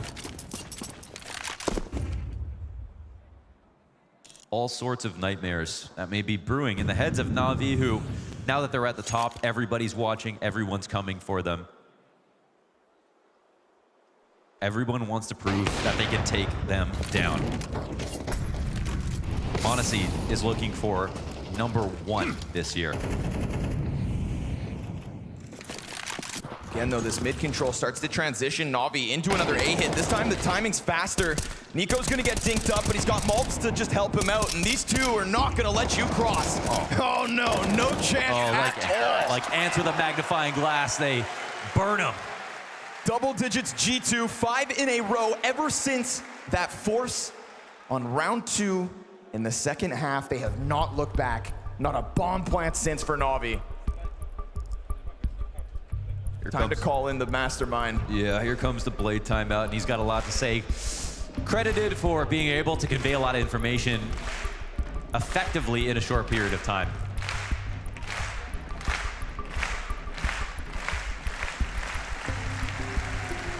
High praise for this man, doing what he's done with both the lineup before they went international, the international lineup, which is a whole different beast. The man who helped get Simple his chip before CSGO ended. And now is running the current team of the year. Blade, let's see if he's got the words and if he's got the team that can listen to them. So there's definitely 2 parts to it. We'll see what their plan is going to be. G2 on fire. They touch 10 again. Getting into the cat hit has gone easily for Navi in these last couple of rounds. We'll see if they continue to just emphasize mid. Now, we watch for Malbs, okay, over on Long. He's going to be playing pit way more often. This is already a contrast to Navi's style of CS. He's very comfortable around these doors by themselves. This takes so much stress off the map, and it makes me wonder why this was not an option employed from Navi ever. And instead, they gave up Long, they even gave up Cat sometimes, and they gave up mid all simultaneously. This is the full committal on this side of the door. This is Malb's spot. They know that he's here as well. He's just very good at winning the duels anyway. Honestly, still eyes on Cat. And G2 are on full activity. Sometimes you peek out with the gun and just peel back. And Malb's, underneath of it. Yep, bit. He doesn't even go for the shoulder spot. Nice swing low. Supported by Alexi there, so you know Bit's got full confidence in the trade. m0NESY under pressure goes down empty-handed. Navi, yeah, 3rd time's the charm on this A site. Now that is what they had to tap into previously. Wow, Ima gets tagged down to 1 health. They take over the site fully, and fair play. Bit destroyed Malbs right there. His 9th frag of the map. And you can see Malbs powering up to go into the swing, right? He was priming himself for that fight, but just steps ahead of him. Bit bolstered by Alexi. Navi gonna respond to G2's 5 rounds straight, finally. Yeah, sometimes the bait is just sticking the AK out the door and then pressing S, backing up into the door, baiting 1 shot, and then it's a nightmare. The molly lands and you have to cross, and that's where the duel gets unfair for the T, or the CT who's defending. In this situation, Malbs is looking to get ahead of that, punish any kind of tricky spot, and you see this perfect timing, perfect whip, ducking under the bullets from Bulbs. E-Man, wonderful, both hitting zingers. There's Blade, pleased. Off the tack pause. Round 1 here for Navi. Taz's turn. Yeah, speaking of masterminds, let's see what Taz puts forward.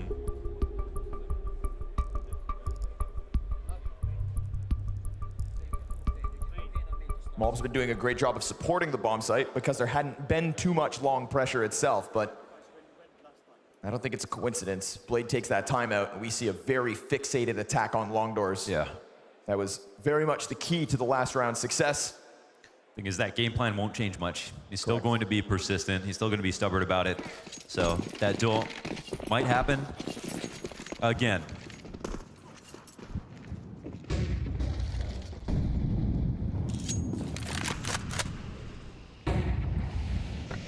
Nico's there to get Bulbs into position. Hunter gonna try to pressure mid yet again, but doesn't create a gap.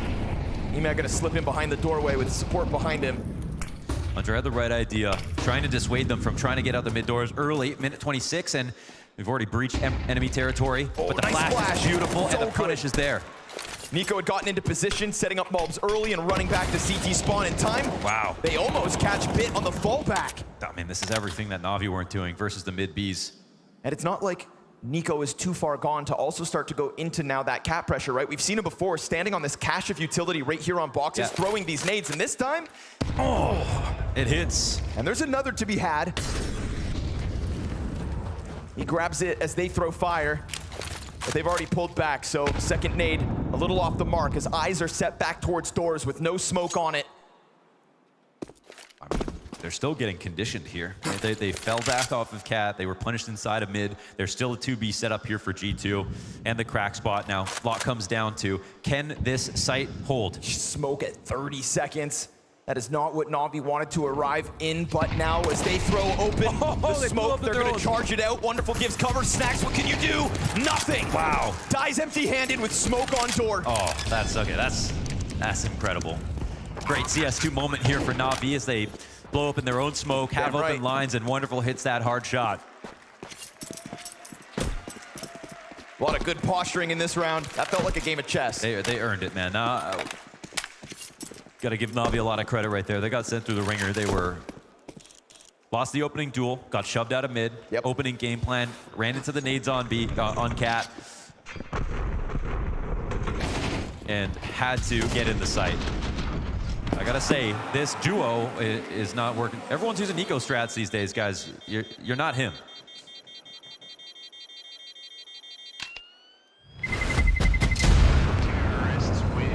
I think the frustration over there is Hunter and Snacks right now, in terms of output, they're the lowest performers on this roster right now at this event. They do have a lot to prove, and they do have to rely on each other here on Dust 2. You can't have situations where one kill gives your team a chance to retake and you get none.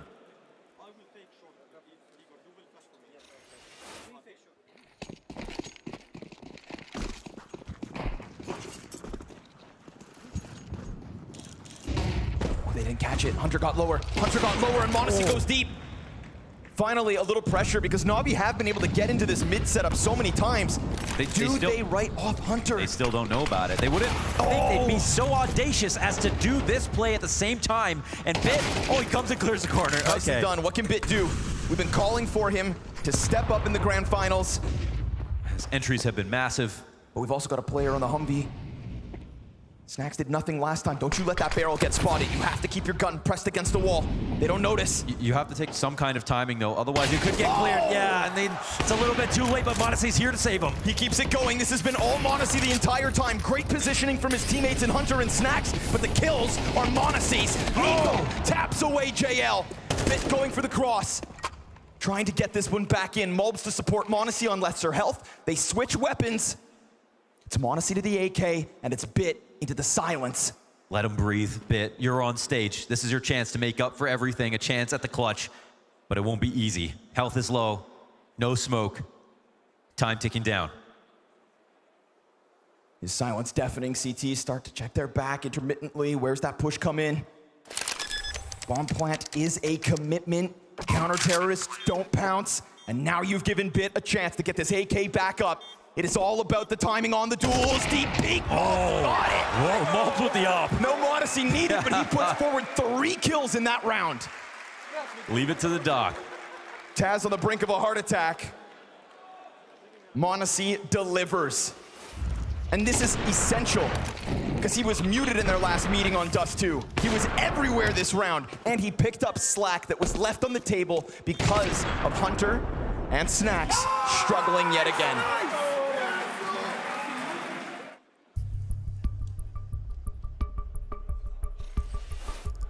That is a jubilant Nico, and for a good reason. They are G2 on the precipice, starting this grand final off 2-0. It's already an impossible reality that they've gotten here, that they got through Vitality. That upset alone, that upset probably made Na'Vi happy, because if there's one team that maybe stood a chance that they still sort of have to beat after taking down Spirit, after beating G2 so many damn times, it was Vitality, and G2, they thought, have done the job for them.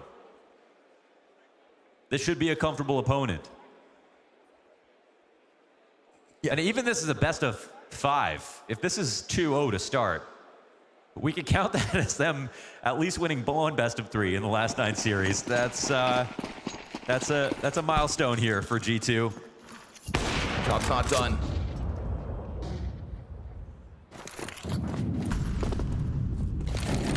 And this affinity for the B site starting to come through from Na'Vi. We'll see if that trend continues.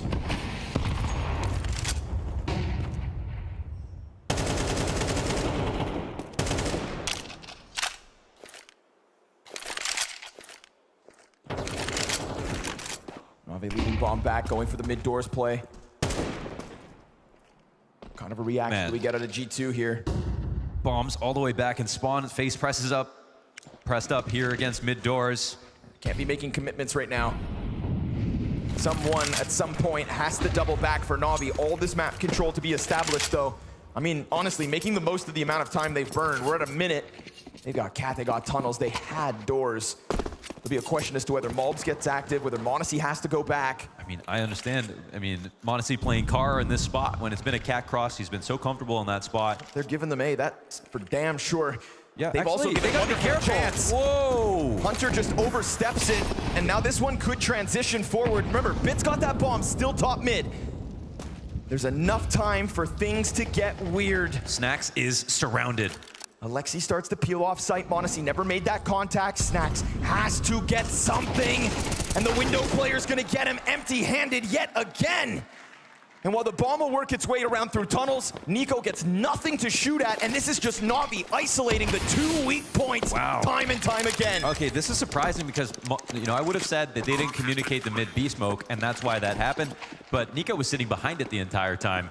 So that was a very clear gap that Na'Vi exploited, and I think it's obviously on the B players to be aware of that threat, and it's also on Nico, as long as he has accurately communicated, you know, that they could be walking out on the timing, that they need to worry about it.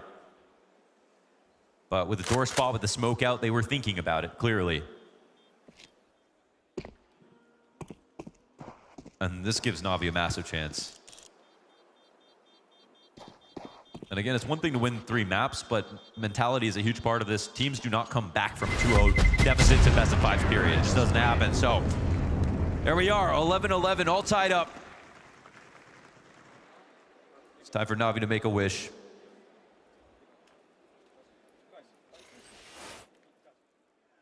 This overstep out of Hunter, just, in hindsight, he's gonna be beating himself up. Peeking the door with a nade in hand. Yeah, there are 2 rounds with 0 kills between the both of them in the B site. 3 of the last 4, all to the T's. Na'Vi, when push comes to shove, rebounding from losing that force buy that set up G2's defense. Had us convinced. Hunter goes for it again. Luckily for him, Nico's got the trade. Working in tandem with Modesty here to secure 12 on the line. They keep 4v4. repeating these plays, and they end up working. But still, 4v4 is not a bad situation. JL, late game JL, 23 Round 23. We know he gets stronger the closer it gets. Smokes get exchanged in both ways. Nico wants to make a move. Oh, he gets... JL gets stuffed. But again, it has to be Snacks. It needs to be, and there's no other pressure here. He's running forward into the open. He just gives them a fight. Oh, man, he just... Molotov thrown down out from Nico. Can he pick up all the slack? He had to trade Hunter. He has to trade Snacks. Navi on the brink of that coveted 12. The entire pack of G2 right here on the doors. There's an op trained on them. And as Wonderful awaits their arrival, 45 seconds for the jump. Monacy, he's got him softened. Mobs catches the kill. Bomb being planted from Alexi. Pit holds the door. Deep peek through window down. And G2 take 12. Woo! They make up for the lack of B defense. Oh my God. Watching Snacks run to Hummer in that spot with tunnels not smoked. He might as well have been in cement shoes with how loud he was. I mean, playback sight and throw that molly. Holy smokes, this is what saves it. It's Nico who's not behind the smoke this time, he's in front of it. He takes out JL, who's going to be on the mid B cross. It was a lost position without that. And he flies in with Mulbs to get the final kill. Bit's not enough. G2 touching it. 12-11. Dude, I'm telling you, this end of the table, this duo of Monacy and Nico, after the desk slam yesterday, you saw Monacy instantly consoling him.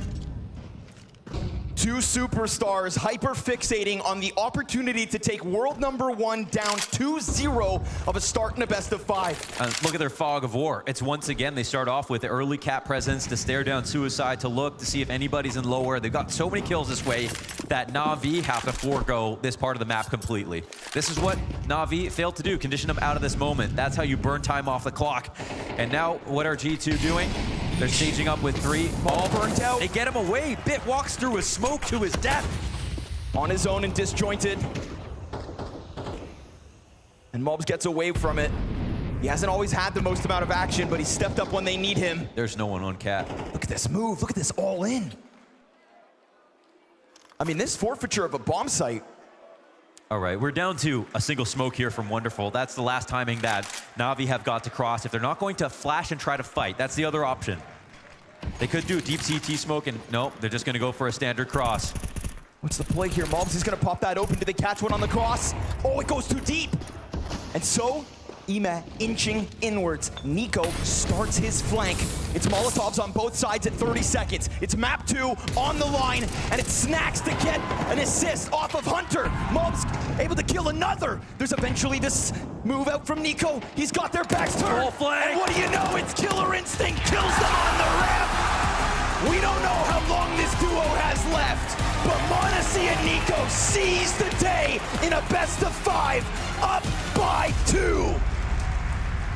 A map of inches and one where G2 are just about able to close it out. Not only revenge claimed for their last Dust 2 head-to-head, Jacob, but one map away for G2 from sealing this best of 5 grand final. Yeah, I'm not gonna lie, it was not on my bingo card that we'd be standing after 2 matches praising G2 for being up 2-0 in this series, but I do think they deserve it. They played some wonderful Counter-Strike. We had the individuals stepping up now, a masterclass once again in terms of impact coming in from Nico. Monacy with the AWP, Malp stepping in as well. We even had Honda coming up big in a couple of rounds. I feel this G2 is looking so hot today and so poised to win this game. And on the other side, obviously Navi maybe not living up to the expectations, but I think it's more so the case of G2 really bringing the fire today. I think it's safe to say that G2 is not the same G2 that arrived to this tournament. And likewise, Navi is not the same as they arrived. I feel like G2 just powering up exactly when they need it. I think we should take a look at the rounds for this particular map because, my God, was this just hyper competitive coming into it. Exactly what we wanted from Dust 2.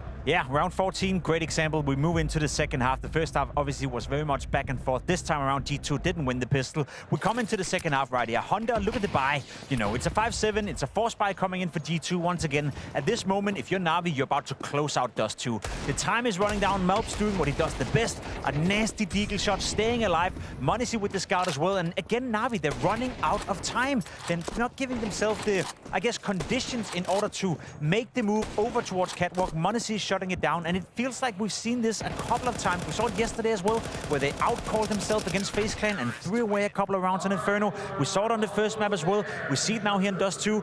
I don't know if it's stress, if it's Alexi B, if it's the preparation, but it feels like Navi is a little more stressed than usual. It's a little bit stiff, and the MVP of the round, for me, yes, he did not make that impact with the kill, but that smoke from Hunter that he dropped in that tunnel, redirecting completely that hit from B side that was original plan for Navi, making sure that they have just enough time to go short, and that was the only opportunity for them to win the round, and G2 knew it, they shut it down. But that's also a sign of not enough pressure being applied throughout the round, right? The only way Hunter has a smoke that late into the round, when you don't have a lot of utility at all, given that you're force buying, is that Navi didn't apply any pressure throughout the entire round. They're just waiting for a mistake, they never got it, and then Hunter could change the tide of the round with the smoke. Something that we were definitely hoping for coming into this map was the AWPers to be showing up, and I think we need to jump into a round where m0NESY just pulls off something magical on A-Long, Jacob. I gotta be honest, you know, people probably don't appreciate how sick this play you're about to witness is from m0NESY. He's standing in the open right here, dodging flashes, hitting the first shot, turning around, hitting the second shot. What m0NESY is doing right here, even hitting the third one on towards Emma. I know he's not getting the kill,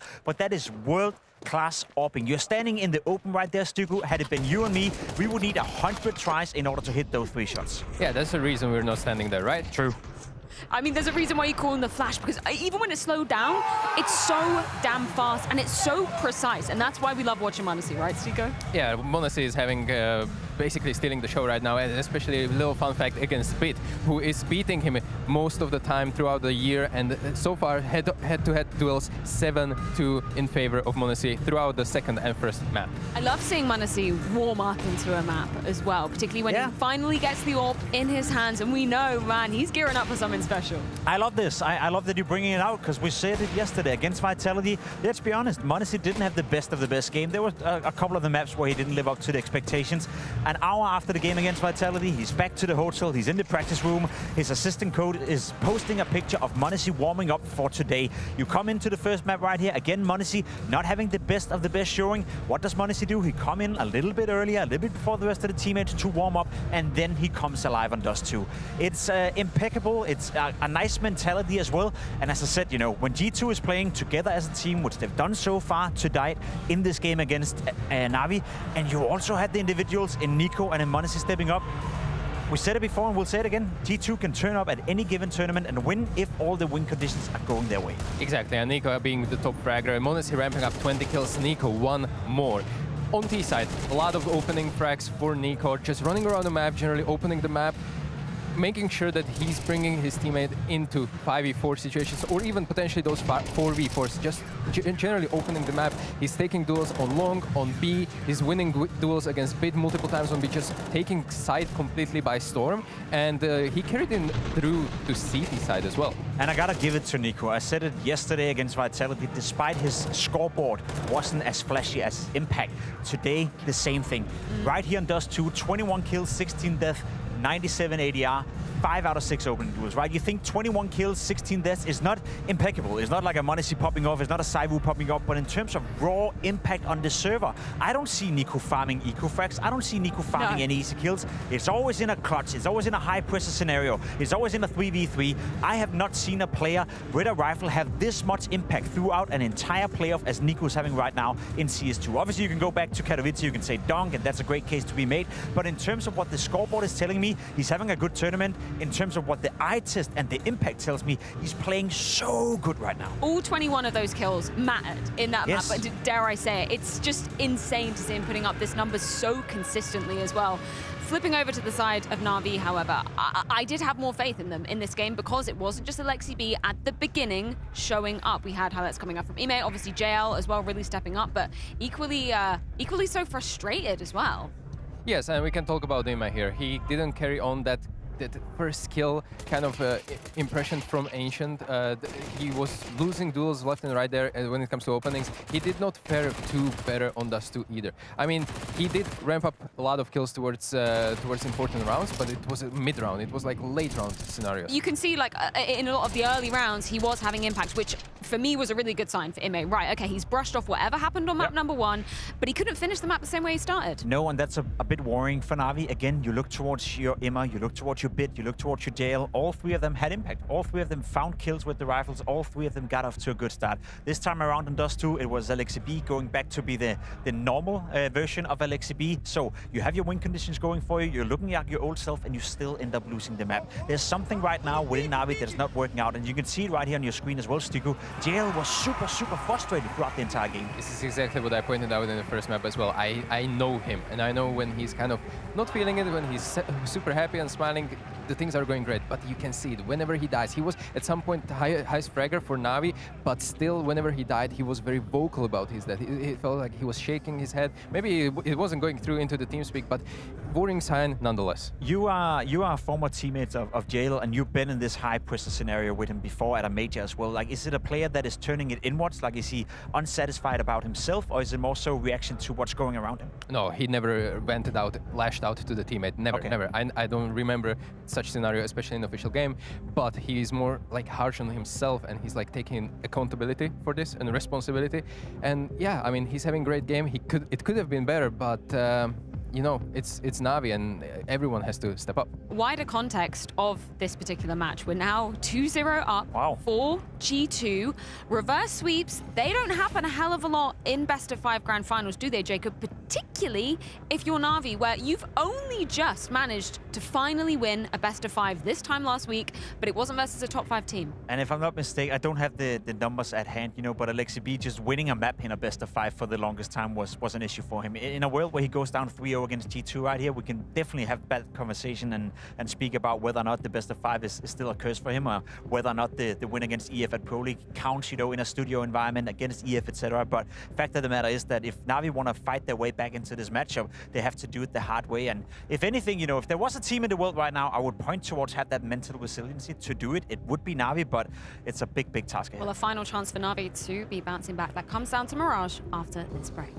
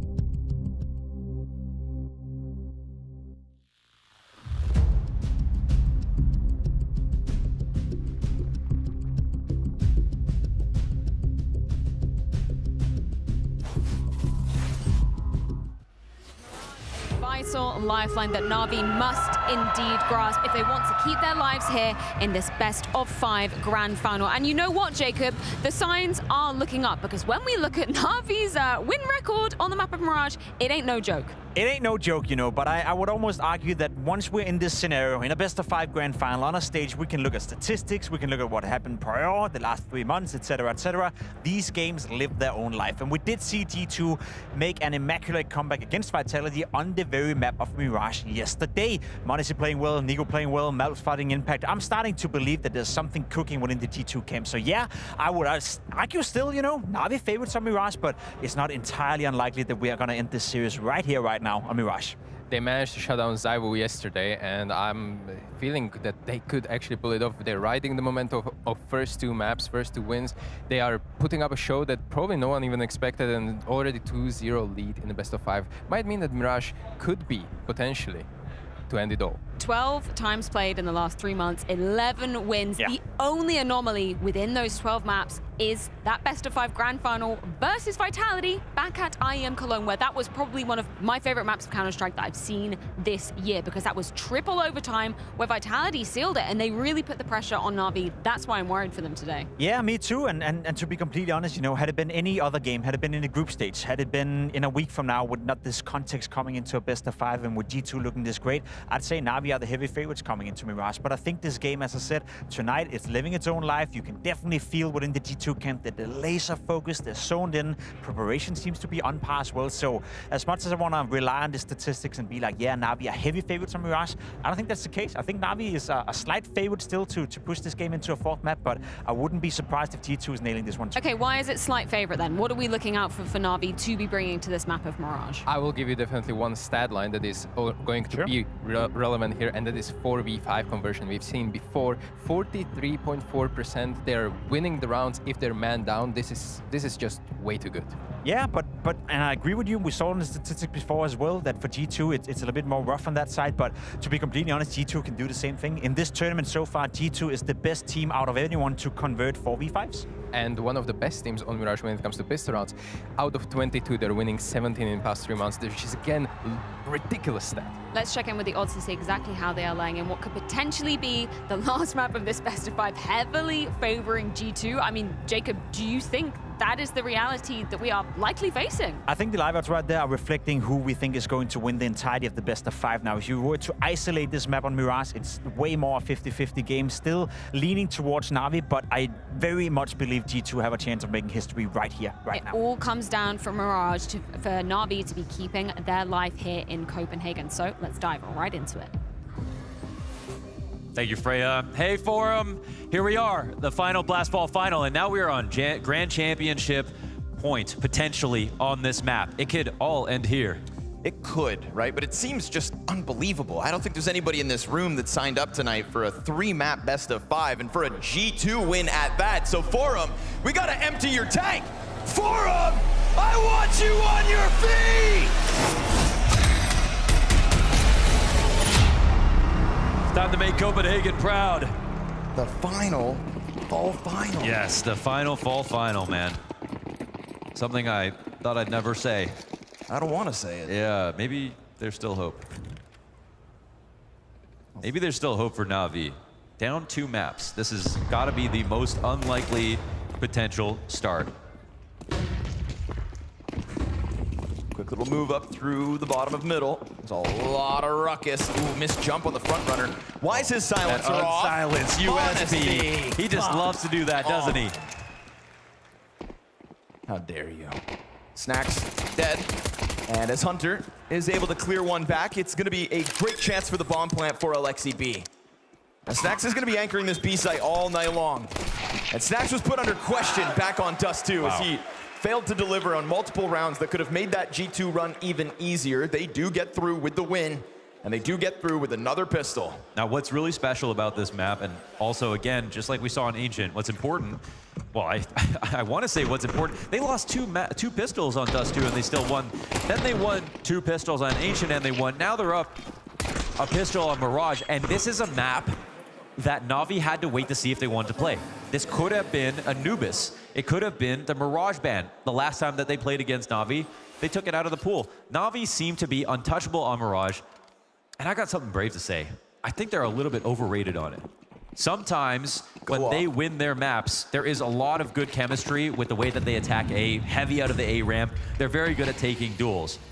But I'm not really seeing that much that's special about the way that they approach those fights. Not like old Navi and like old Gambit back in the day, the way they used to play Mirage. In my opinion, a little bit more convincing than the strength we've seen from Navi so far. But fair play. They are on a map win streak. Most people fear their Mirage. And it'll be on G2 to prove that they can come here. But I'm just trying to say that I'm not surprised that they let this through in the veto. And I think that Navi's Mirage is beatable. Okay. So let's see if G2 have the game plan and have the firepower to do it, because they have already opened our eyes. And we'll see if maybe, some of that Mirage impression left on the other teams is just a matter of aura, because there is a lack of aura for Navi this evening.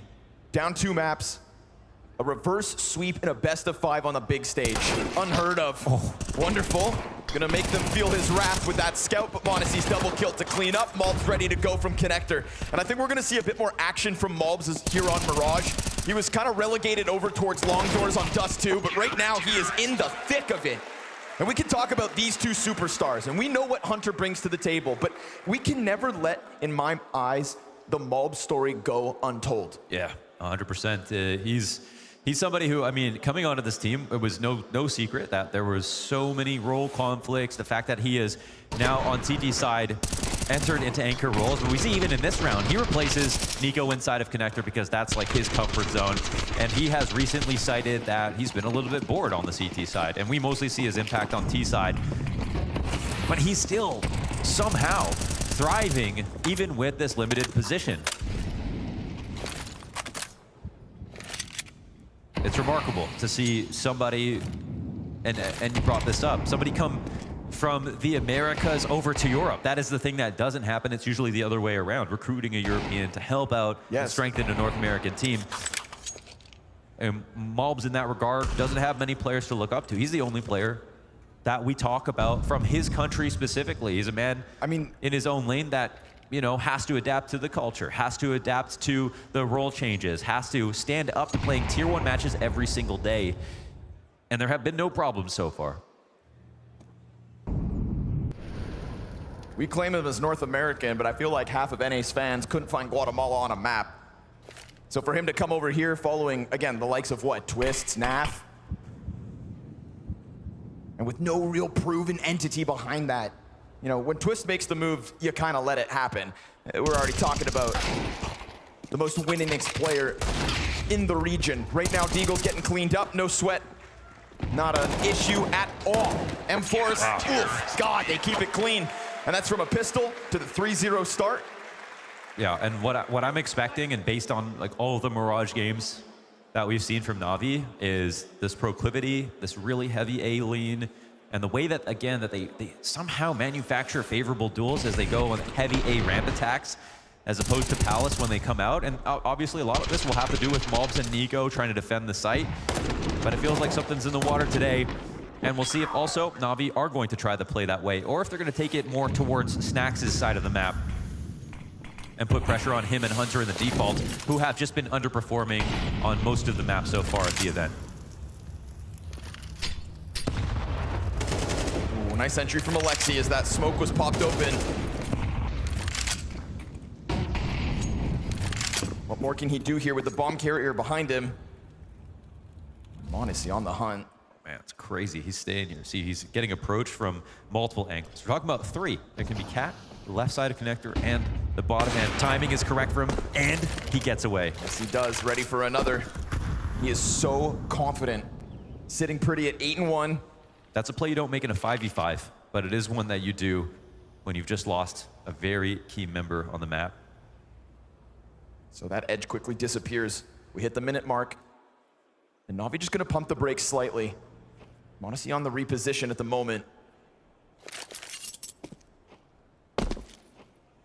Try to highlight that Snax B play that will be key to keep our eyes on as this game goes on. Right now, still very much alone on that half of the map, but the commitment from Navi seems to be coming in. And m0NESY prepared for that ramp peak to come through. JL, what can he do if he's needed?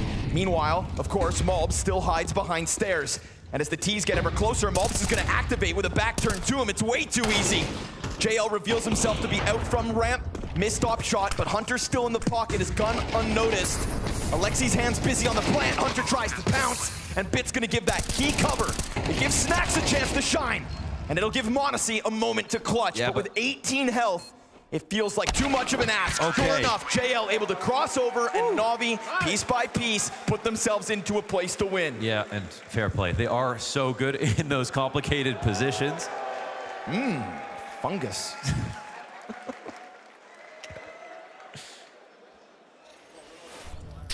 They are really good at these complicated A positions where it can get a little bit messy. Malbs did a great job staying alive. They had a line of sight for a long time, but the utility usage was very good here. NAVI earned this A split, especially after once he got that opening duel. He starts this map 8-2.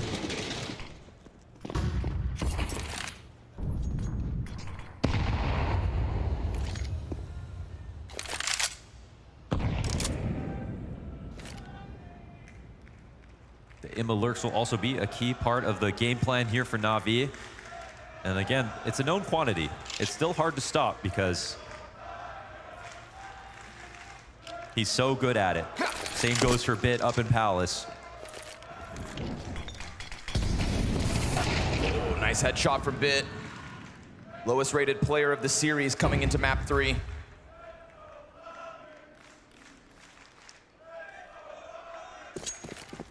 They're starting to get organized. That minute window smoke comes out as usual. Nico's in the window, and m0NESY doesn't have much support here.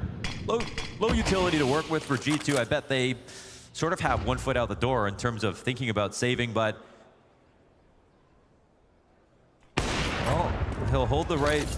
First one's free, and there's no refrag back. Wonderful's missed chance to strike down the op. Yeah, but caused a bit of a stall from NAVI for a moment. They're really just hoping it was like a B attack, I guess. Like we have, they're not committing to anything. Now that you find that mid flank, we've got CTs getting moving, and I wonder how much attention will be thrown towards Ticket when really there's nobody there. JL survives that op shot, and Wonderful puts himself on the same angle. m0NESY's counterpart going big, but going down at that. G2 total reposition away from Ticket, emphasizing catching Ime. Wow. And so G2 respond instantly. Yeah, I think you're hitting the nail on the head right there. They knew that the attack was coming in, but there was an extra piece that needed to get in play, and that was Ime, and they went and found him first. And it felt like, obviously, from our perspective, if NAVI had just continued forward with the regular A attack, it's only m0NESY sitting in CT on the line. He's sitting back waiting. We already have NAVI with the opening kill. Bit could have peeked from Palace at any point when that pressure came in and tried to refrag on m0NESY, but G2 are right to be just had to get out there. That's jokes. It worked. They got out there. They got that trade. Just trying to wave him They out. peeked him. Yeah. If only you could push that key for him. Can't wait for VR Nico. Oh man, fast play from Ime. Caught by the flashbang. Nico knows that this was a quicker tempo, but it's that one AK on Ime, and the pistol's already starting to drop elsewhere. Sure, Alexi comes out with the Deeg headshot. Malbs give it a chance to mow down 2, and there's the Tech-9's impact. This one ain't guaranteed just yet as m0NESY misses a shot. Yeah, they do want to be careful as Wonderful puts that bomb down. Hunter opts not to push through smoke, and NAVI have given them a chance that they should never have found themselves in. Bit's obviously very quiet here. You're still going to have to hit unbelievable, dare I say, wonderful deagle shots here. Playing from Apex. This is a good spot to put pressure on CT when he takes his timing over the headshot angle. Can't pull it off! Another perhaps? Hunter's played this passive. We got Util throwing out. That M4 hits the ground. Don't grab it. Bit, he's dead, and now Wonderful has to do the unthinkable, but that's a 10-second defuse. It's 10 seconds. Oh my God. Wow, and if he... Dude, I almost felt like that stray bullet's gonna get a kill in the background. Absolutely winnable position. I mean, I think he played it well, but G2 did at the same time. And getting into that smoke early was obviously important. They could have actually cleared everything out first together, but... I'm not even trying to throw him under the bus, but Snax has just been making me nervous. yeah. Well, he's a big guy, so... Your name is Scrawny. Try me. Double op setup comes through. And we, honestly, of all the places where I'm not quite nervous, it's when Snack starts to posture this AWP up in apartments. I mean, we saw moments to praise, I would argue, in their last Mirage outing. Doing things like this. Will it be predictable? I would assume Navi are going to see it coming throughout the CT side, but it's the fact that they could just really hit them hard right here, right now. Sweep away the money. Sat Pretty on a 6-1 lead. That is the world that G2 want right now, right here. I thought Bit was going to look for a more unorthodox timing. We've got m0NESY dropping off. And oh, they messed up big time. It was a quiet map there for a second. And that's just going to make you want to turn away from making any kind of actual commitment. And Bit's starting to walk back to check the flank to see if they've gotten some information. Well, it's all audible here for Nico. Oh, just missed the time. Cross happens, and they're looking to transpose into some cap presence. Are they going to commit, though? Bit is still lurking here in Palace. Remember, though, up in apartments, so if anybody does come catwalk, you'd think, yeah, it's not the worst of fights. 45 seconds, and Navi just want anything. They want a morsel of intelligence to be able to act on it, get a kill, explode on a site. They haven't committed yet to A, but Bit is still up here. Yep, he is. Oh, but Hunter gets active. And now they know, surely. Oh, and m0NESY not going to miss. We thought maybe Bit would get active and play around that smoke. Instead, Hunter makes his move, and look at Alexi shaking his head in frustration. Getting completely crushed. Every single lurk caught off guard, every timing. G2 are in the zone. They are in the matrix, and they are in the walls, peeking together, playing their hearts out right now. Alexi just looking for a single kill, and they will find nothing. It is a dry spell for Navi out of the gate on Mirage. At what point do Navi visibly give up? They can't do that as a team that has consistently made all these grand finals, the team that has finally broken the curse. They have a job to do, and they've got nothing else to do today. And right now, they're 7 away from absolute tragedy.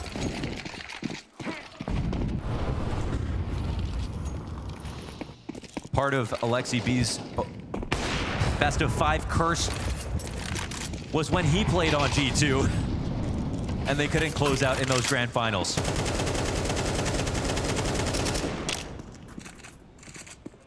If anything, best of 5s have been a great time for the G2 organization with their Katowice and Cologne wins. Winning big matches on the big stage. Yes, lows in between, no doubt, but here they are again. m0NESY just gonna tap away for JL. These pistols will find nothing to tug on. A little bit of ramp presence, so be it. Oh, great cover. Oh, what? Come on! And he's just spinning around. And Nico wants to keep this one nice and calm and cool. Wow. Fixate on what is ahead. A trophy at the tip of the stage, mere rounds away at this point. He said, don't get excited. I mean, he talked about his Dallas win as one of the most miraculous, amazing, wins of his career. Absolutely, of course, he lifted Cologne trophy, Katowice as well. It's hard to beat that, but the fashion in which that happened was unreal. And now after yesterday's blood game, Nico potentially beating their ultimate rival in a best-of-5 grand final on a map that they took a risk on here on Mirage, when again, it could have been Anubis. Is that something that contends with Dallas? Maybe. Is it something that contends with Cologne or Katowice? It's going to be up there. Nico knows how close he is to doing something that, coming into the event, just like when they came into the event at Dallas, they didn't think was going to be possible. There was no way they could chew through a bracket this difficult, beat a team that they've never beat.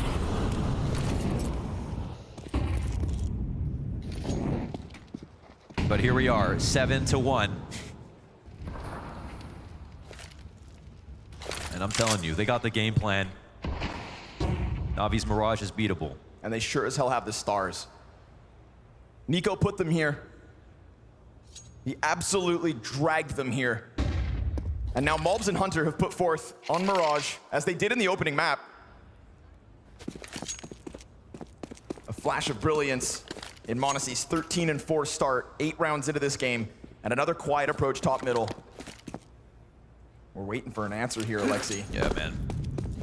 Navi, what's your move?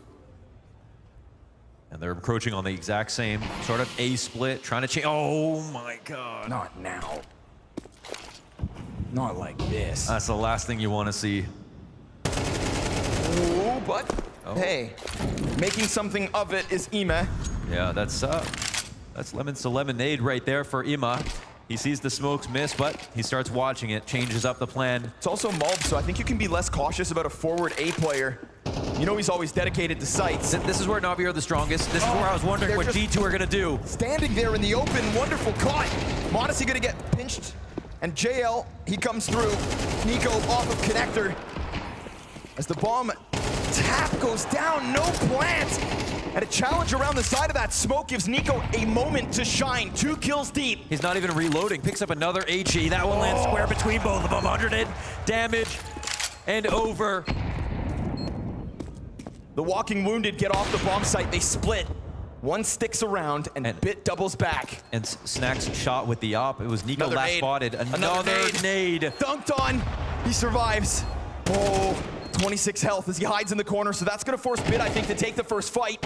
And as he jiggles off top box, down he goes. It's this backside anchor and Iba that's going to have to clutch for Navi's second. No, he can't do it. Nico, 4 kills in a 2v4.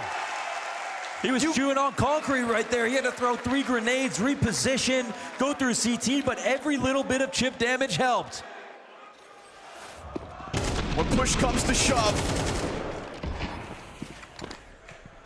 the slammer steps up. Wow.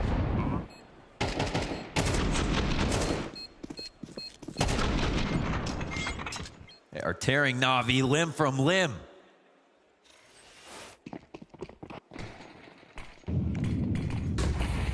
T2 on fire, another buy. Last round was a missed window smoke into Ima, making the most of it, but the team still losing. Where's their heroic rounds? Where's their X factor? Where's the one that wakes them up? It's a question we've asked about Navi.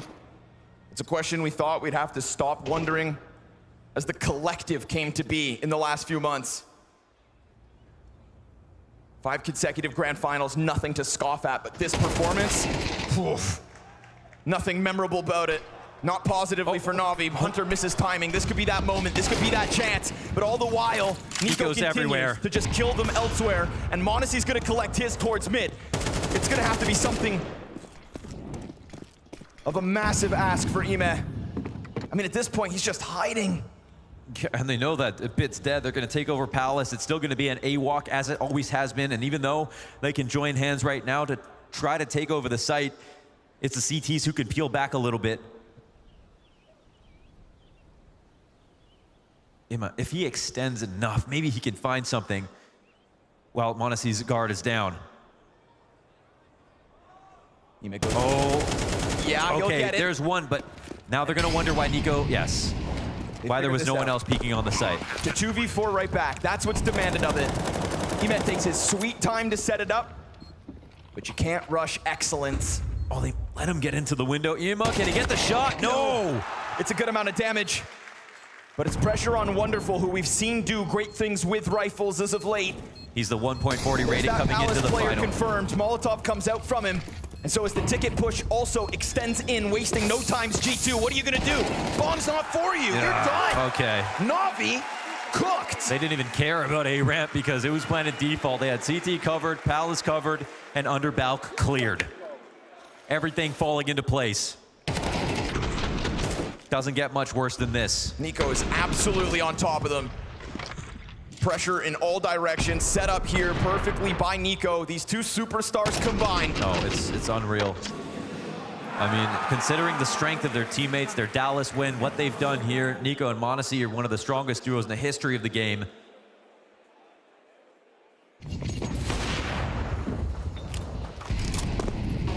Continuing to put up.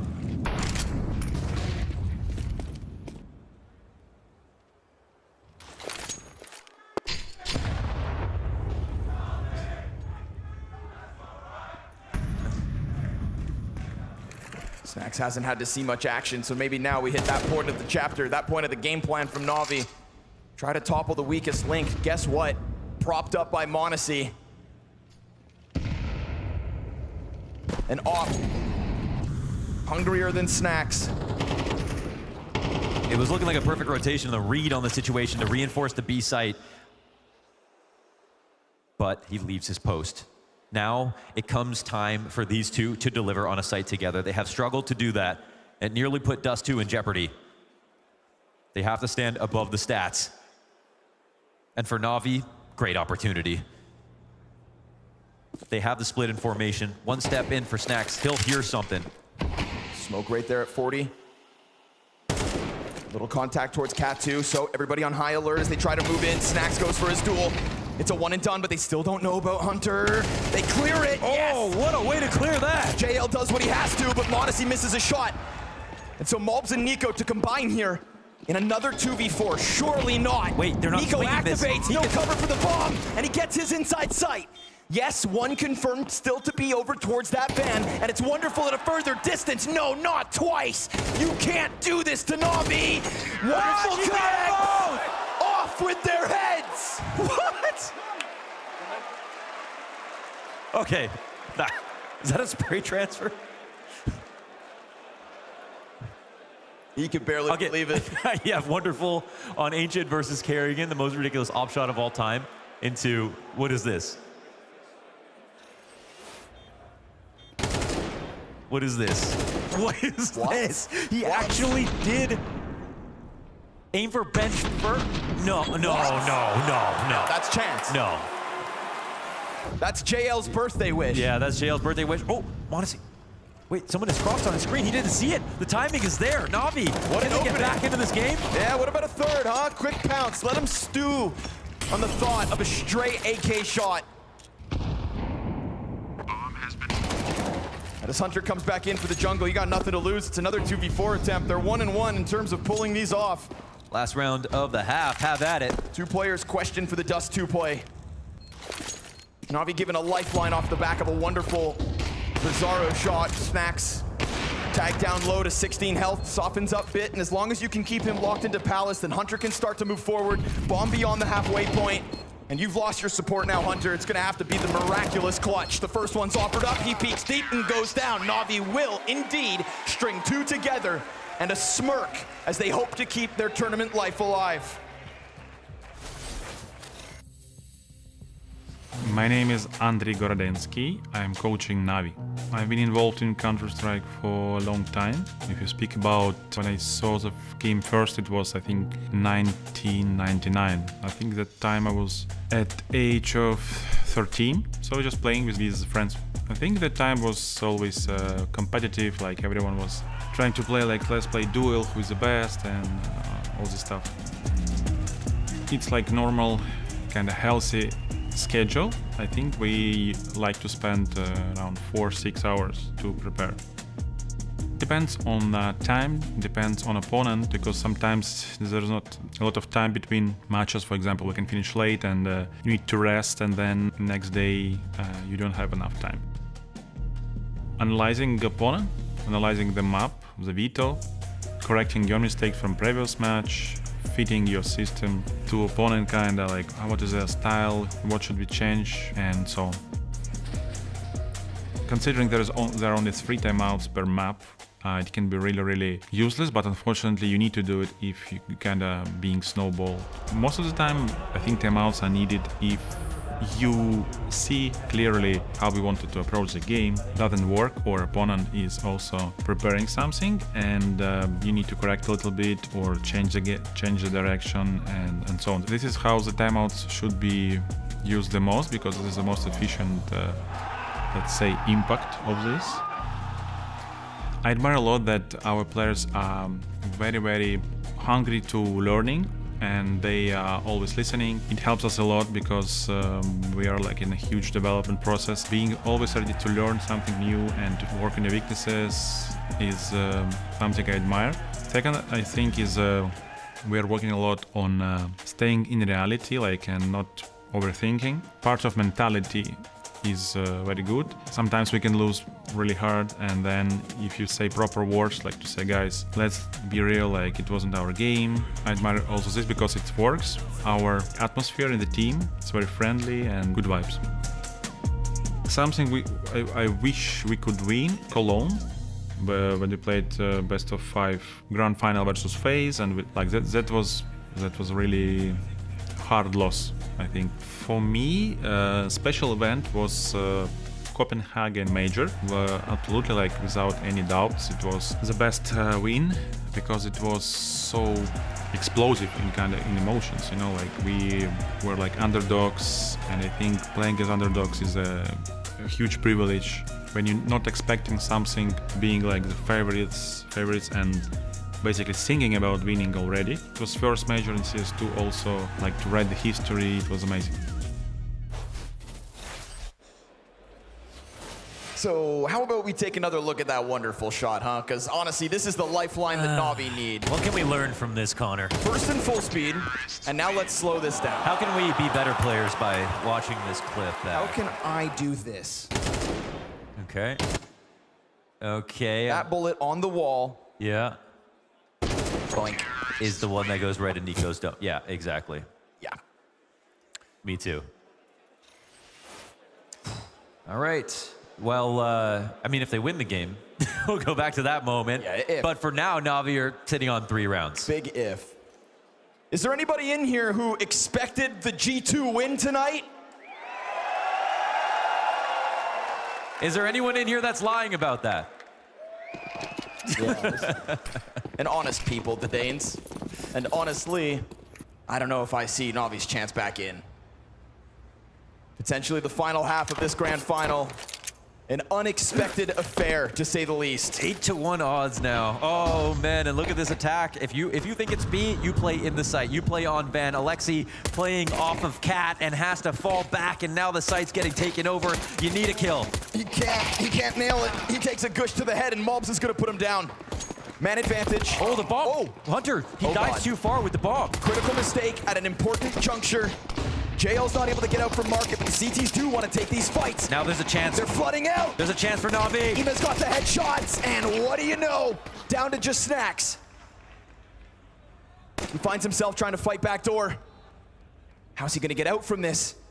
How? Snacks tries to fight off, and he goes down. Oh, mistake. That's a mistake. In a critical moment. Now, the only thing is Hunter meant to be the bomb carrier? If so, because where he entry path to, obviously, he shouldn't have been.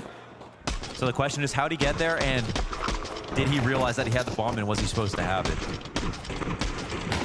But what do we see now? That mistake dislodges everything. Imma and JL jump at the opportunity. And then we get the crazy, wonderful 1v2. We get this mess up on the pistol round. The first map where they've actually just split even on the pistols. G2 have to save. And now NAVI have a chance.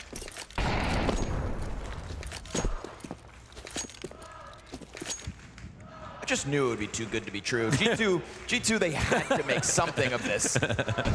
Okay? Because now we've got 2 things to point at. Wonderful's bogus headshot and a missed chance to plant. And when we came into the series, you very aptly put it, the X factor, the pistol rounds, the full conversions, not dying to half buys. This was all going to be essential to the G2 upset if it were to happen. That pistol was a sitting duck of a win. Or maybe I don't give NAVI enough credit and the retake could have come through, but it sure as hell looks scrambled. You take the site and no one's playing bench or playing fence, or there's no 2 players in the site, that means that team did not expect you to go big. You would never play off of Cat alone and just go for that retake. Okay, Snacks with a Glock frag. Well, it's all good for now. Well, watch them plant the bomb this time. Nico's like, give me that. You want it done well, you got to do it yourself. Oh my God, 2 Glock kills and a bomb plant. There's still no way that they lose this round. Are you sure? Nima's going to come through with the saving double kill. Wonderful with him. Still far too much damage for my liking, considering that's just Glocks. It gets scary. Bomb plant's a win here for G2 for sure. Got some rounds to go. That goes for both of them. NAVI know how to thin a lead out. But back when I said that their Mirage is beatable, I was really thinking about that first half. And, well, they did everything to actually, you know, make that come true. They had an amazing first half overall, like 9-3. It's the T side of NAVI that I think makes their Mirage stand out from their competition and what has granted them a huge streak. But there are 2 halves to the game. But again, this is basically G2's call to allow this to be played in this best of 5. Navi, we're going to say, you want to give us Mirage? Great. You want to give us Anubis? Great.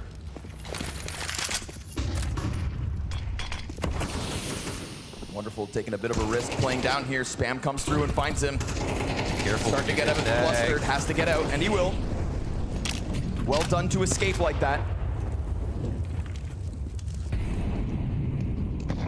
Surely all that pressure may have him reconsider if he wants to open another round in the same way. G2 may be onto him.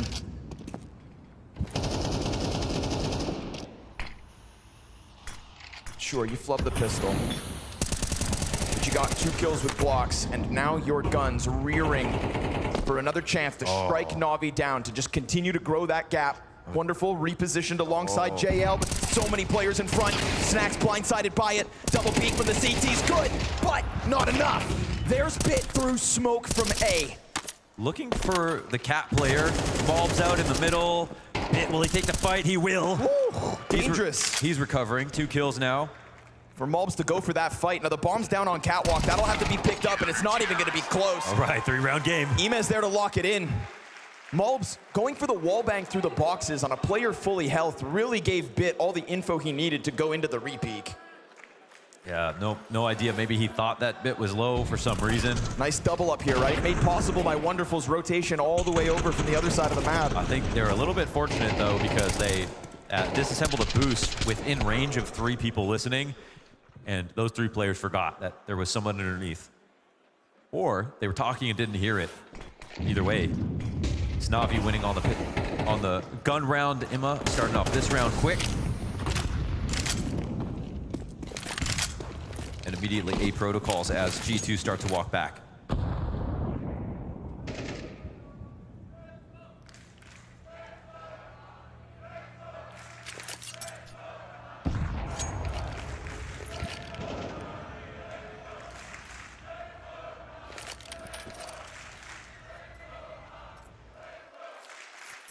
It's a comfortable affair here, round 16.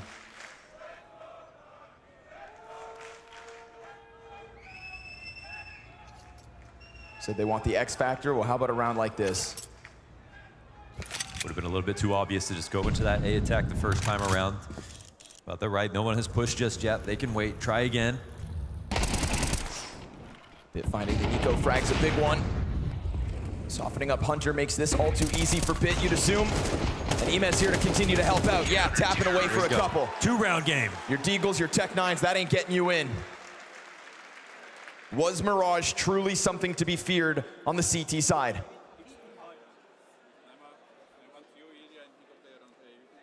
There's been 1 reverse sweep on LAN in history. We casted that. It was a best of 5. It was best of 5. It was Donk versus Jame. Sir, a tale for the ages. But to do it in arena, that is something special. Yeah, that's next level. That's never happened before. And to do it after such a flat first half, I welcome the challenge. And if they weren't the favorites, you wouldn't believe it at all. Wonderful opportunity.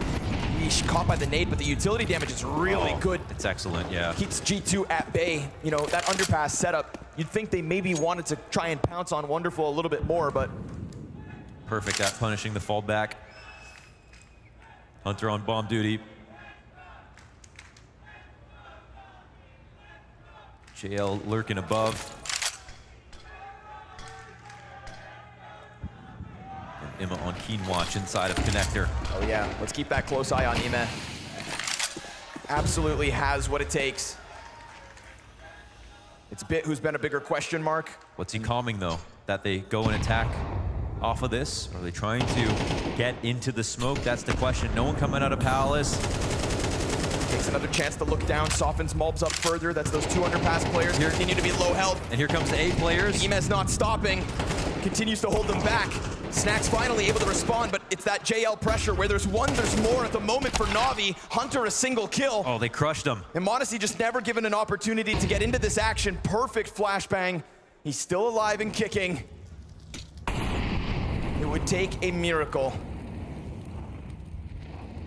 Bomb in the open ground. Does he even want to risk losing this AWP? Emad just so key in the middle of all that, just kind of puffing his chest from the get-go, throwing that util, keeping them back, and slowly but surely just whittling away at this lead. A one-round game. What's obviously beautiful about that round from NAVI is attacking, but then also forcing a reaction out of G2 and leaving utility in their wake. The mollies to fall back, to flash on a guy who's trying to peek, to punish them. Every single time they came to peek something, they made sure they had protocols to punish anybody who chased them down. JL finds his perfect timing. They win in mid, playing off each other very well. Crazy to see this game get so close. Started 7-1.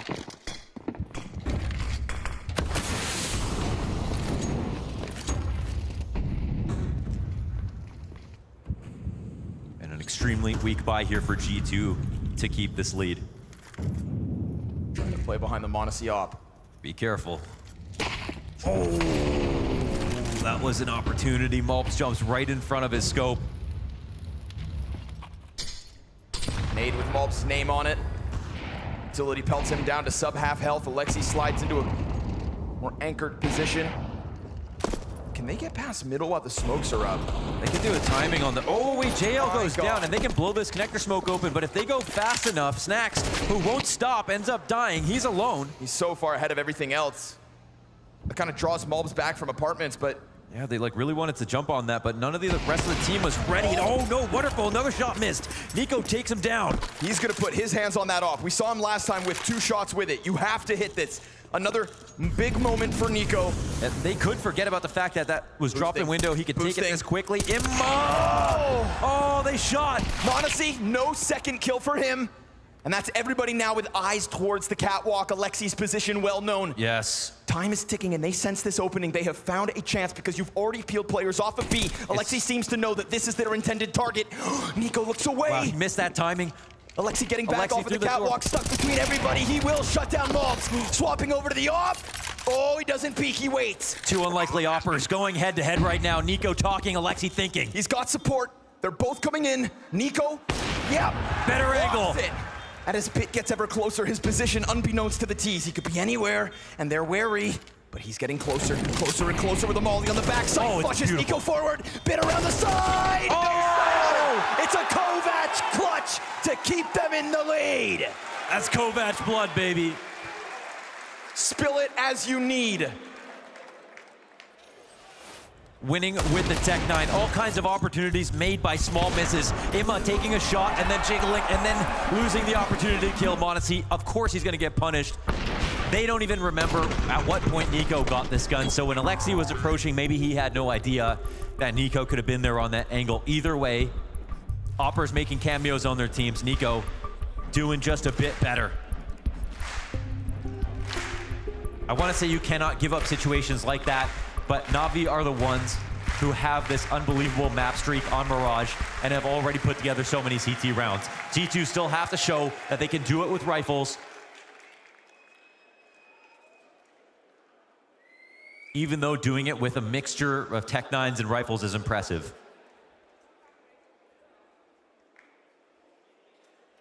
But they have successfully defended their lead. For the 3rd time in this series, they get to 10 rounds first.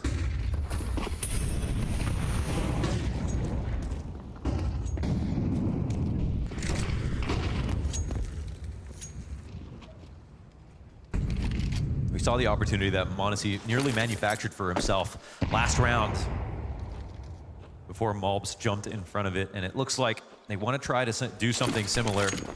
Oh wait, they're actually executing really fast. Wonderful has to stay sharp. Blinds. Not able to strike one down. He's got 2 riflers ahead of him, including Alexi. Already, but he gets down. Yep, Alexi's got that one, no problem. Sure, Malbs far forward on the footing, but JL's here to slip in, and the 2 rifles inside sight do wonderful work. And wonderful doesn't have to do any at all. That is exactly what you want if you are NAVI. That's impressive. That's impressive. They get NAVI to fall back. He throws his Van Pillar smoke and gets away. Malbs, if he hunted him down and actually got the kill, that's where everything changes. You cannot rotate in, you can't jump out of the window, you can't run out of the hallway, and Wonderful cannot retake from the op on Cat that gets smoked out. Everything comes down to Alexi staying on point right here. And oh, it's not an easy shot at all. Nice track from JL, wasting no time to slide forward ahead of Wonderful. That was extremely clutch from Alexi. Economy on the line, lead now in question. Navi on the brink of finally tying this one up. And Wonderful, again pelted by Util, but he comes back in at the perfect moment, set up by Ime. Mid-control for Navi again.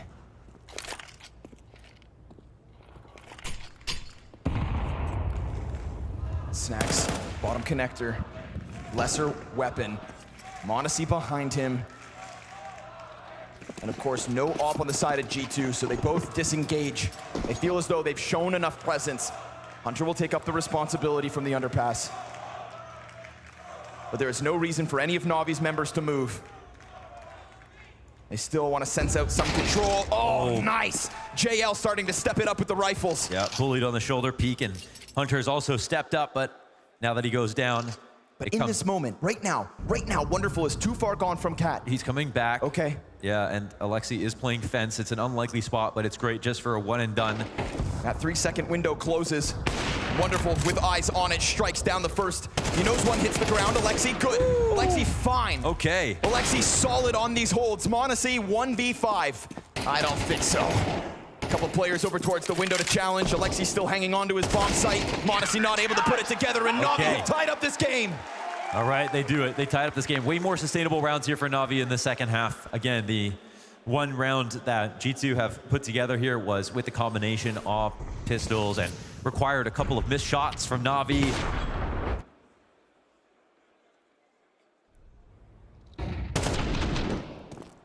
Looks like Navi might be able to defend their Mirage, coming back from 9-3.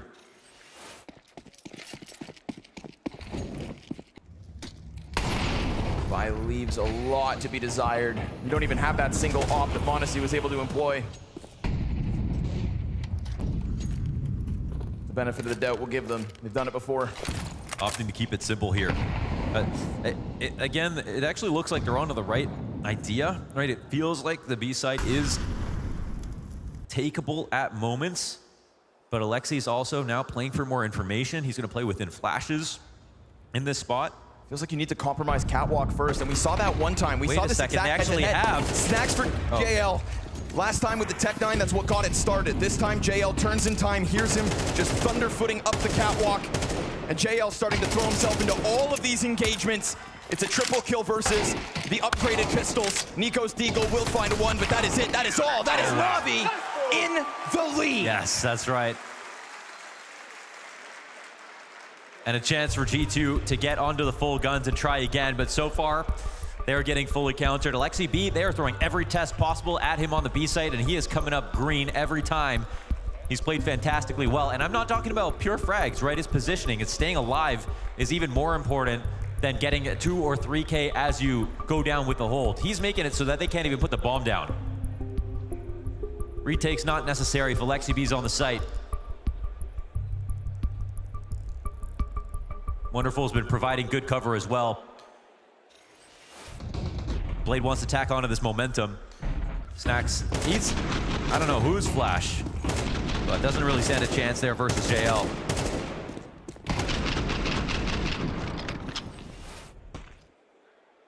Good on him to react like that. Turn it around, shut him down, make sure you don't fall to the Tech-9 twice. Kind of jumped into his own team splash, I'm assuming, but... Ouch. Rough start to the round with all that fire damage, but Wonderful's got a deep angle that, again, he's supported by JL, so he could have hung on to it. Opts not to. And presses himself top mid instead. m0NESY versus Wonderful. Yep. Oh. We wanted it. And m0NESY's gonna give us it. Opening kill goes to G2. What's the adjustment? We have praised Navi in these 4v5 situations. That's where they've really impressed.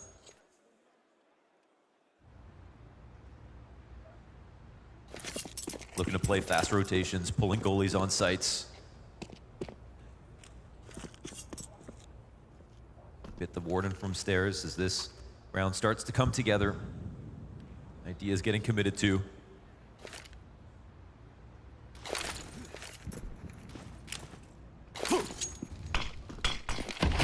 full exec 5v4. Around the bench gives Bit a good angle, but so exposed to what could be the multi-peak isn't. It hangs on to Fox. Now they're allowed to get out from ramp, but they do lose Nico. Good pressure again from JL. Oh, melted down. Ema gets his double kill. They cross paths inside. Oh, Hunter gets through. Suddenly 2v2. Modesty still alive, but there's a player down beneath. 1v1. Oh! To keep it to 11. Preposterous. Like white phosphorus, the flash burns bright.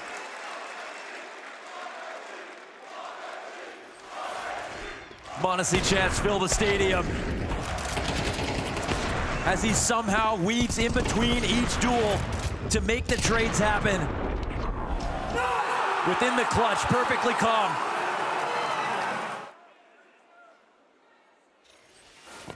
Blink and you miss the flash. Now we go into round 23.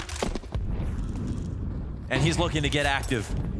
He wants that Alexi head that he's already seen once, seen twice, but not being able to pop it on the jump up. Alexi's gonna have to play this extra cautious because what's usually that catwalk support isn't currently here. This is a game where you have to give G2 the credit for showing the math. They aren't getting the solution, but they have consistently realized that Alexi has been understaffed here. It's just that Alexi has done such a magical job at duplicating his presence, calling for the rotations at the right time, using his utility so well that Navi are getting away with fortifying mid, fortifying A, and still being strong on B all at the same time. G2 have the right idea, but they might have to go to what they feel like is the harder route. Big burden for and Snacks. Make a case for themselves. Oh no, the shot missed again from Wonderful. That could be a key one. Nico's able to slip out, gets bested by Bit.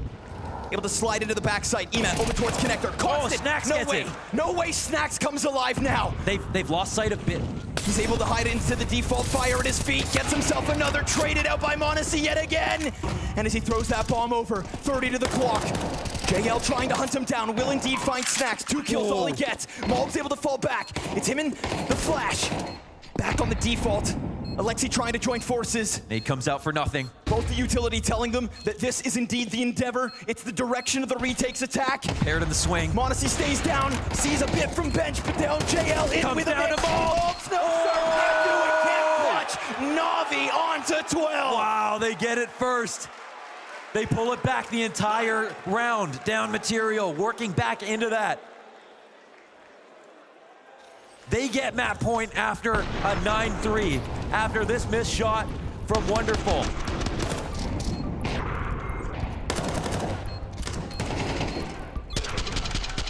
They hold this thing together with both hands. It's going to round 24. It felt like they were a shell of themselves in the back of that site once bomb went down. Just pinned down and held there by the retake of Navi.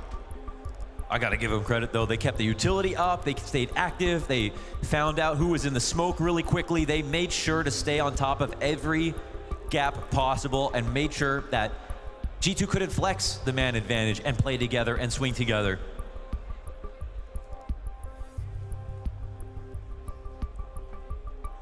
All right, this is a quick technical pause. I'm gonna give you the dirty details.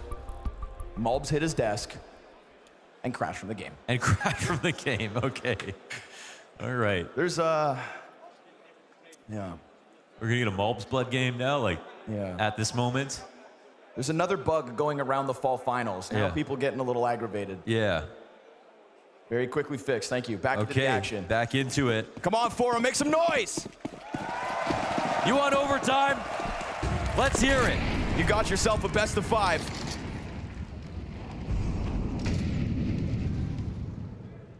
Can they push OT?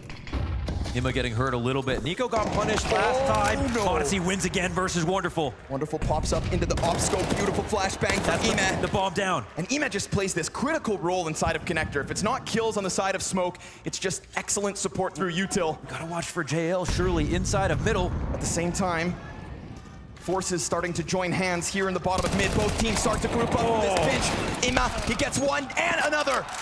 Not only supporting Bit's endeavors over towards site, but coming forward on his own. And Monesi tasked with what feels like an impossible endeavor. Map 3 on the line for Navi. Molly underneath the palace. They all peek, and it sure enough, he goes down. Believe your eyes. Navi's mind, this is just the beginning of a best-of-5 reverse sweep.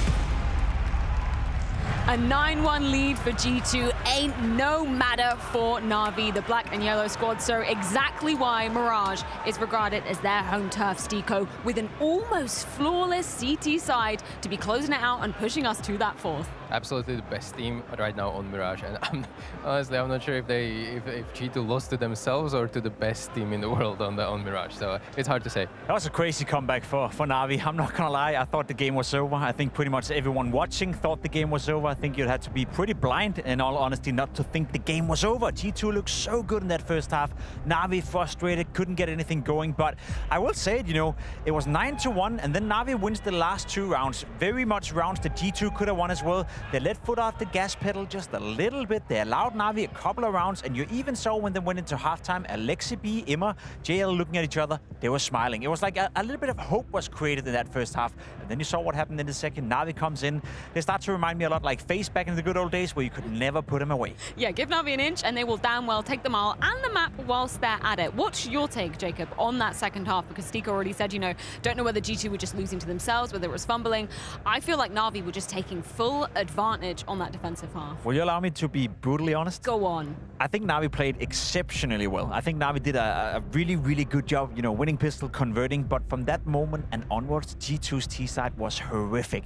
I don't know if it was the game plan, if it was them losing focus, if it was Snacks couldn't find the solutions, or TEST for that matter as well, but most of the rounds, they weren't even competitive. The first round they win on that T-side is down to the Navi players whiffing shots. I think Imma whiffed a shot, I think Wonderful whiffed a shot, and then they won a force buy. Up until that point, they weren't even close winning a round. So for my money, the T-side right here for G2 were equally as bad as the CT side was good. Yeah, and for me, it all started with the pistol round. We spoke about it, G2 on Mirage, they are winning those pistol rounds left and right. And it felt like this could have been over very much after the 9-3 half. And well, that was the first real stumble that showed me that, okay, something might be actually happening.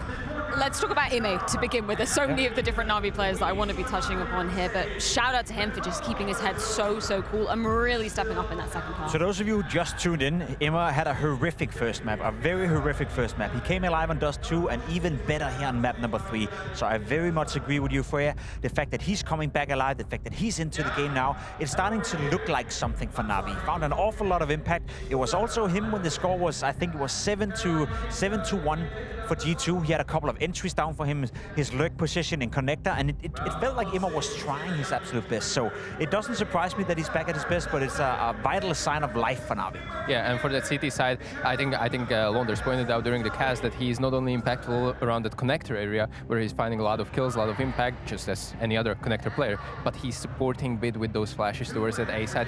Throughout the end of the half there, I think there were multiple times where BID was just killing an eco that was either blind or either partly flashed at least. It was just really a good, helpful hand for BID to perform. You saw it in the very last round. The score is 12-11. You have Nico and Malps walking up ramp. Manisy's getting the kill on towards Wonderful, and a perfect flash is coming in from the connector player, which allows BID to get a multi-kill and shut down the round. So you're spot on when you're saying that. It's a little bit of intangible there. We're not seeing that on a stat. He has obviously perfect performance, but support, utility, on point. I feel like the stats are going to be a little bit underrated on the side of Wonderful as well, just how much impact he was able to get in the later stages of this game. And I feel like G2 were trying to maybe go for him first in a couple of those later rounds, which Snacks did manage to take him down. Ultimately, didn't matter. Yeah, it was a very cool comeback from Wonderful. His T-side wasn't the best. He couldn't really get it going.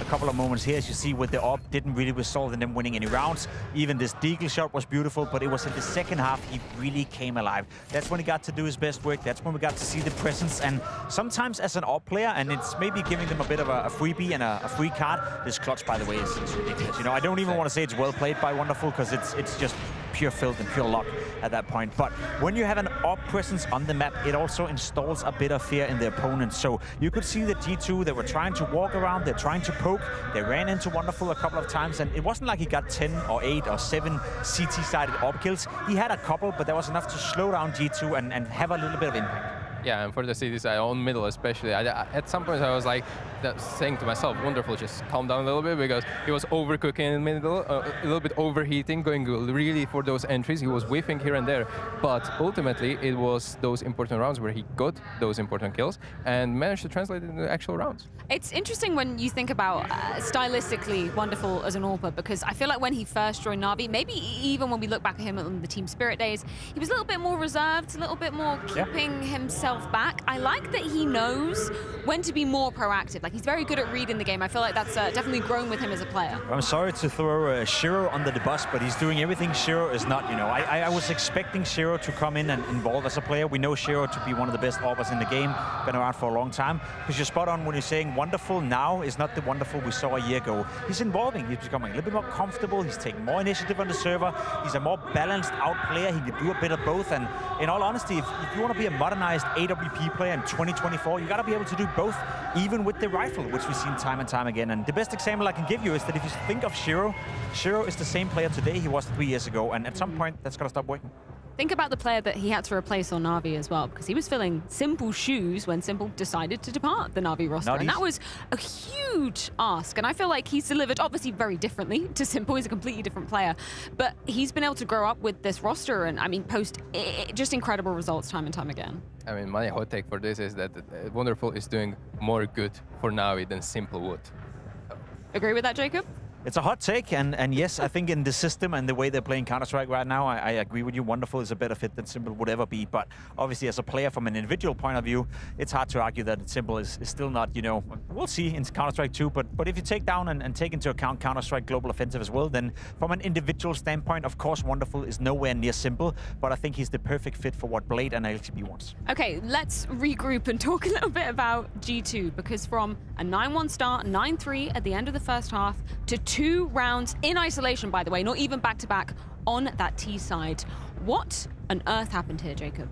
As I said, I think the T side was super underwhelming, and I don't know where it came from. I don't know if it was certain players wanting to take too much initiative. It was Snacks losing grasp of the game, not calling the right things, if TEST didn't have the answers. But as I said, the T side overall was just mega underwhelming. They didn't have any answers whatsoever, and as I said, it took them 7 rounds to win the first one. That was with Tech 9, Steagles, and it was down to the NAVI players whiffing their shots. Yeah, and well, if you look at it, it was really, I would say, Monesi show for the most part, and that is kind of unreliable, obviously. For CT side, he started with a great opening picks. He was playing Ticket a lot, actually punishing a lot of contact plays towards A, but maybe a little bit underwhelming for the rest of the group. Yeah, and I guess it's also a reality check for all of us, because as I said, when it was 9-1, we all believed that G2 would walk away from this final and win 3-0, and that would have been quite the story, especially with Monesi playing as well as he did, and we would be praising G2 for being potentially a team on the uprise, you know, coming into the major, coming into Rio, look out for them, maybe they'll win a couple of trophies, but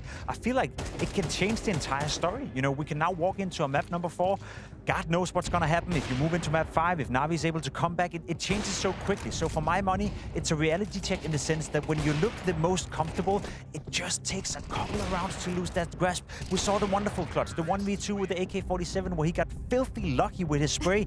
Maybe that's all it took for G2 to lose momentum, lose faith, lose ability, and now they find themselves in a situation where they have to reset coming into map 4. I mean, Trey has damned us on the T side as well. Like, fair play to Monesi, he was kind of the only man really showing up and making that impact. What about Nico, though? Because I feel like we've been praising him for basically the 6 maps on the stage. Prior to this, he's had so much impact. Do you feel like that dropped off in this map?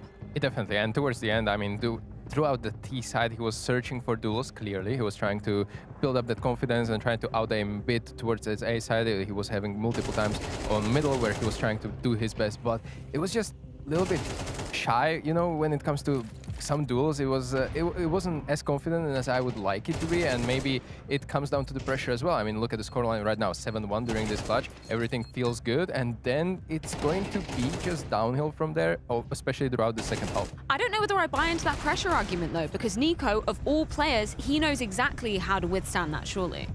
Yeah, I agree. I'm not sure if it's pressure, but I think it's more so, you know, to the credit of Navi. I think a lot of times, as you said, Nico was walking around, he was searching for duels, so it wasn't like he didn't play the normal brand of style that he does. It was just the counter flashes, the ability, the team play from Navi. It's more so where I want to put the focus. You know, we saw in the very last round as well, he just got flashed out and got absolutely destroyed. So for my money, Nico had the first poor showing on the stage. I agree with you, but it was also down to Navi finally coming together and using that team play and using the flash assist to shut him down. Yeah, and the pressure is different. Sometimes players feel different pressure when they're about to lose and get eliminated from the tournament, and then there's different pressure when you're about to win the tournament. Obviously, I think Nico is a little bit more resistant to those elimination moments, but maybe those moments where he's about to lift the trophy, that can be different. I'll tell you what, right now, you know, from a psychological point of view, you're Navi, you're down 9-1 on the third potentially deciding map.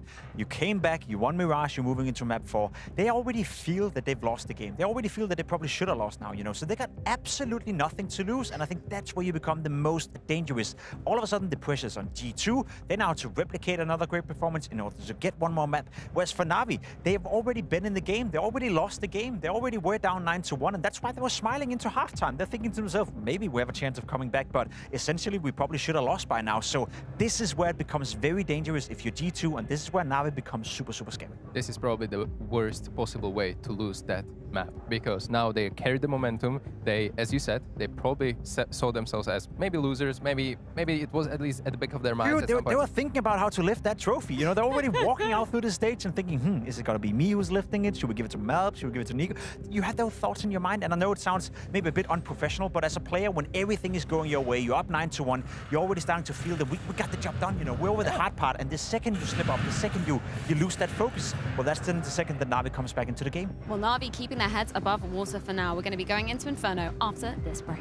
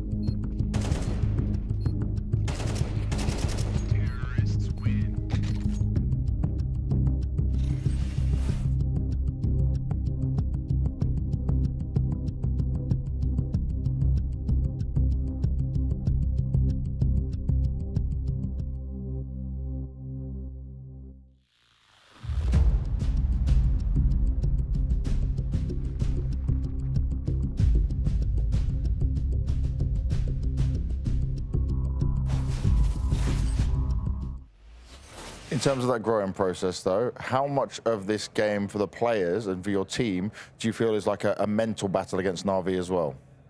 Well, probably there is some stuff inside of the mind of the guys, but we are doing our best to, to have a clear approach and just take it as any other game. And I think that that's the way you should play the Counter-Strike and just enjoy. You do want to enjoy it and you do want to hopefully lift that trophy, but how much have you been able to maybe change and adapt things, small details, just to try and keep NAVI on their toes or catch them off guard?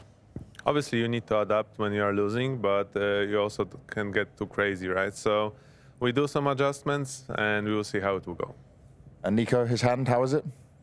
It's good to smash. In terms of not taking your foot off the gas, you haven't now back-to-back events and it's back-to-back grand finals, so how is the energy? It's good. The further we progress into the tournament, the more energy we got, the less fatigue we felt, because the importance of the game is kind of diminishing the thoughts of stress, fatigue, all that stuff. So it feels great. Now we're going to play better. Now you're going to play better, and you probably need to, right? Because it's a best-of-5 against G2, slightly different. But why is it that you guys have this streak against G2? What is it about this matchup? Do you understand why it's so comfortable for you guys? We do have an understanding, yes. We're not going to reveal it, but we do take one game at a time. It doesn't matter 7, 5, 8 win streak. Even if you had 25, it doesn't matter, because you have to treat it as your first game against them. You have to respect them. They have a lot of firepower, great individuals, and you have to respect them to beat them. Now, you're the birthday boy, probably looking for a birthday trophy as well. How much would that mean to you compared to some of the other trophies and just the experience? I mean, birthday or not, the trophy is one of the best feelings regardless. I'm not a big fan of birthdays. I feel like on your birthday you get a lot of love, but I think you should give and spread love every single day, the same as you would do on someone's birthday. You need to show them that you love them, that you care for them, and regardless of, even if it's their birthday or just another day, Tuesday, Wednesday, it doesn't matter. You have to show love to everyone. Man, JL bringing a tear to my eye, but he wasn't showing G2 much love in that third map, which does indeed mean NAVI still have a fighting chance of pulling off the reverse sweep. Stico, no prizes for guessing what JL was wishing for when he was blowing out those birthday candles. Absolutely no surprise. I'm pretty sure that he's wishing to get on the tip of the stage after this best-of-5 and lift that little trophy right there. Quite a big trophy for JL to be lifting if they did indeed manage to pull off this reverse sweep, which, by the way, we don't often see happening in best-of-5 grand finals. That would mean their 4th trophy this year. That would be incredible. That would be incredible, and it would just add to the story of what NAVI is right now. You know, a team that obviously is the best in the world, a team that has been the most consistent throughout the year, but also a team that apparently would be able to come back from a deficit like that, being down 0-2. So we're talking about mentality monsters in the making, maybe. We've seen that with FaZe being one of their characteristics in the prime time. Maybe we're witnessing history being made right now, and maybe we're not. Before we do get a bit more of a deep dive into Inferno, Seiko, I want to get your thoughts on, when we go into these extended breaks, because, after a third map has been played, we're going into a 4th. Players do get, anywhere from 10, 15, 20 minutes extra to be going out, having a bit of a break, maybe getting a snack, maybe going over some notes. What's your approach in these situations? What do you think is best for teams to be doing?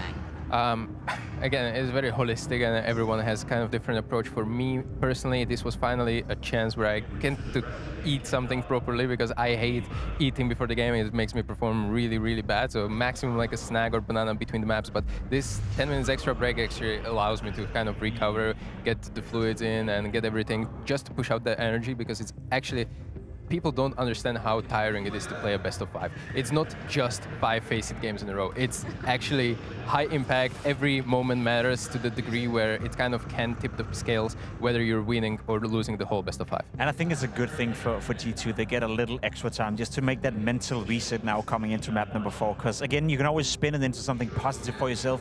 What TEST is saying right now to the boys is probably, listen guys, would you have sold it being up 2-1 coming into this grand final, standing in this position right now, and everyone be like, yeah, of course we would.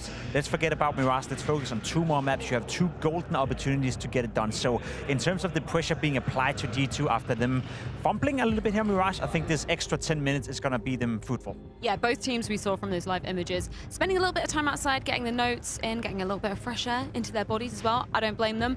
Let's talk a bit more about Inferno. We kind of always call this, the ultimate decider. We get this as the 4th map, potentially a chance for G2 to be closing this 3-1. Who do do you think this favors coming into this match, Jake? I honestly think it favors G2 a little bit. I would say, you know, on paper, heading into this grand final, I'd argue Inferno would be 50-50. And given we think Navi is a better team, that's a compliment to G2. Historically speaking as well, it's always been a map they like to play. We know Nico feels comfortable on Inferno. We know m0NESY feels comfortable on Inferno. We know Hunter had a period where he was actually the highest rated CT side player in the world back in the day when Simple and Saiwu was at the top of their peak. So historically speaking, they like to play it. There's one downside though, and that's Snacks coming into G2. He had to be nurtured into Inferno. He wasn't calling on the map on a lot of his previous teams. He wasn't playing it a lot. So if there's one weak link right now within the G2 camp, it's Snacks. When I was doing preparation for this yesterday, I actually thought that Inferno will be the main pick out of G2 because I gave them the biggest or best odds on this specific map. And now that the veto was done, I was actually thinking this might be a low-key, really good tactician point of view to put it as a fourth map and trying to get at least one win in the beginning and then eventually force the fifth map out of it. Obviously, the things are going differently and they're already leading to one, but I'm giving G2 the nudge for Inferno. Let's check in with the live odds to see if they do indeed agree with you, Stiko. And yes, still siding quite heavily with the side of G2. They will indeed be starting on the T side of things. And I know whenever I ask this question, I know exactly what the answer is going to be. Where should we be focusing most attention? Shall I guess which fruit we're going to say, Jacob? Try. Bananas! Banana, Let's go! Well, it's going to be a fight for Banana. That's just Inferno the way it is. I'm more curious into the pace, you know. Is it going to be a fast-paced T-side out of G2? Is it going to be a bit of explosiveness? You could start off, you know, by running your T-side and let's say you win the pistol, let's say you convert, do an abs pop, you know, do a mid-push, do something early on that's going to keep Navi on the toes and force them to use utility early, because it is all about the utility, Stuka, you know it. If you can drag out utility early on, you put yourself in a much better position on the T-side. And those abs pop and lane hits actually might be a very crucial game plan here because Bit is one of the most, you know, the best player on Inferno when it comes to you think of a pop-off game, you think a bit on Inferno, especially for the major third map against FaZe, etc, etc. We've spoke about it. He's the best rated player on CD side before this best of 5 throughout this tournament. So far, very quiet. The lowest rated player on the server, and that might be a weakness. Bit playing in that pit position. In Denmark, we have a saying for those guys who are good at that. He's a massive rat, you know. For him to be in that position, just be a little rat down there, getting a couple of multi-kills. He's arguably, I would agree with you, the best rat in the world at that specific position. Used to be Magic's back in the days, but I think Bit has taken over that role. As you said, he's not only in pit, but he likes to be aggressive in towards lane and in towards middle as well. We saw that yesterday when he's pushing in and trying to, I guess, be a little bit aggressive in the mid-round portion of the section. So I like Bit what he's doing, and I think that's a massive talking point for this game. The Rat King, where have I heard that before? Let's speak a little bit about Nico coming into this map. I feel like there's been so many moments go down in CSGO history, coming into CS2 as well. Some amazing for Nico, some not so amazing. I'm thinking the Boston Major, a la 2018. Anyway, where does he have his most impact when we're coming onto this particular map? I mean, again, on towards Banana. I love Nico for what he's doing on the Banana, both T side, CT side. He likes to be aggressive. He likes to find the timing on when to fight, and he also needs a bit of support in order to do that. You cannot be a Banana guard without having the support cast behind him to throw the smokes, throw the flashes, maybe sometimes send over m0NESY in that position just to change it up a little bit. But overall, I feel like G2 got a pretty good grasp of how to play Inferno. So I'm not worried. I think we'll get a very, very competitive Inferno here. For Nico's playstyle, obviously for Banana, I think he's going to be challenged by Jay a lot, Lexi B, a lot of flash plays, a lot of setups, a lot of utility kind of bouncing off each other.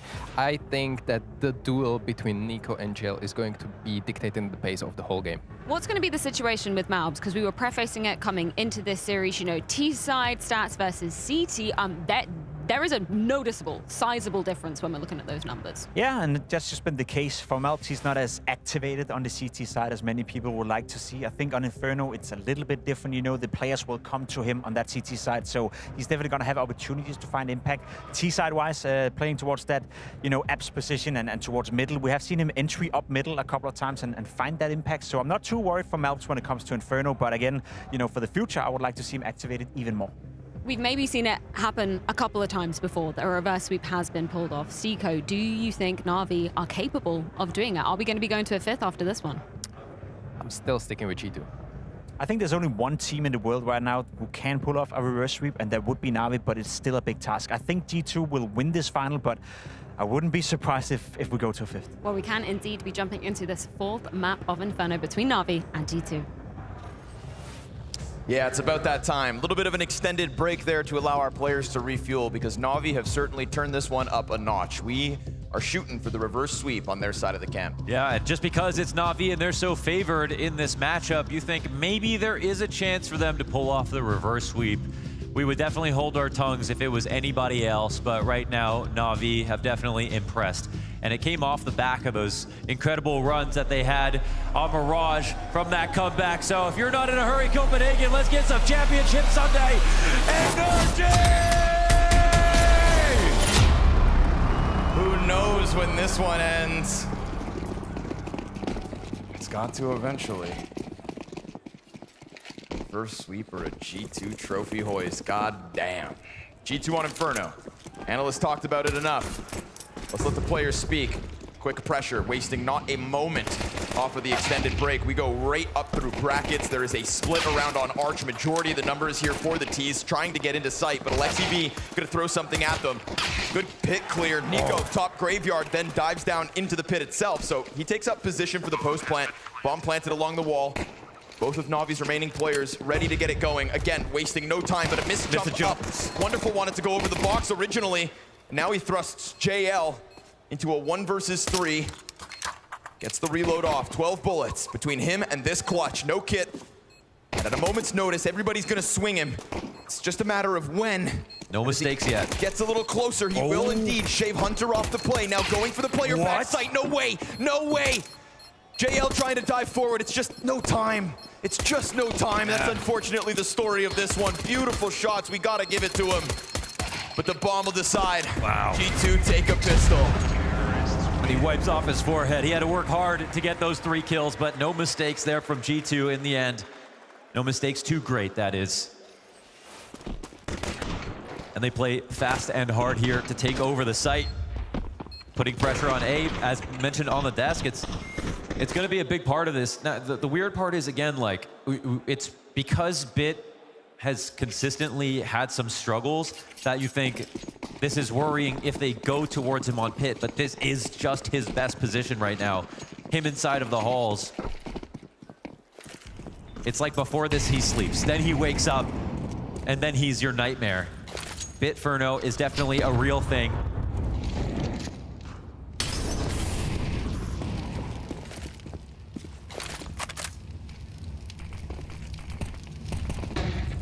Saw Inferno go wrong for NAVI yesterday versus FaZe. That was incredibly worrying, the way that they played it. We'll see if G2 can exploit that game plan. Just like, honestly, they were successfully exploiting NAVI's Mirage in the first half. Like, you have to give them a lot for that.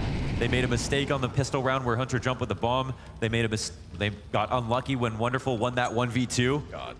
And that impossible bullet through the wall onto bench. Every little bit was necessary to get them over the line. But that first half was undeniably good from the perspective of game plan and firepower from G2. And this is a map that they were once upon a time the best in the world at by far. And on T sides. Yes. See if they can tap back into that history. And arguably that entry pack has only improved. They have mobs. Hell yeah.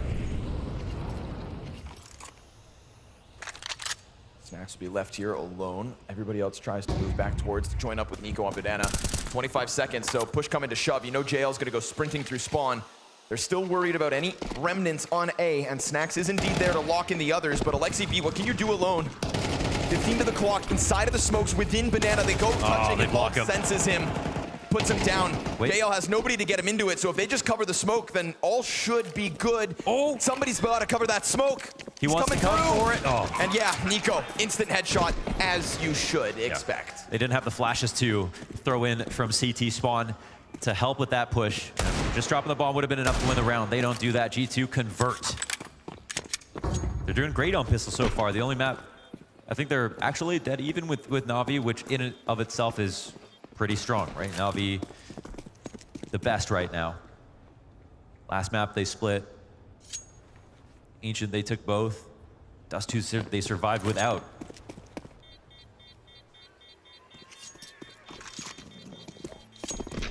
I mean, it's impressive what NAVI did, but they still have suffered 2 losses.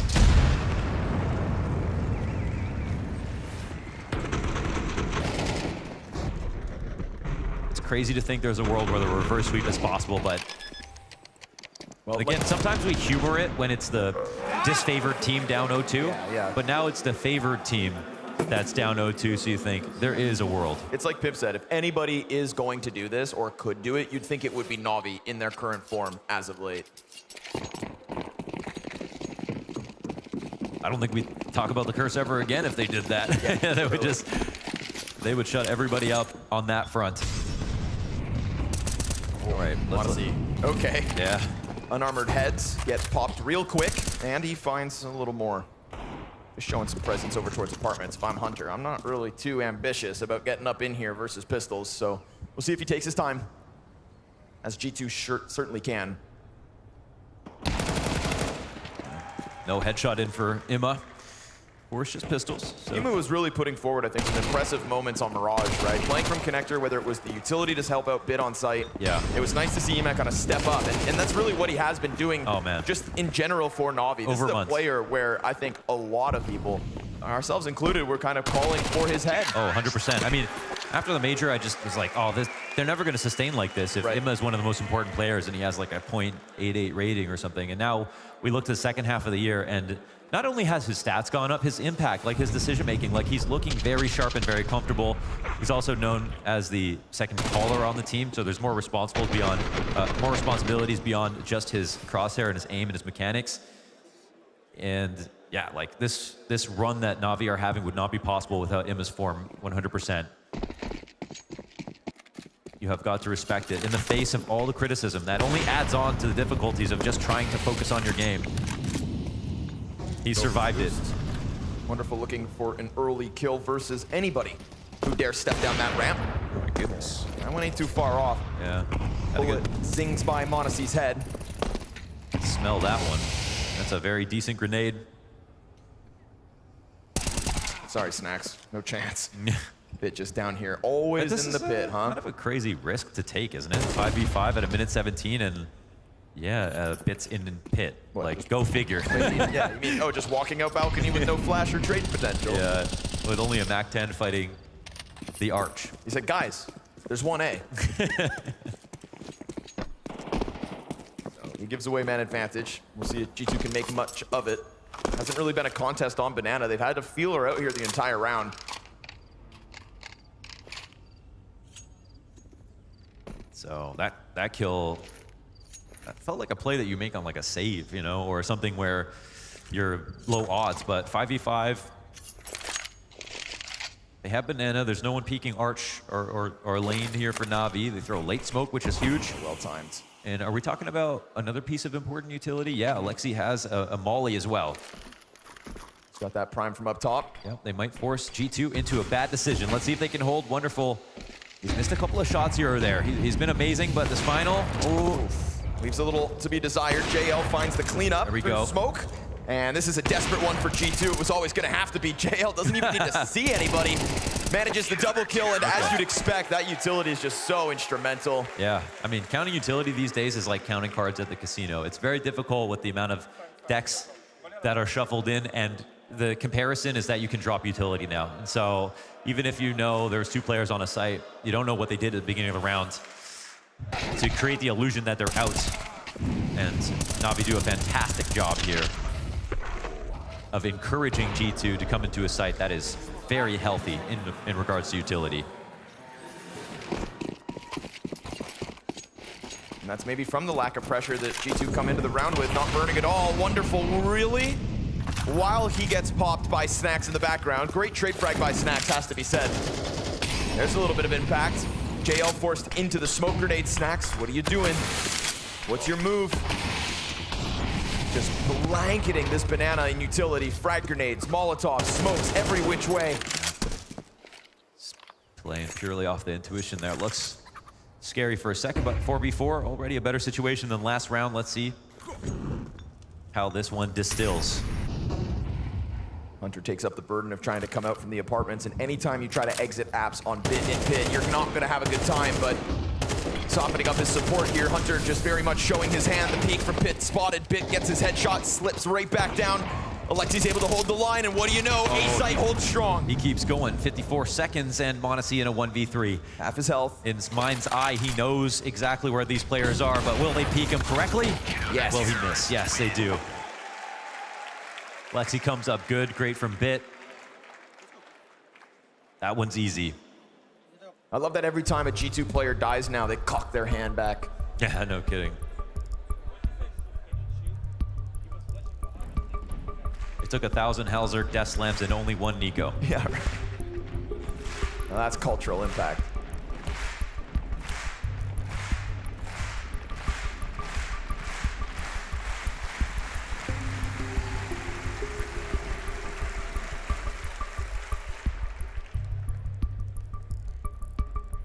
It's a timeout to think here about what to do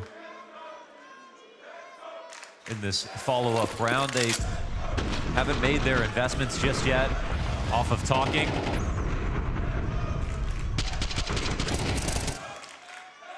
Just the right amount of commitment there from Bit to, I feel like, always be like the most elusive in Pit. And it's uncanny how the map can make the player. And yes, they don't end up investing. Hunter's got a Galil at least. Little ball fatigue. We saw a flash of this back on Dust 2. Ooh, JL. Who's definitely gonna have responsibility all Inferno long. But is slotting into his groove within this CT side. Constant pressure on Banana and usually coming up for one, right? Sure, Snacks trades him last round, but you still toppled Nico. And I don't know about you, but I'll trade Nico out every time.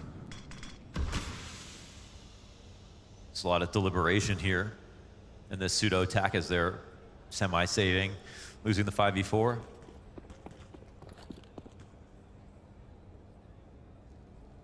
Exchanging ideas as Navi are chilling. They're watching everything right now. No smoke on Arch.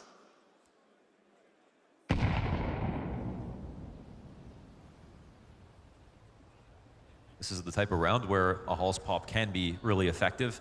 With Bit not playing inside the pit, that would be the best counter position to be in, or some kind of crossfire.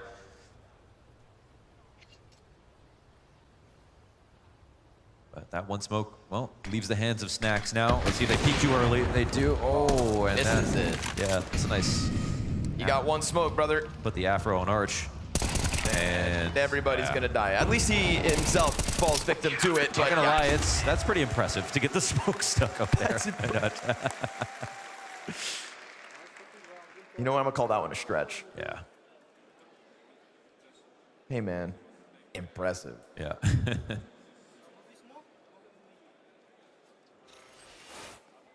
Can't be making mistakes as this best of 5 goes on. Yeah, we got to watch for those 5v4s. I mean, you said you were getting a little nervous watching Snacks make some of these moves, and you're seeing it more on Inferno as well. There was, that one moment on Dust 2. Definitely. There was a couple moments on Dust 2. He gets to put a higher price tag on his life in some of these rounds. m0NESY will come up quick. Wow, that's a huge scalp to take in the 5v4 at a minute 40. I wonder if this affects the map solely based on Bit's presence. Wow, nailed him, jump across. Clean. But G2's had, they're like, all right, we're gonna hit A now. But then, obviously, what are Navi gonna be thinking? The same thing. And look what they do. They pull guard on B completely. They have everybody here waiting for this exact attack. That's the power of Bit, man, honestly. On this map, it's uncanny. You don't have Bit and Pit, you need the entire team. Seemingly, but they're trying to go for a boost. This could be awkward timing. Ooh, they get it up in position just in time. 2 players confirmed. Nice little bait. Oh, it's perfect. Beautiful. Excellent approach coming out from G2, making the most of the man advantage to go up 5v3. JL gets flashed in from Alexi. Talk about setups, but no double kill from him. And if you're seeing JL on Arch, suddenly you kind of have to ask yourself, well, then is there anybody B? Absolutely. And they would have had the choice to depart, but at a 4 versus 2, you'd think, yeah, they'll probably split it up. And now with an additional kill on A, G2 will skate through this. So m0NESY setting it up with that pick on Bit as he just tries to jump across mid. G2 make the absolute most of it. Nice to see. No missed utility on the approach through brackets. And honestly, it felt like they were very ready for even that boost up top. And that's the other part of that game plan. Yeah, Nima could have been playing anti-flash there. If you've got one set of eyes in the op watching, and there was only, I think, only one flash. But sometimes it's a trick. Sometimes there is no second or flash to worry about. This time works out very nicely here for G2. And the other half to Bit's gameplay, of course, is like You know, he's going to be in pit or he's going to be in boiler. Like, that's where he always plays from. It's a great punish from Monacy. Not an easy shot.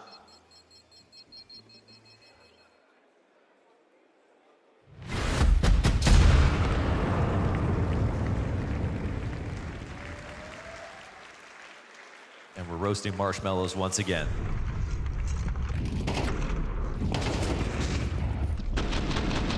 Mobs comes through with a triple kill this round, so we can praise Monacy for definitely setting it all up, but it's Mobs that hits the follow through. And the backswing's just as important. You know, in JL in those moments, he could swing out, easily get 2 or 3 kills. That's what he does sometimes. I mean, we see him used exactly for that over towards Banana. This is Blade wanting to get into it. They've been liberal with timeouts in all these maps, getting them in early. Trying to start with a lead.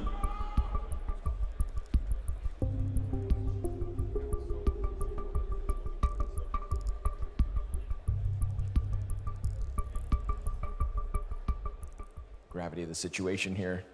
Reverse sweep demanded of him. Crazy to see the Navi come back versus FaZe yesterday. It's just equally as unlikely as them doing it on Mirage today. The fact that it actually gives them odds of pulling back the series is remarkable stuff. But, you know, within that FaZe game, we did see Navi make some mistakes, specifically on Inferno, right? Yeah. Some of their mid rounds, once they got to the T side, left a lot to be desired. Yeah. And if there was anything we could criticize them for, it was that. We'll have to see about that in the second half. Right?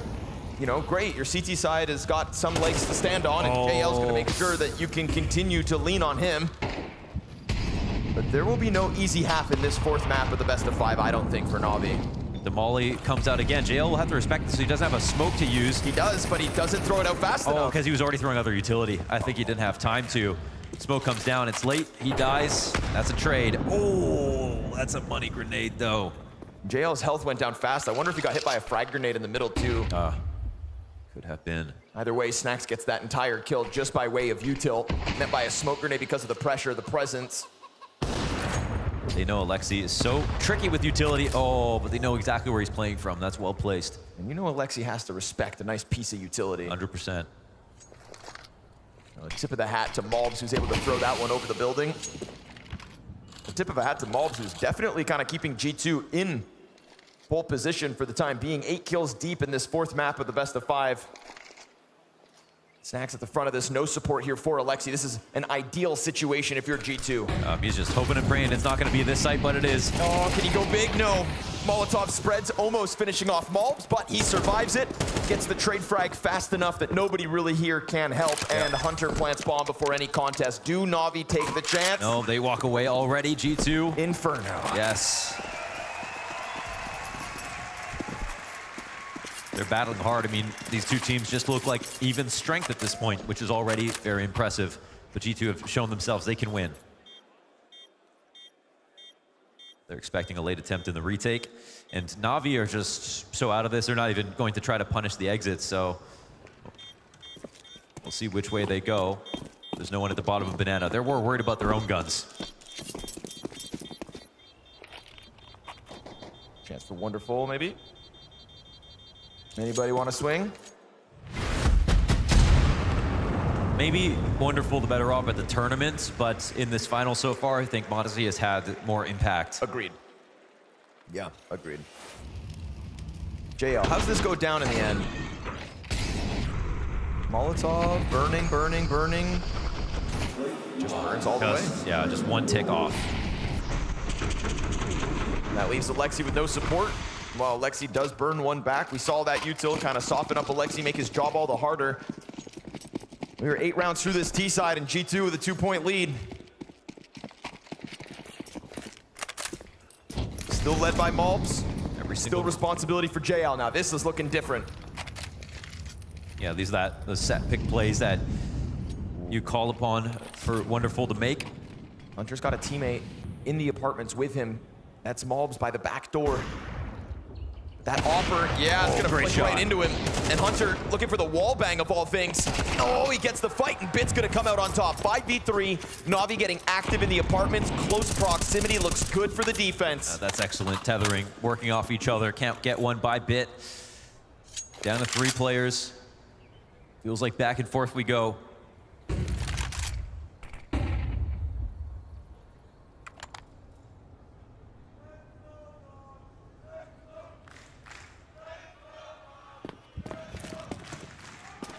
Honestly, taking a glance out middle, we'll see nothing because Navi seemed very content to just lean back on what has worked. Anchors within sight. Bit's given no space. The 1 round Bit dies, we saw what happened. Took an entire team to try and fill his shoes. 30 seconds to the clock. They've still got enough utility to, if they want to pressure this site, they can, but without any kind of real opening, I don't think they'd follow through. CTs go heavily onto the short side. And this arch wrap begins to come out, but Nico gets bested. You'd think that's that.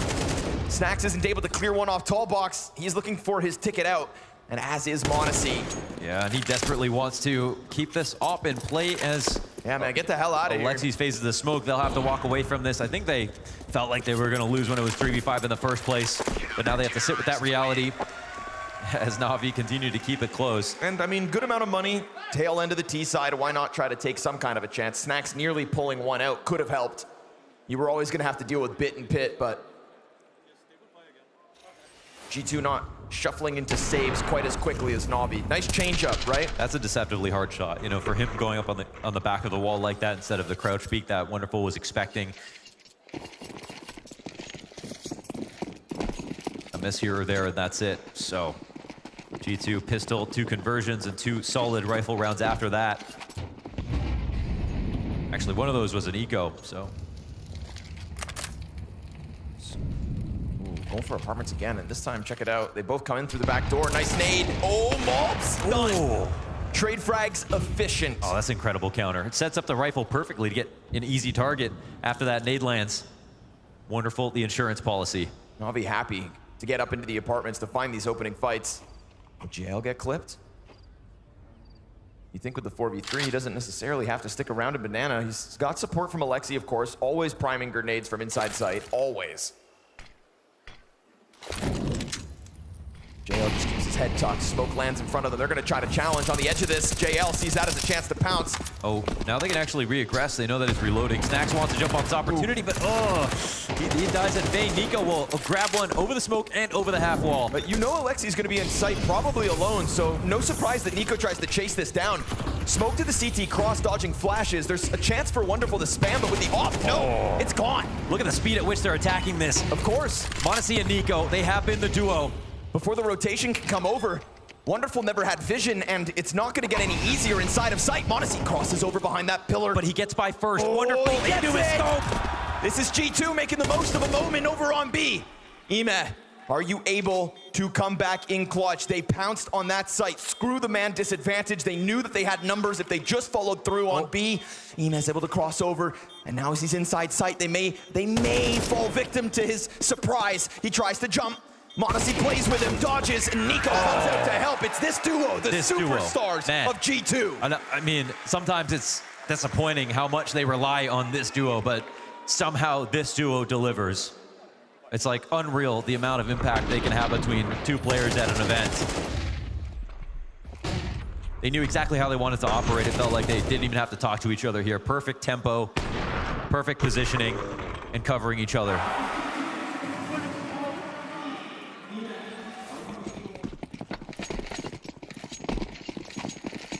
Where there's a Nico and m0NESY, there's a way. Every time. And we say that when they're not even in a moment where they're kind of taking over the server. But give them one chance, they capitalize. Malbs thrust back into what's been a pretty sticky spot. Those apartment pushes looked really good for Navi in terms of opening moves, and Malbs wants some of that action.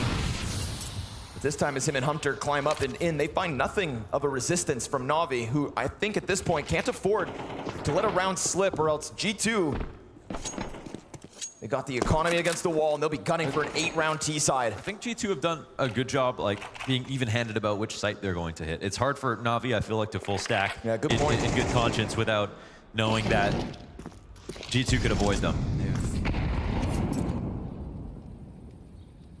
But that's the depth to the G2 Inferno T side. We've seen it before. And they're tapping into it again. Ooh, Nico sees a sliver. Ooh, but it's perfect. The shoulder peek is perfect from JL.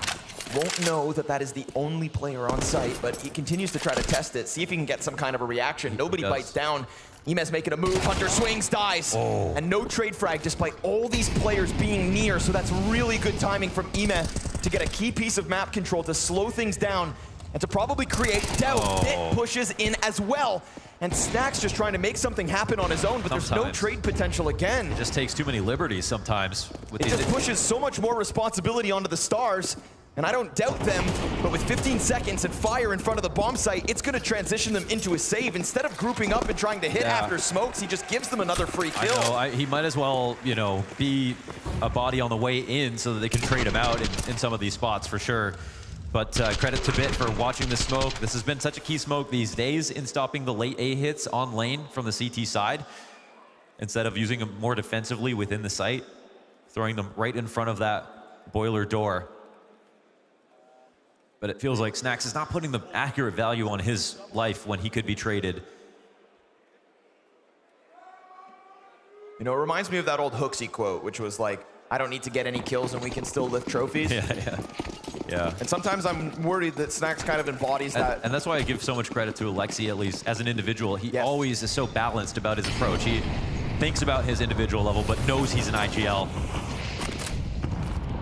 And that is the only way a team that has no consistent clear star every single tournament can succeed.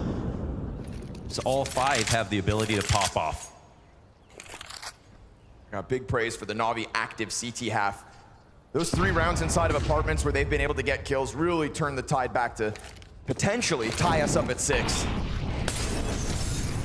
You know, very varied T side, and we give G2 credit for that one, but if there's one thing that definitely has Navi's success stamped across it, it's apartments so far in the first 12. Nico trying to get something going as an entire pack of players sit behind him, but no sir.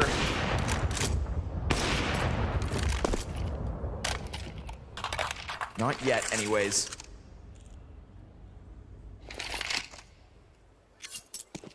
On a moment's notice, these Tech-9s could just start tearing up turf towards B. So Alexi looks to set up JL again. Key piece to the banana control, and a well-timed flashbang gets him a Nico frag. Excellent. AK changes hands to Snacks. Nobody from the A site starts to bite down on a rotate. That's Snacks again, just trying to go through smoke. This time he is able to cross over to the pit, but he's jumping around. They like let a him madman. Alexi goes in, and they found it. His teammates got there in the end. Look at the health, though, so incredibly low. Rotate coming over with a frag grenade, but Snacks sends a bullet through the smoke and finds Ime between the eyes. Now they have m0NESY in the cupboard zone. We got full HP health here for Navi. They will attempt this retake. Just sit back. m0NESY hide. See where these rifles can give you the info. See if the trades come through. Will he spam this? Malt's keeping his head down. That gives him a chance. Bit climbs up. Wonderful trades right back. m0NESY hiding back. Sight. Where there's a will, there's a way.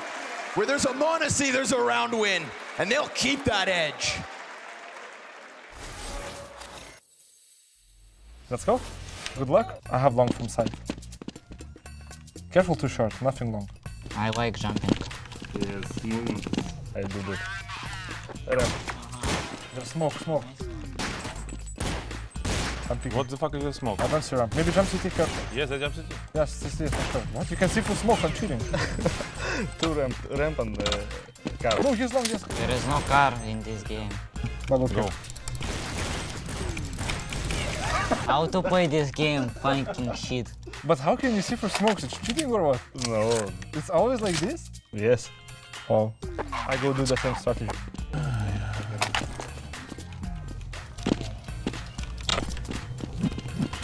Bullets. I'm picking already. They have Deagle. Sure. Ramp? I'm flashing soon. Ramp and ramp. Flash me now.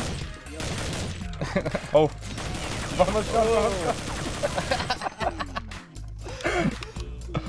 Wait, how you were playing this game?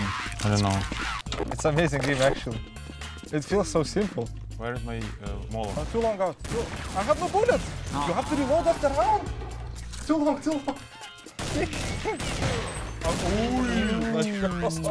You have to reload after round. Let's go. Oh, two. Oh my god, help. Alright, one more. No. Yes. It's a bit hard, What the We are shit. Ой-ой. Ага. Careful. Pushing. Okay. I see this guy jumping and hitting headshot. What the fuck? I'll be a little bit concerned, brother. What a boost. Oh my god. GG.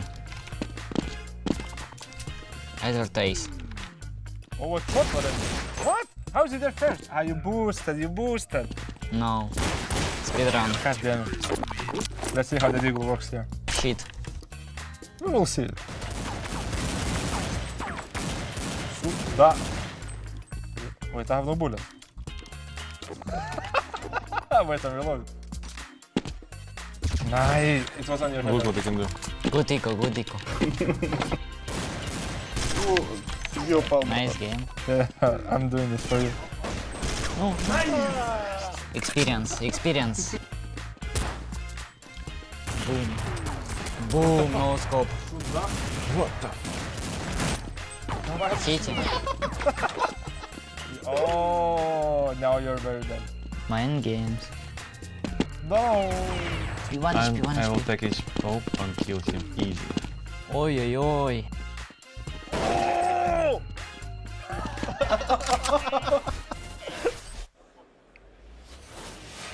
Some beautiful calls from Alexi B to try to adapt in the middle of that CT side, but a T-half from G2 that we knew would pack a punch, and it's really Monacy and Nico in a couple of these moments that certainly stepped up.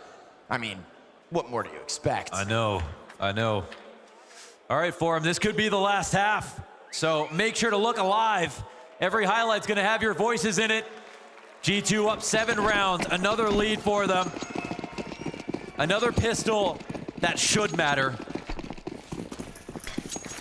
And 10 players who are desperately hungry for it. Here we go, Hunter goes wide, gets one, traded by Nico, and it's just a bloodbath on Banana. Snacks, what can you offer us? What can you do? Nothing with the smoke in front of him. They're all able to climb inside of the sites. That's 3 members of NAVI and Monacy's classic unsilenced USP.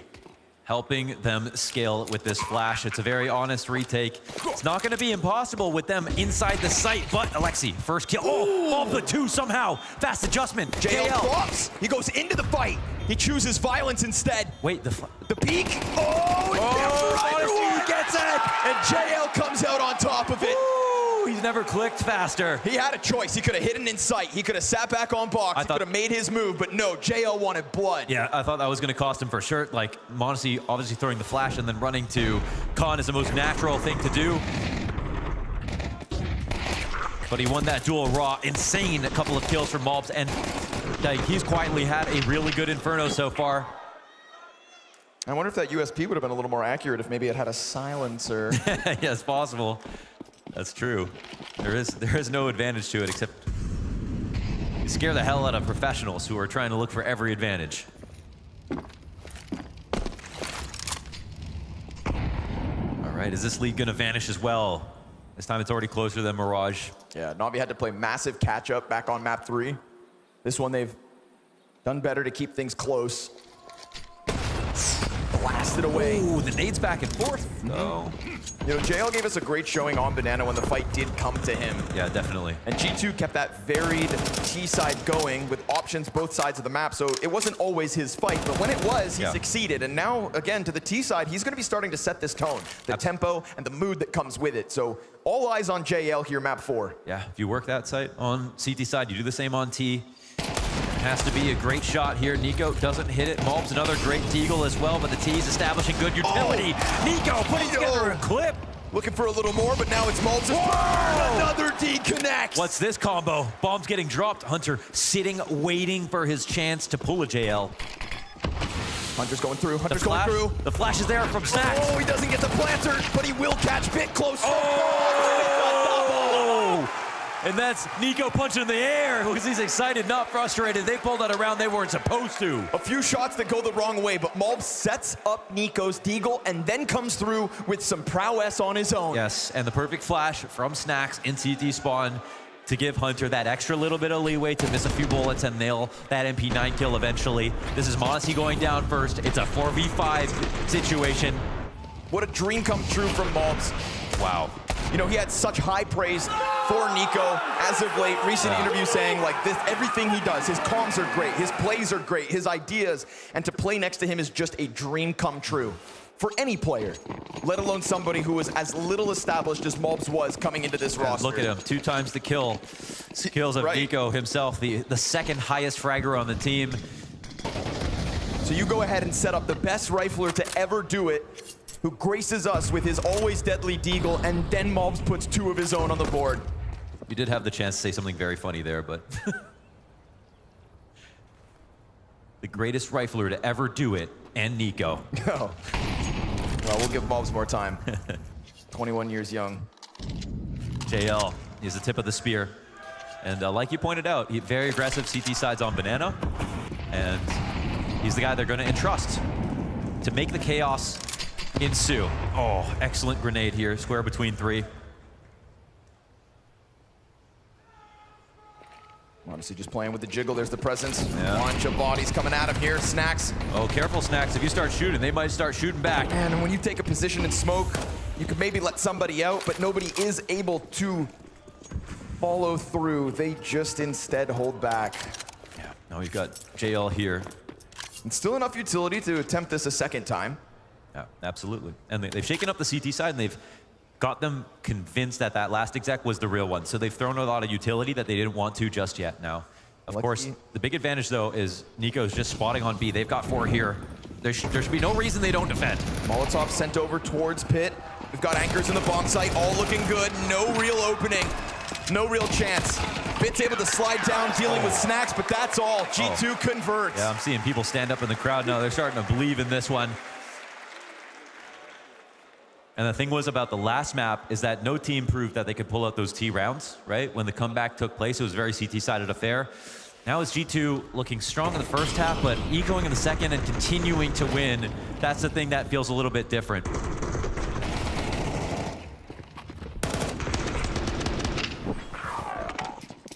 NAVI are going to go up against them. Full confidence. G2 looking for the 4th time to touch 10 rounds first. No coincidence that fact. That's why they sit on the 2-1 map advantage. Sure, Mirage slips by. Inferno starting to set a tone. P250 sent back. It's the only thing that NAVI actually end up investing in, a solo P250. And honestly, Fit versus Snacks. And this is a contrast between the way that G2 play Inferno and the way that NAVI do. NAVI play very light bracket all the time on Inferno, and G2 play extremely heavy bracket, doubling up Arch, playing on the close wall. NAVI knows stylistically what they're running into, but both styles work for both teams. So far, just today, it's been G2 coming out ahead more times than not.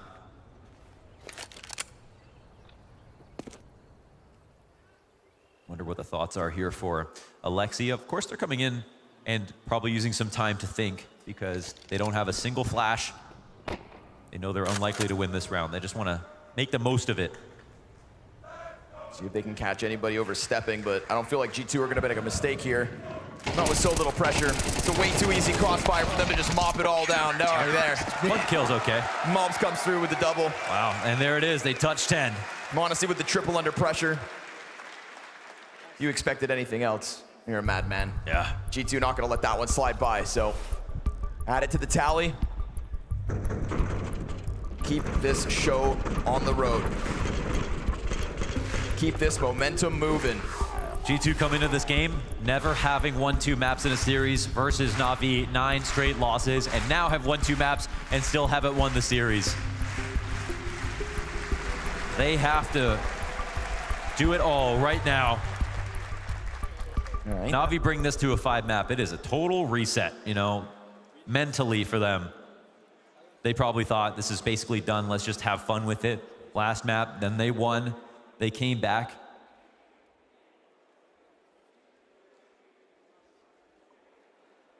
It rested on the finest margins. How many leads can they survive?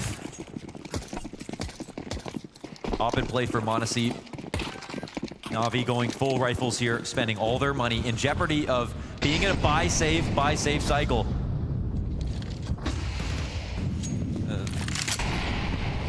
This is a round they might not even want to full commit to, depending on how it goes, how it starts. You know JL's always down for a fight, but man, he is met by resistance. That is targeted. One way to get a 5v4. He has nobody to help him out in that situation. Wonderful is over on the ramp. I'm gonna try to toy with Monacy top mid, but I don't know. It's a dangerous game to be jumping around these corners. Luckily, Alexi's got a good shoulder peek. Yeah, look at Nico though, taking all his space back. They can go back to try to fight him. He really wants to grab this upgrade. Oh. Very dangerous knowing that there was always a chance Wonderful could send bullets through off the audio cue, but... It's a nice skin, man. Gotta go for it. Just give me that AK, please. Wants to show off with the headshots. And speaking of which, Bit will have a chance to crack open an entry in mid, but interrupted by the utility.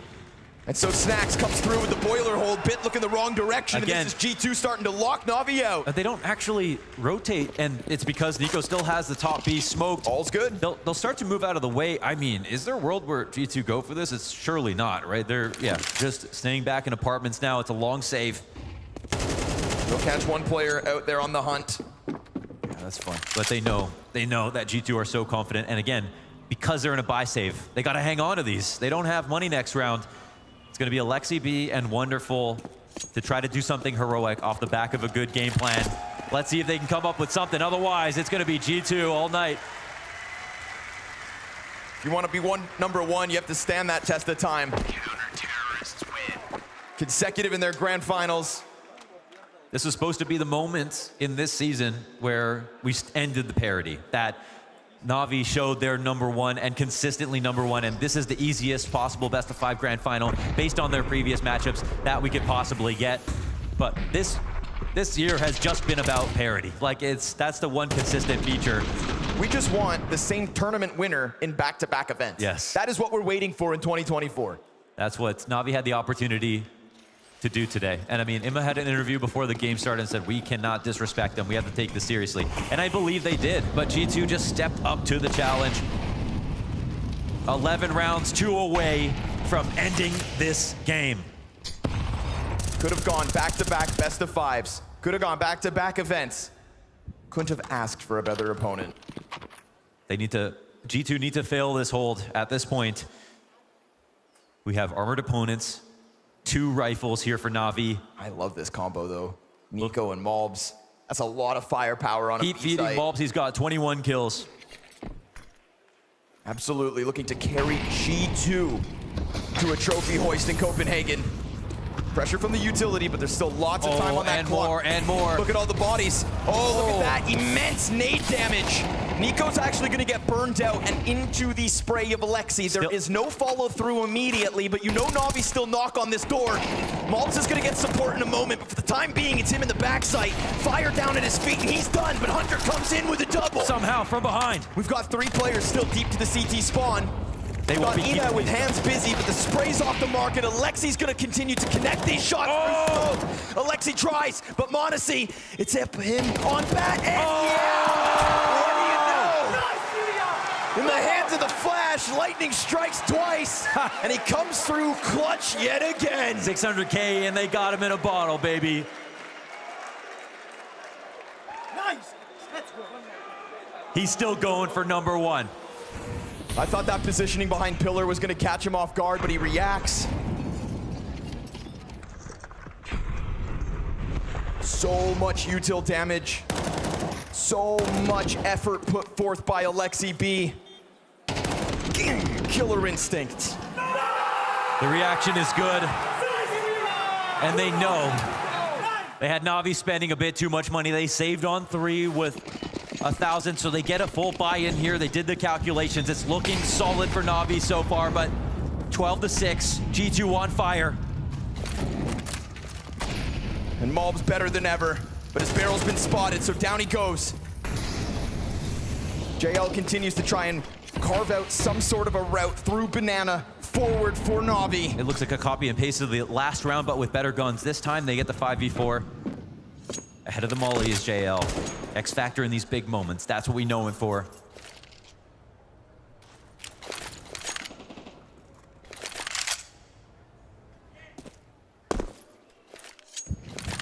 Navi won the Copenhagen Major, losing more rounds than they won because they showed grit and because JL had unbelievable impact against all odds. Now what we demand of him is an unparalleled level of consistency. Perfect moment for them to size up this A play. But Nico gets wind of it, and so he moves over. And that smoke's got enough for him to swing up close on wall. Oh, the flash was good, but Alexi still gets that kill blind. It's gonna be Hunter, it's gonna be Snacks. Can they hang on to this bomb site under a massive task? Snacks in the open, swings out wide, gets caught right there. Okay. No chance at a hold, and Navi will continue to fight to try and extend this event. Yep. G2 said don't call it a comeback, but for Navi, it's simply a 5-round game. We'll believe in it till the very end. A little back and forth to open. Up on Banana, JL trying to be the jackknife of this moment. Peels Mulbs off the play. And even with Nico rotating over, falling to a blind Alexi. Alexi's been getting kills through smoke with no contact. Alexi is blind and finding it. Yep. Absolutely won with the game as he tries to keep his team in it. Yeah, Mulbs is the golden ticket. Whether he gets the kills or he gets found, that seems to dictate the round. He's 22-10. The 4 and higher from overseas, stepping up.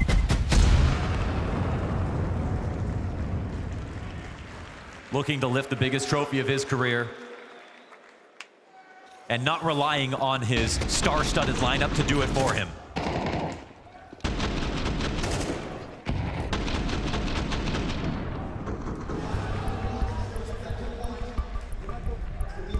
Obviously, G2 are still taking every moment seriously, and immediately a pause is called. How do we piggyback off that success? Taz thinking the opposite. How do we stay calm, knowing that we're still winning?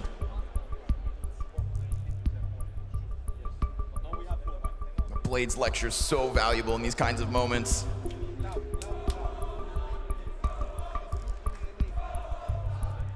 This isn't one of those moments where you get 1, 2 chances to close. There's still a lot of runway here for G2.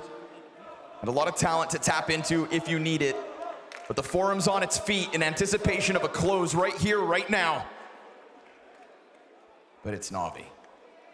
No one's going to be blinking until the end of this game. So we find out on another full buy if that was a flash in the pan, if Mulbs can get caught off guard again, or if they don't find him, what their fate will be. Is JL enough?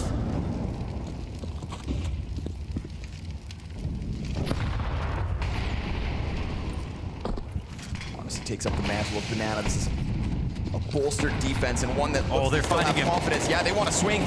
Oh man, they're signing up for this fight. Mulbs going deep, gets caught by Alexi again. Ooh. He's just got that game sense. He's got these shots lined up. Yeah, that's obviously so close to running into Bell right there. JL was still holding it, even though Alexi saved him from that duel. We don't know what would have happened otherwise, but we know that Navi were ready for a push. JL on high alert, even with the health disadvantage, so be it. Would have been a tough spot for Mulbs to still just barrel stuff.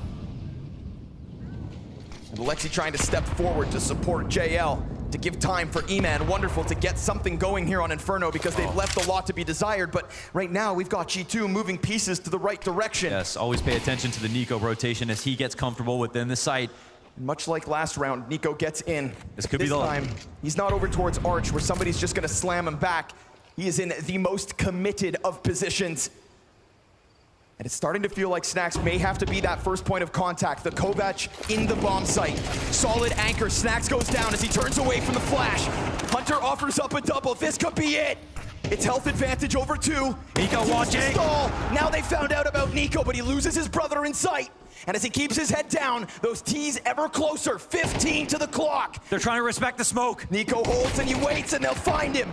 As he tries to go back and forth, he steps in. It's Monacy's chance to shine. And as he peeks, he strikes one down. Bomb being planted. No! Not today. Not tonight. G2 in a best of 5. The 1v2, and they'll never have to think about that further. G2 have done the unthinkable, ending the 9-match win streak that NAVI had over them, stealing a best of 5 away from NAVI, leaving them with only their victory at Pro League. They'll take this one all day. Malbs, give yourself some credit, son. You stepped up. You rose to the challenge. Imported and delivered. Signed and sealed here for G2. Taking down Vitality and NAVI in a best of 5 in back-to-back days. Blade here standing on stage, even congratulating his opponents. Respect across the board because they delivered and showed heart. And even though it's a surprising moment, after 4 maps of getting to 10 rounds first, G2 finally close. Wow. Malbs to do it, supporting Nico in that B-bomb site every step of the way. Oh my lord. Can you believe your eyes as Snacks himself steps forward, his first notable tournament win since ESL 1 New York 2018. But back into victory lane. The best duo in CS2. 2 absolute stars. And all they had to do was shed a little goat blood on the stage to get this far. Imagine this call-up. Imagine the moment for Malbs, putting Guatemala on the map as Snacks at the helm steps forward ever closer and calls me question. It's about the stars, and G2 have found another. Your Blast Fall Finals champions, G2!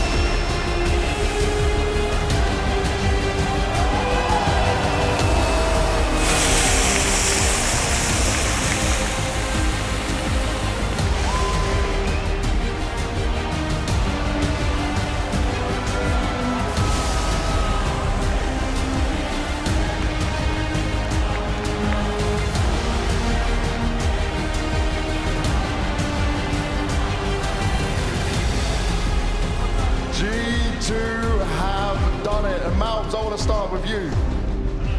Second grand final for G2. First big trophy. First ever Guatemalan to lift a trophy. What do you want to say? First of all, I just want to thank my team because they're amazing. I don't really have many words to say because, but I feel really proud, and I just want to do this for my parents, my dad. He's really special to me, my girlfriend, and for all the Guatemalans that are watching me, I just want to say that gaming is possible, and if I can make it, everyone can make it, I love that. Hunter, you posted a video yesterday of your family celebrating back home.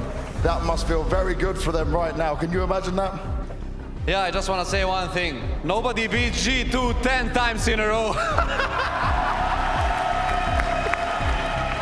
Snacks, 2018 with Mouse was the last time you lifted a trophy. 6 years later, you're now leading a team to a trophy, but you've come under heavy criticism, but now you've done it. Now you can prove them all wrong. What do you want to say? I can say only it's a really nice feeling, I'm happy that we're in this final. It was really important for us.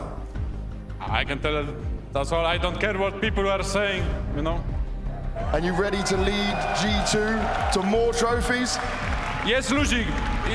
It's gonna be more trophies for us, for sure. Hell yeah. Taz, this team has struggled against NAVI for sure, but how proud are you of this moment and the way you took them down? Hey, this team lost 2 times against NAVI. So third time is the charm, and I'm fucking proud of them. I feel like the mental struggle, the mental fortitude they are showing, I love this team. I would love this team as well. Manasi, you started off this tournament.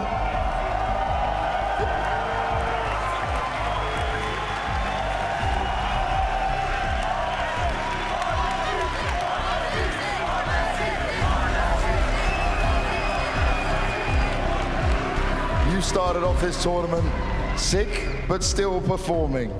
You told me before this game, you're ready. You said you felt different. You felt you were prepared for this one more than ever, and you wanted this. And now you stand with it in your hand. I can see almost tears in your eyes. What's the feeling? The best feeling in the world, baby.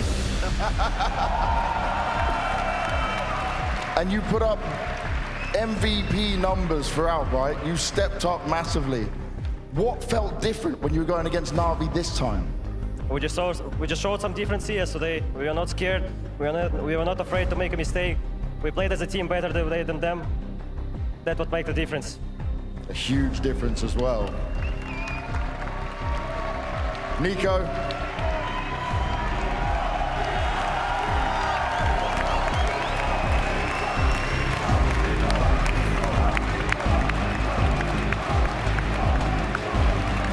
We've had quite a lot of Nico chants these last couple of days. First with a historic table smash. And I just want to ask you, how was the hand throughout all of this? Any pain, any bruises? Oh, it was fine. At least I think it's fine. I don't know, I didn't really shoot so good the last two maps, but I honestly didn't even think about it, but it's fine, everything was fine. And what does this win mean to you? The first trophy you've had since Dallas, and Dallas was obviously a crazy one.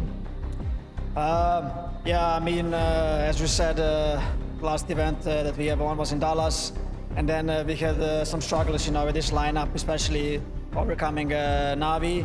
And I think after yesterday's game, we started believing more in ourselves. I think the win over Vitality was super, super important to us. And today we came swinging. Today we played some really good CS as a team, and we were calm all the time. And I'm super proud of everyone that has, you know, of my teammates. They all stepped up when it was needed the most.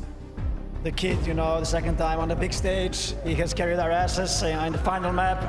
Then, you know, this guy. And then, I mean, no words for this kid over here, right? He keeps delivering.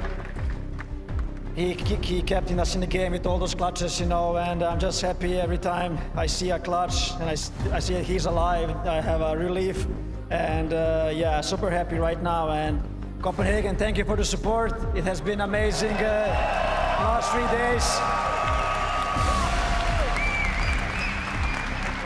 Copenhagen, one last time, the last ever Blast Premier full champions.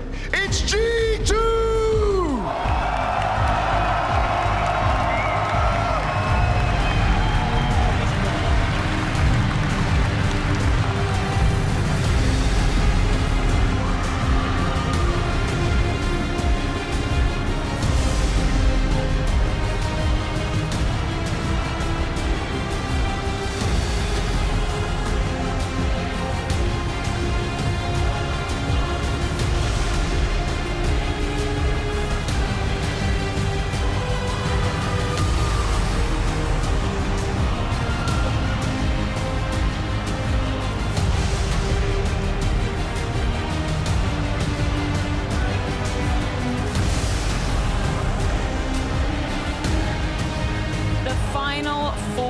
Finals champions, G2's second trophy of 2024, but the first with a legendary Snacks and young gun Malbs at the helm. Turns out for Hunter and Nico, 10th time was indeed the charm, Jacob, not only expelling the demons of NAVI, but lifting a tier 1 trophy in the process. Nobody beats G2 10 times in a row. One of the best sentences I've heard in a very long time. I absolutely admire the way they did it as well. There's different ways of winning. I think tonight they left no doubt they were the better team. You know, there was a case to be made they could have won this game 3-0. There's also a strong case to be made that the 3 first maps in this series are all the 3 strongest maps in the current NAVI map pool. So you cannot make up any excuses. You cannot say that NAVI got off to a slow start and they were saving the best for the later.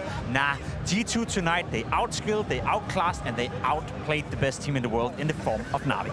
The growth that we've seen from G2 throughout the whole tournament is low-key insane. When we were looking at the just an eye test or also statistical numbers. They have been putting up better numbers round after round, game after game, match after match. I love what we heard from Nico in those winning words as well, giving a huge shout out to Malms because fair play in that fourth and final map. He was showing up hugely. G2 would not have got it over the line without him. No doubt about that, and he's doing it as a, let's call him a rookie still, you know, welcome to the big boys club, Malms. You now won your first Tier 1 trophy, and I bet you it won't be the last. The way he's playing, the way he's conducting himself, in particular on the T side, is immaculate. Now for Malms, we spoke about him, you know, it's a signing obviously for now, but it's also a signing for the future within G2. I think if you were given even more space, even more responsibility, as he was being left in more clutches, this man can do a lot more impact on the server. So yes, I very much echo the sentiment of Nico. When he's left, when he's on the server, there's always a way back for Malms. There's always a way back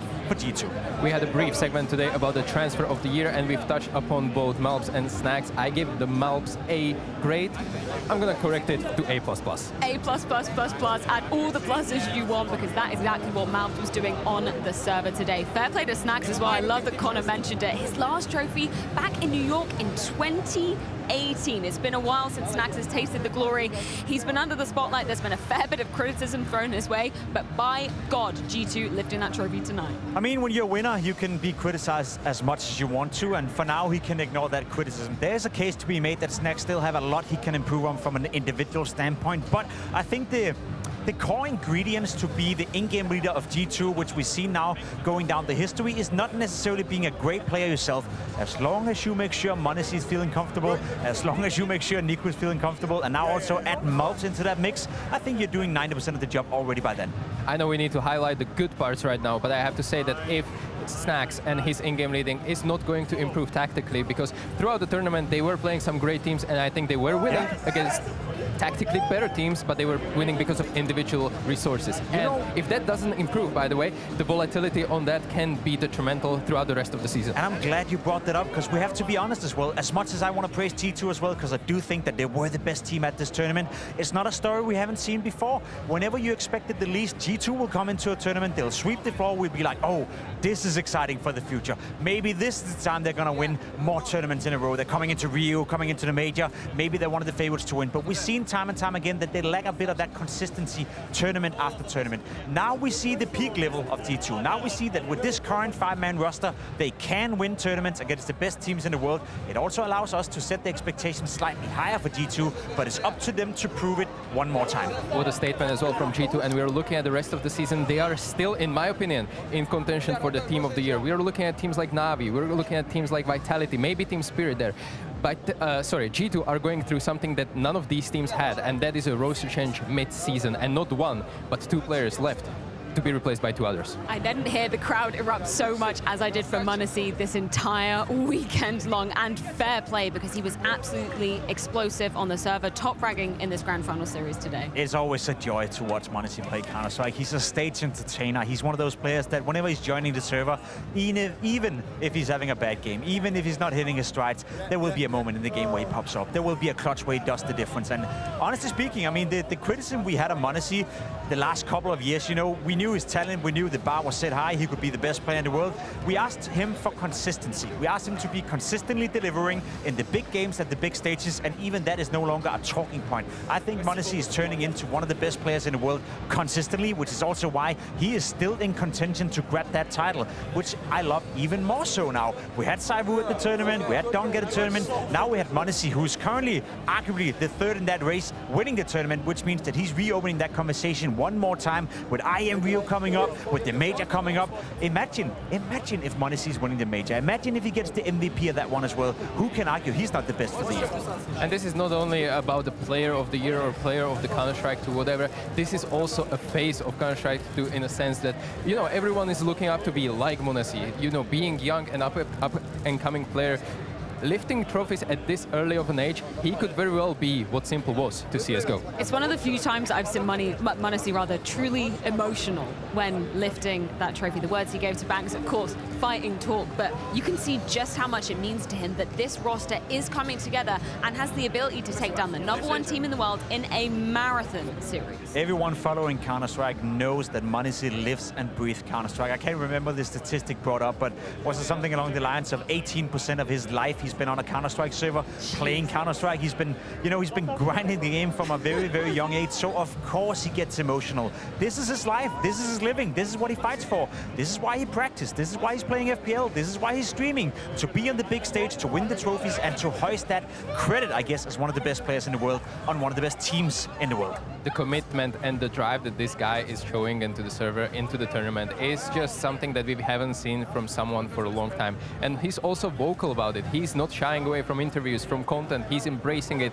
He's truly the face of CS2 for me right now. And I also just want to add for context right now, and again, I don't want to ruin the party, but what goes through the mind of NiKo right now? We don't know whether or not he signed a new contract with G2, with Falcons, where he's going, but how can you afford to leave m0NESY? How can you afford to not be a duo together with m0NESY? You've been playing together for a couple of years now. You are arguably the strongest duo in the game. You're so fun to watch. You love each other. There's no doubt about it. If you're NiKo right now, do you think you're going back to the hotel and you're getting second doubts? Am I doing the right thing? Can I really leave my kid alone? I wouldn't do it. I love how this victory opens up so many different conversation lines. Just to wrap up the m0NESY conversation, shout out to him, because 1,000 days today on G2, I can't imagine a better way to celebrate that achievement with you. They didn't pay enough. They didn't pay enough. 600K wasn't enough. He's worth more.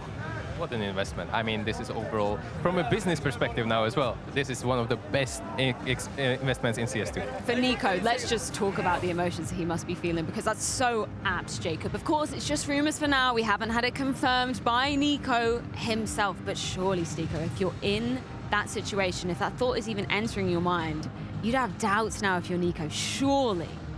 Are we opening the can of worms, same we did with Spinks and Vitality when they won Cologne? He had suddenly second doubts as well, and he stayed on the roster. And, you know, NiKo going into Falcons, not going into the Falcons, he is saying it in interviews multiple times. Whenever he has G2 logo on his shoulder, in his heart, on the jersey, he is going to represent that organization, and he's showing it throughout the MVP-like performance this tournament. I don't think anyone can doubt whether or not NiKo is committed to where he's at in the very moment. I think he's giving it 100% still in regards to G2. Whether or not he signed a contract for Falcons, whether or not he can still re-sign a new contract for G2, it is what it is. You know, it's something we'll have to follow. It's a very interesting conversation as well. But in terms of his commitment to where he's at right now, no one can doubt whether or not he's going in with his full heart. He smashed a goddamn table yesterday, you know, playing for G2. So for sure, G2 NiKo is still a thing. I'm curious to hear if he's signed a new contract, you know, because if not, with the performance he showed right here again, he can probably put an extra zero onto that salary. I wouldn't blame him. I think there's an emotional angle with this as well, or an additional emotional angle, because remember how long NiKo wanted to play with his cousin in Hunter. The fact that they finally get to come together and start getting those trophies a little bit more consistently, I think that would make me reconsider. I honestly think that in the mind of NiKo, and I'll be brutally honest right here as well, they played together now for a couple of years, and G2 have never been consistently hoisting trophies. They've had big moments, you know. They've won tournaments before. They had a period where, was it 21 games in a row they were winning together. I think they've lived that dream. They've been together now, and if NiKo want to move on and try a new challenge, I don't blame him. It's a beautiful story, but to be completely honest, he's been together with Hunter for, I believe, 3 years now, or some sort of, you know, so for NiKo to move on at some point, there was even rumors Hunter perhaps were going to Vitality instead of Messi, instead of Spinks, so I don't blame them for potentially moving on at some point, but I think it's a beautiful story regardless that they got to experience this together. I mean, they've lifted a hell of a lot of big trophies together, right? We think of here at the full finals, we think of Katowice, we think of Cologne. I mean, the major is the only thing really absent from NiKo and Hunter's resume together. Yeah, and, you know, they have had chances before. I'm sure they're going to have one more, at least one more, in China later this year. And obviously, this will be the defining point for the career, for the overall G2 performance and the lineup moving forward. I mean, hopefully they qualify for that major. Let's see. Yeah, fingers crossed. Our Mars are still coming at us thick and fast. How does this wrap up the top 3 players conversation at the moment then for you, Stiko? Because I think you're totally right, Jacob. It kind of has blown it wide open again, right? I mean, if NiKo continues this, I don't see him not being a top 1 rifler for the year, definitely. And if m0NESY keeps doing this, I think he can overtake ZywOo as well. But ZywOo is still, despite early exits from the events, he's still putting up numbers that are just incomparable. However, I do believe that this is bumping them up definitely towards the areas of, well, NiKo is pure counter to Donk. Donk being number 1 is maybe not so sure. Yeah, I agree. I just love the fact that we're so deep into the season and we can still have the conversation. And honestly, if you were to bring an argument for Dunk, I wouldn't say you're crazy. If you were to bring an argument for Saiwu, I wouldn't say you're crazy. And if you argue that Monis is the best player in the world, go ahead. They're so close right now, and we still have 2, maybe 3 massive tournaments left to decide that race. Well, G2 lifting the trophy here in Copenhagen unfortunately does mean Navi once again lose out in best-of-5 grand finals. So let's get some closing thoughts courtesy of Alexi B. Right now, this will certainly sting, but Lexi, you're kind enough to join me for one that I know is going to feel bad right now. Can you talk me through just the feeling when you guys connected to the server, say, on the first map, and what you kind of noticed throughout this going up against G2? From the morning, this day felt like the day. It felt like we had everything in check. We were vibing, we were having fun. Everybody felt alert before we even connected. So everything was fine, but you know, we struggled, and they played better today, that's for sure. You know, we still fought back a couple times. We made a nice comeback on Mirage as well, but it kind of felt like we were on the back foot every single game. And that's not a good sign against a team like G2, which is, for me, like, I feel like it's a team, like, once they get the momentum, it's really hard to claw your way back, and we felt that. And you know, yeah, we ended up just playing poorly, and we weren't the same Navi that was here previously. And we saw that a bit yesterday, right? At the beginning, you guys weren't the same Navi, but then we saw this live from Mirage. So I looked at Mirage and thought, okay, this is the positive. This is where they can come back into it. At that point, did you believe going into Inferno? You know, I believe so much. Yeah. I feel like, you know, they struggled against us previously, and imagine them feeling that they should take this game home after winning, what, 9-3 on the city side. Yeah. Then we end up making a huge comeback. Like, to their morale, I would feel like they started to feel that we could make the comeback. Yeah. But again, we were just on the back foot on Inferno, and you know, I don't know. It's just a lot of small details, but at the same time, they just end up playing better than us today, and that's it. Now, overall, you're still the best team in the world in terms of being the most consistent as well, the consecutive grand finals. But we are kind of seeing a pattern of the which tournament you win, which you lose, back and forth. Is it hard to keep going? Is it hard to keep this level, especially when you focus more around the team performance? Yeah, I mean, it's hard. You know, a week ago we won a Tier 1 event, and now it feels like you lost everything, you know? So the season is going on fast, and there's a lot of tournaments. And I feel like, you know, the past 2 weeks, 1 trophy, 1 final loss. Obviously, we're going to try to take as much as we can from this loss. But at the same time, we still have 3 very big events coming up. We have a boot camp coming up. So, you know, we've been grinding, but at the same time, we have been pretty consistent. But, you know, it's so tough after this kind of loss to put your thoughts together. Because, you know, it feels like, as I said, we won a trophy 1 week ago, and it feels like we didn't win anything. And that's the sad part of it all. Lastly, anything you want to say to all the fans and the Navi Nation fans supporting out there? Yeah, I mean, thanks for cheering. Sorry we didn't stay for too long yesterday with the fans. It was, what, like 1 o'clock in the evening. We had a final today, and I didn't go there now either. I just feel super bad right now, and I just want to keep improving and show up on the next tournament again. Win or lose, there's one thing we can always guarantee from Navi. It's Alexi B being incredibly eloquent, even in such difficult situations. And fair play to him, literally just a week ago, lifting the trophy at EPL, making it to a grand final here, unable to take down G2. It has been an absolute marathon for Navi. It's also a great insight into a player's mind. Like, listen, Alexi B, right? As you said, you won a Tier 1 trophy a week ago. You went into the final today. You lost to a well-playing G2, but you still went into the final. There's a lot of teams right now with a bigger budget, with more star players around you who spend more time playing Counter-Strike, or equally the same amount of time playing Counter-Strike as you do, yet you're in that position. So I love the fact that he has that winning mentality, that he wants to win everything, but to win a trophy and to go into the grand final of the next event, that in itself is a massive performance, which I hope he's proud of, maybe tomorrow when the loss is settling in a little bit. Yeah, what a statement interview. I mean, I really felt him there. It was like my player side was coming alive, and I was like low-key emotional for him.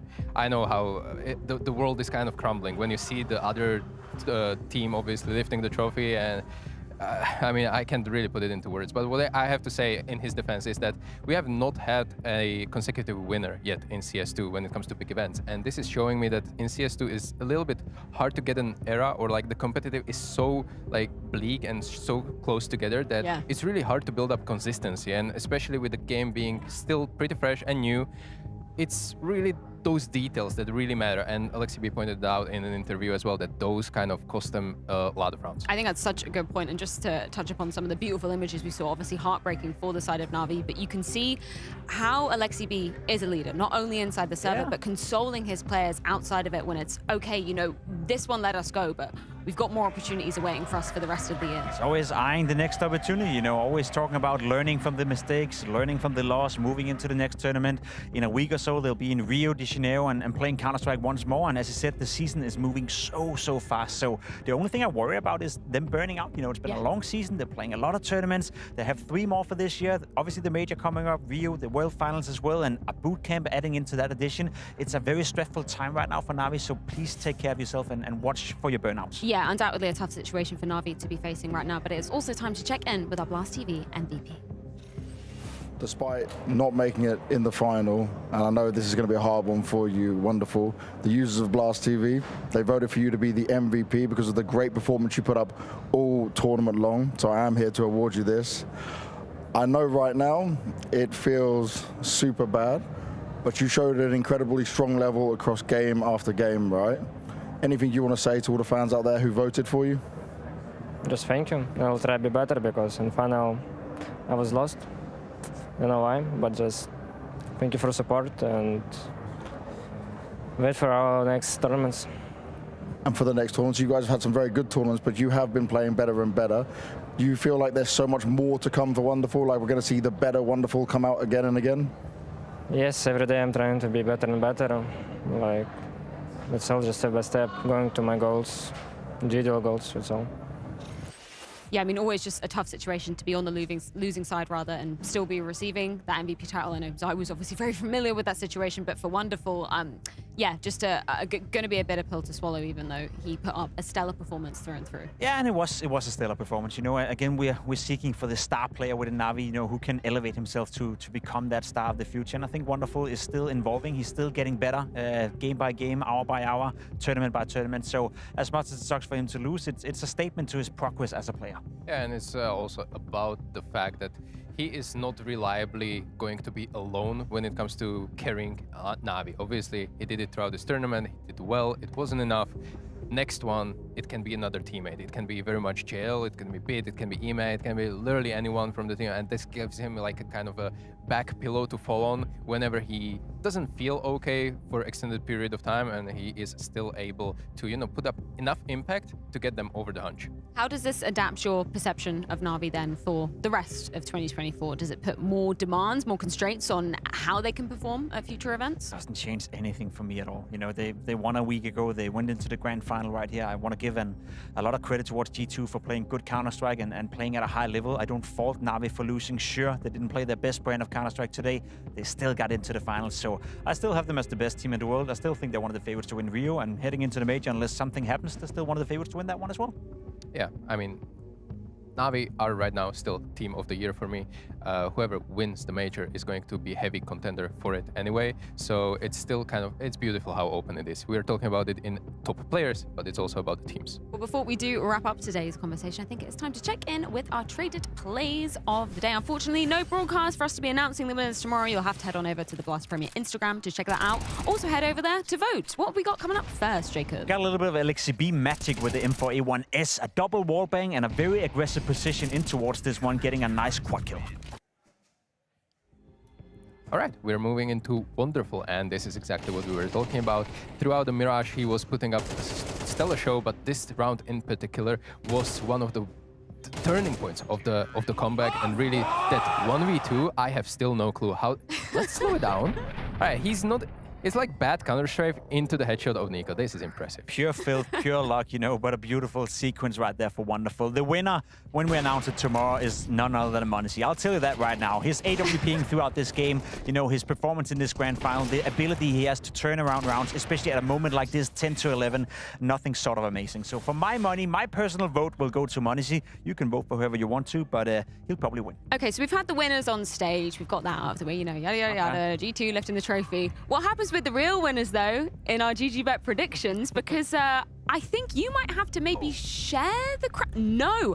Okay, in a twisted turn of events, I fumbled it. Henry G will probably steal off of you.